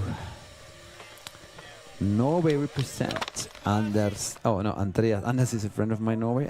Andreas Bakke from Hemsedal and Oslo Winter Park. He was here last year, did not have a very good result. Placed, I think, 30th or something, probably with a major crash. Definitely trying to improve on this year's competition. Wow. He's hitting that rock with a lot of speed. There was massive airtime. There was massive airtime. The drone angle didn't really do it justice. 360, perfect. Super nice run. Wow. Definitely his way to improve a And lot. an- No, another 7. Whoa, stay on his feet of yours. Andreas Bakke. Wow, congrats. Maybe inspired by the guy just in front of him.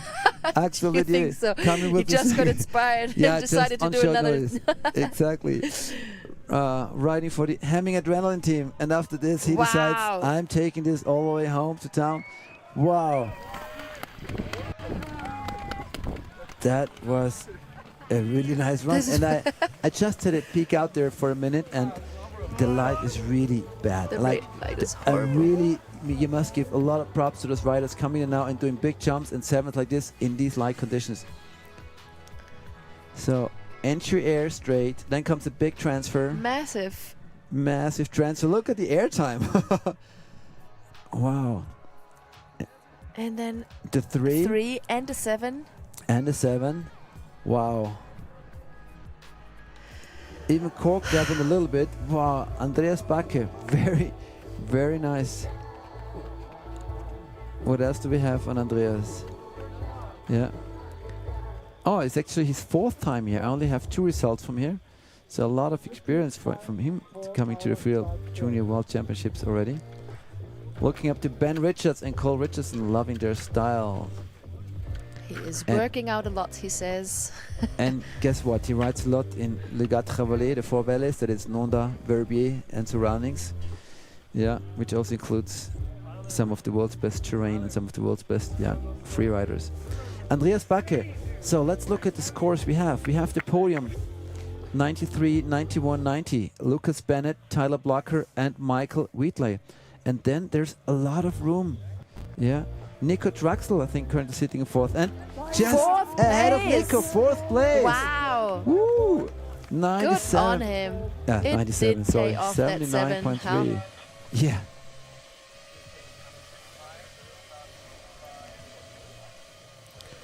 I gotta make sure I have this.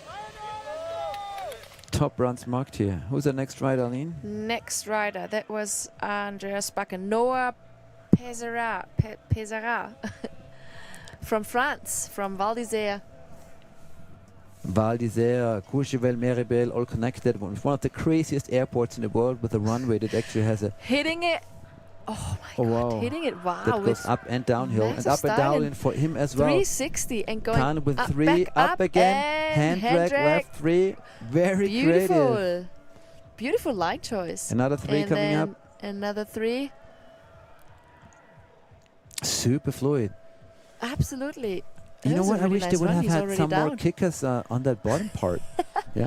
Oh Whoa. no. No Pesera. Wow, very strong run as we see our 3 leaders here in the earth set. Canada ahead of the US and the US. Lucas, Tyler and Michael. Wow, that was a look at all of them cheering him up. That is so Noah nice. paced it up for Val d'Isère, inspired by Max Palm, who also rode here a couple years ago. got famous for the first double backflip ever performed on the Freeride World Tour 2 years ago in Andorra, I think it was. His entry was nice. Then the Look at this massive one. 360. That Boom. was That was so smooth. hitting the transition the so hand drag, perfectly. 360. Do you call it like that? Hand drag 3, yeah. And then another one. another 3. Wow. Clean, super clean. No arms flapping, nothing. So, how do we compare that to? No, we said we Yeah, stopped don't stop it. talking Let's about not make scores. any more calls. But what we can wrap up, conditions are getting more and more difficult, and we have 3 scores in the 90s from amazing runs, which stand up as a challenge to the last riders up there. And Noah Pesera really got at least very close to challenging those podium runs with a really, really nice run. That 3 at the top was massive, and he That was landed it beautiful, so and nicely. the landing was even more beautiful. Waiting for the scores. We have how many riders to go? 1, 2, 3, 4, 5 riders to go, Flo. 5 riders to go, 3 from the US, 1 from Switzerland, and then Alexander Auling from Norway is going to be a last rider on the mountain. Oh, it's not the day of the year where you want to be the last rider on the mountain, Aline, is it? No, not today. You never want to be the last rider of the mountain, but not today especially.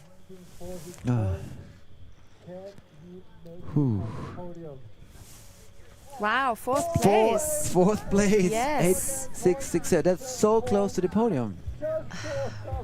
We had a lot of 4th place, like between 4th and 6th place now. With not massive jumps, but just with, you know, like super clean runs. This is just 2.5 points behind the podium. Really, really far up there. Next rider. Is it Luke? Luke. Millie? It's not different. You Miele? Luke Millie from Mad River, United States of America.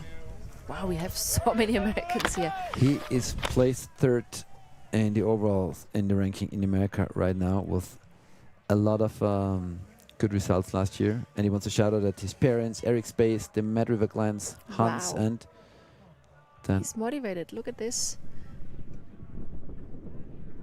And then now... the Chicken Ayers brothers, Also and of course his sponsors. Yep. Oh, a Was- different line choice. Nice. Did you see that? He did Yeah, a little jump over not that rock. A little less, and like then- to say, aggressive, but And even then more jumping creative. 360 off the Yeah. windlip. Finding a little air for a shifty, takeoff for a shifty, and then another one. Oops. That What? was so That was beautiful. insane. That was beautiful. I Like- had the impression he kind of like... He And finds another another 3. spot for 3, like being the Wow. only one of the Very whole field to creative. do so. Absolutely. I had the impression that he kind of like released something on the top of the ridge when he dropped in. Not released, but it was really soft, super soft.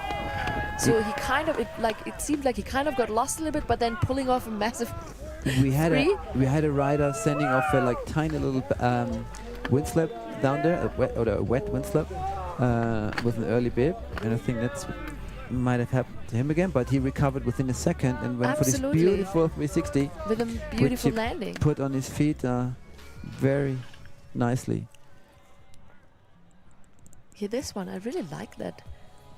And then So kind rather of than overshooting it all, he went for a smaller air and the 3, and then this one, so amazing. boom. Wow, and A living in super those creative conditions. rider, and then he finds this one. This is Another 3. the summer road, and just Beautiful. there's another one. Luke Miele, beautiful, super creative run. Whew.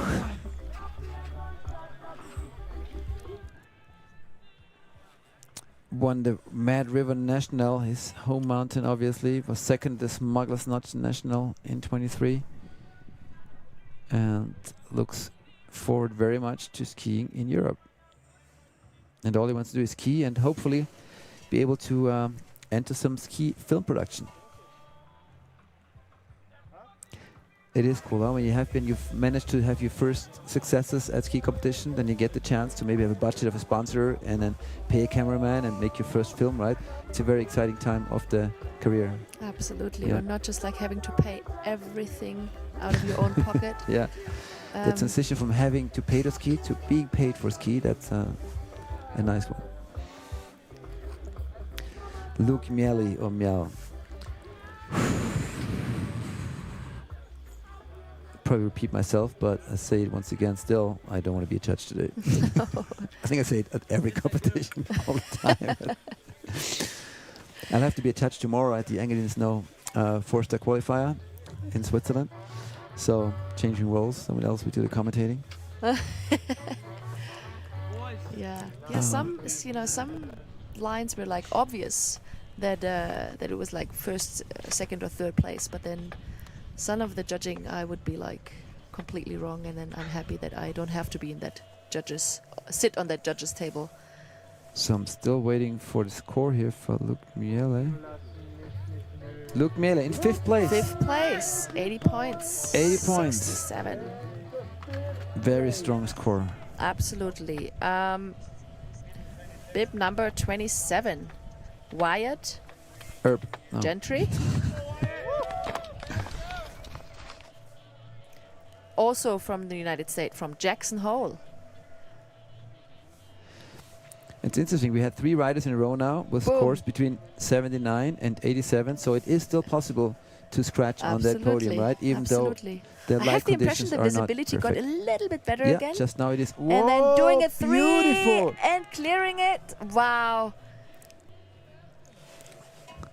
That was not That an was easy a really landing. nice one. Yeah. And doing that with like 50 people riding this in front, like just before you. Also going up to the last feature, there was seen a lot of riders hit in different directions. Don't take too much speed, whatever you do. And another Go all the way 3. over. Beautiful. No.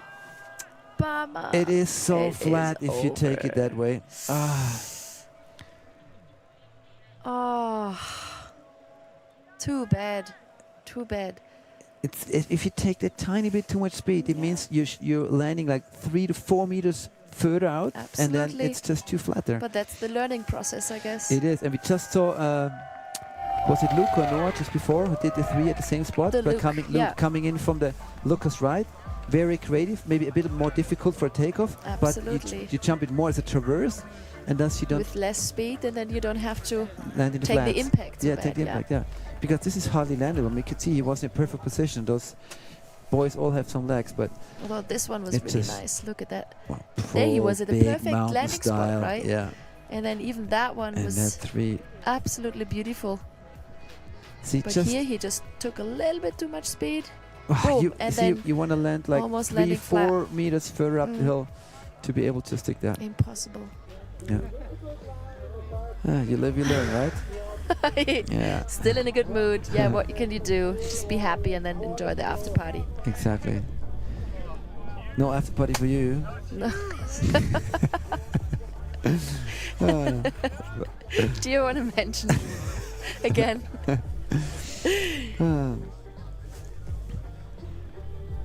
Yeah, as you're riding down here from Kappl towards the bottom station, you go under the main road of Kappl downtown, and then there's a little après-ski bar, and I'm sure today, like in last years, everyone will congregate down there and have a few beers and or non-alcoholic drinks and gather and relive today's event.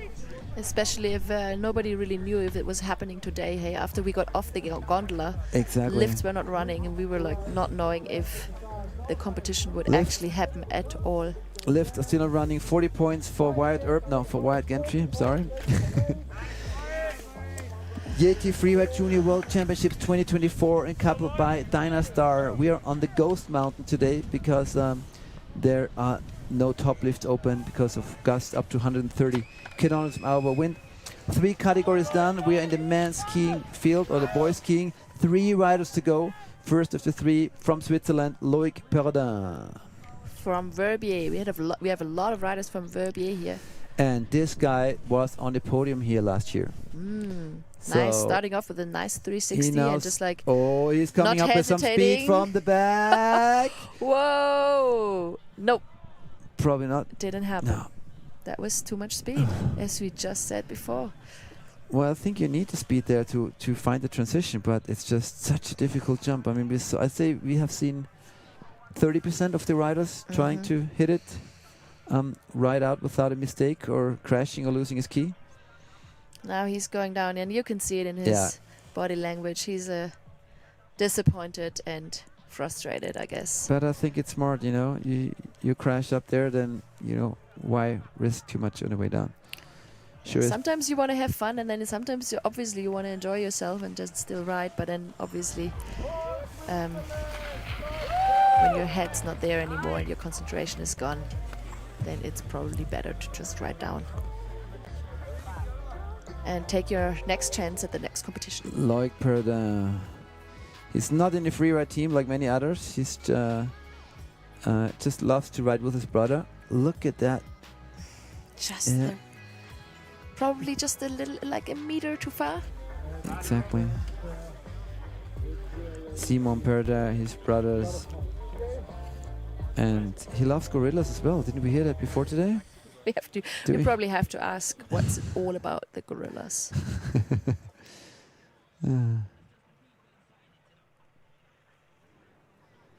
So, Aline, 2 to go. 2 more riders to go. Wow, can anyone still challenge the podium? It's still Lucas Bennett, Tyler Blocker, and Michael Wheatley. 2 truly outstanding runs, the only ones to crack the 90 barrier, the magic 90 barrier. And remember, Michael Wheatley was 9/3. He was his score was even corrected from 88 to 90, and we talked about how difficult it might be for the judges to squeeze in another 28 riders between 90 and 100. But by natural selection, this venue has taken down a lot of riders, and actually only 2 managed to go over the 90. Next rider in the start gate is Paul Melchert from Alaska Resort, United States of America. Alaska. And he wants to thank his Powderhound ski shop. Oh God, that was a hard one. What did he just do? Oh no. He entered the phase switch, rotated, which is in reverse for non-skiers, and then turned around, but then got hung up with some bushes or trees, which sent him down. Another one bites the dust or the snow in this case. Anyways, a big thank you to Powderhound Ski Shop, Steer Outerwear, my mom, dad, sister, or his mom, dad, sister, obviously, and a massive shout out to the Alaska Freeride team. Also the sauna in Kappl, apart, and his dogs, Snow and Bodhi. Oh, what a bummer. Well, you know, I think it's still worth the trip coming to Europe, even if he did not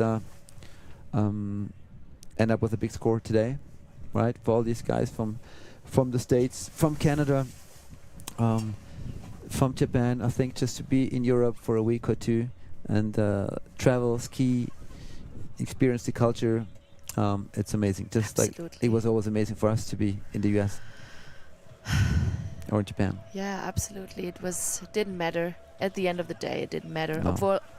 Obviously, it was frustrating in the beginning.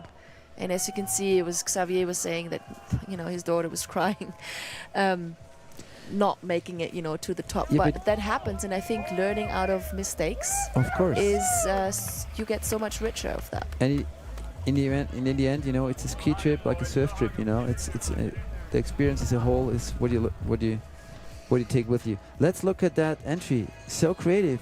He comes, turns around, like butters off, and it just kind of is still airborne, so not able to stop the rotation properly. Impossible. And that's why he was sent down. Taking it easy on the way down, obviously. Oh, got some tears. Here are some tears again. It's part of the game. Hard. Yeah. It is so hard, but it is human and it is beautiful too. And saying hello to the family. I'm pretty sure mom and dad are happy to see him down safe, no matter if it's first or last place. And these guys are so young too, right? There's always place Ladies and gentlemen, on your screens, this is the last rider of the day. Alexander Aulin from Norway. Hemsedal. Out of Hemsedal. 18 years old. Going right into the steepest part of this face, even having to do a stop turn there. Whoa! Oops. that didn't go that well. There was an amazingly creative entry with a big 360, but he must have over-rotated it. As he disappeared out of view, his rotation was finished, but he was still in the air quite far. Maybe we get a replay from a different angle. Looked like his key stopped right there. That's sad that the last rider just didn't get to the finish line and with both of his skis, but that's part of the game, and I think, probably starting last is not easy, and here we go. Here we can see it again. Yeah. He is hesitating a little bit, but then I just got ready. Beautiful, but got completely stuck in this very wet snow. Over-rotated, and it looks like there was almost a hole, maybe an old bomb hole or something, like slick where he's standing. It seems like. Yeah, it might literally be a bomb hole from the safety work which the crew did on the days before the event. Anyways, he's in one piece, as we can see. He's putting back on his skis, and he can ski down. Everyone's safe. No one got hurt today. And there's probably some bruises, but not really. That is also super important. Yeah, we saw so much amazing action, so many amazing jumps, and people overshooting kickers, ejecting their skis, but no one got hurt, and that's one reason to party tonight. That's the most important thing. Yeah. Wow. Alexander Auling with last rider of the day with a North score due to the fact that he lost actually both of his skis. Well, but at the end of the day, like you say, what counts is that no one injured. Hey, one more time, we get this beautiful overview of spectators area, commentator truck, and the finish area. And actually to the right, you see those houses. This is century-old houses where they've been making cheese looking beautiful for hundreds of years. Here are the scores. Here are the results of snowboard women. Tegan Turner, Brooke Hansen, second place, and Mia Jones, third. Cool. The title in the snowboard women field goes to the Tegan Turner. Congratulations to being Freeride Junior World Champion 2024.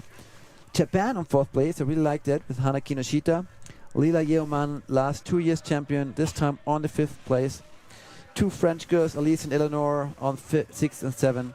Rebecca Myers from Great Britain on 8th, and 9th and 10th by Emma Hion and Lere Perez Zaeta from Spain. Wow. Then proudly announcing an Austrian Freeride Junior World Champion. Woo! Jana Heusel with 85 points. Solid lead of over 5 points. 2 second place from Switzerland, Elfie Rouillet, and Norway's Ida Fien. Wow, so these girls were the only ones to put down clean and spectacular runs today with these hard conditions. Absolutely. Poppy Freeman. I like that, being 15 years old, already 4th in the Junior Freeride World Championships. She has another 4 years to be able to come here. We will see her name coming up probably in the next years too. Tia Schenk from the US and Cornelia Jare on 5th and 6th place. Drea Dimmer from Canada on 7th. And Mila Delarue was not happy today. Daddy said she was in tears, but I'm sure she'll recover and be back for more action in the next She'll be back and we will see her in the adults. Double world champion is what Kia Chrétien from France can now call himself. After a surprise victory last year, he confirmed that he's one of the strongest, being in the grown-up field next year. Ahead of Finn Eisenmann, the man with the iron legs, and Germany's Leonardo Schweitzer. Hey! Wow. And ski man category, which we just saw at the very end, with 3 outstanding runs. Absolutely. Look at the scores, like 93, 91, and 90 with Lucas Bennett, Tyler Blocker, and Michael Wheatley from Canada, USA, and Special props go out to all those top 4 who made it to 87 and more points. Really outstanding runs on this venue today. And also props to all the other riders who went so big and crashed, lost the ski. It was pretty much a go for it attitude today, right? In those conditions, I have to say, we do not have so many riders that didn't finish. Look at it, only from 30 riders, only 5 riders did not finish, losing skis or crashing hard. That is a very good result. It is very good. The YETI Freeride Junior World Champs 2024 in Kappl by Dynastar. Our history, that'll be a quick flower ceremony up here in the mountain and then a proper prize giving down in the village. But we look at the highlights of today. Oh. So now you can tell that it was like a different competition before, right? With blue skies above Look and at some that sunshine weather. even. Yeah, very different. Oh, Wow. and now you can see how crazy big that jump actually is. Amazing the creativity of the riders, how they managed to find all those airs. So much freestyle action too. It's crazy. They are Exactly. only under 19 years old. Oh, some were making it to glory, some going down in glory. Showing us But such really a show. Oh, what a bummer. But Here we really go. incredible action Also by the super kids. solid and nice landings, as well as super nice freestyle action. I am really excited what's coming up next, because where's the level going? Well, there'll be a lot more freestyle involved, and maybe sooner or later we'll also have the chance to see some inverted jump in the juniors. Let's see what the future brings for the world of freeriding. Wow. As we all know, freeriding is now part of the FIS, the International Ski Federation.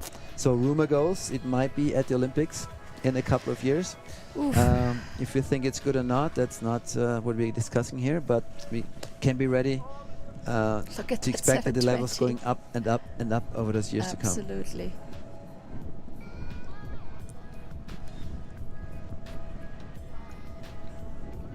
Yeah, wow. That was the 7 of the day. And here we go again with a massive 3, landing so smooth.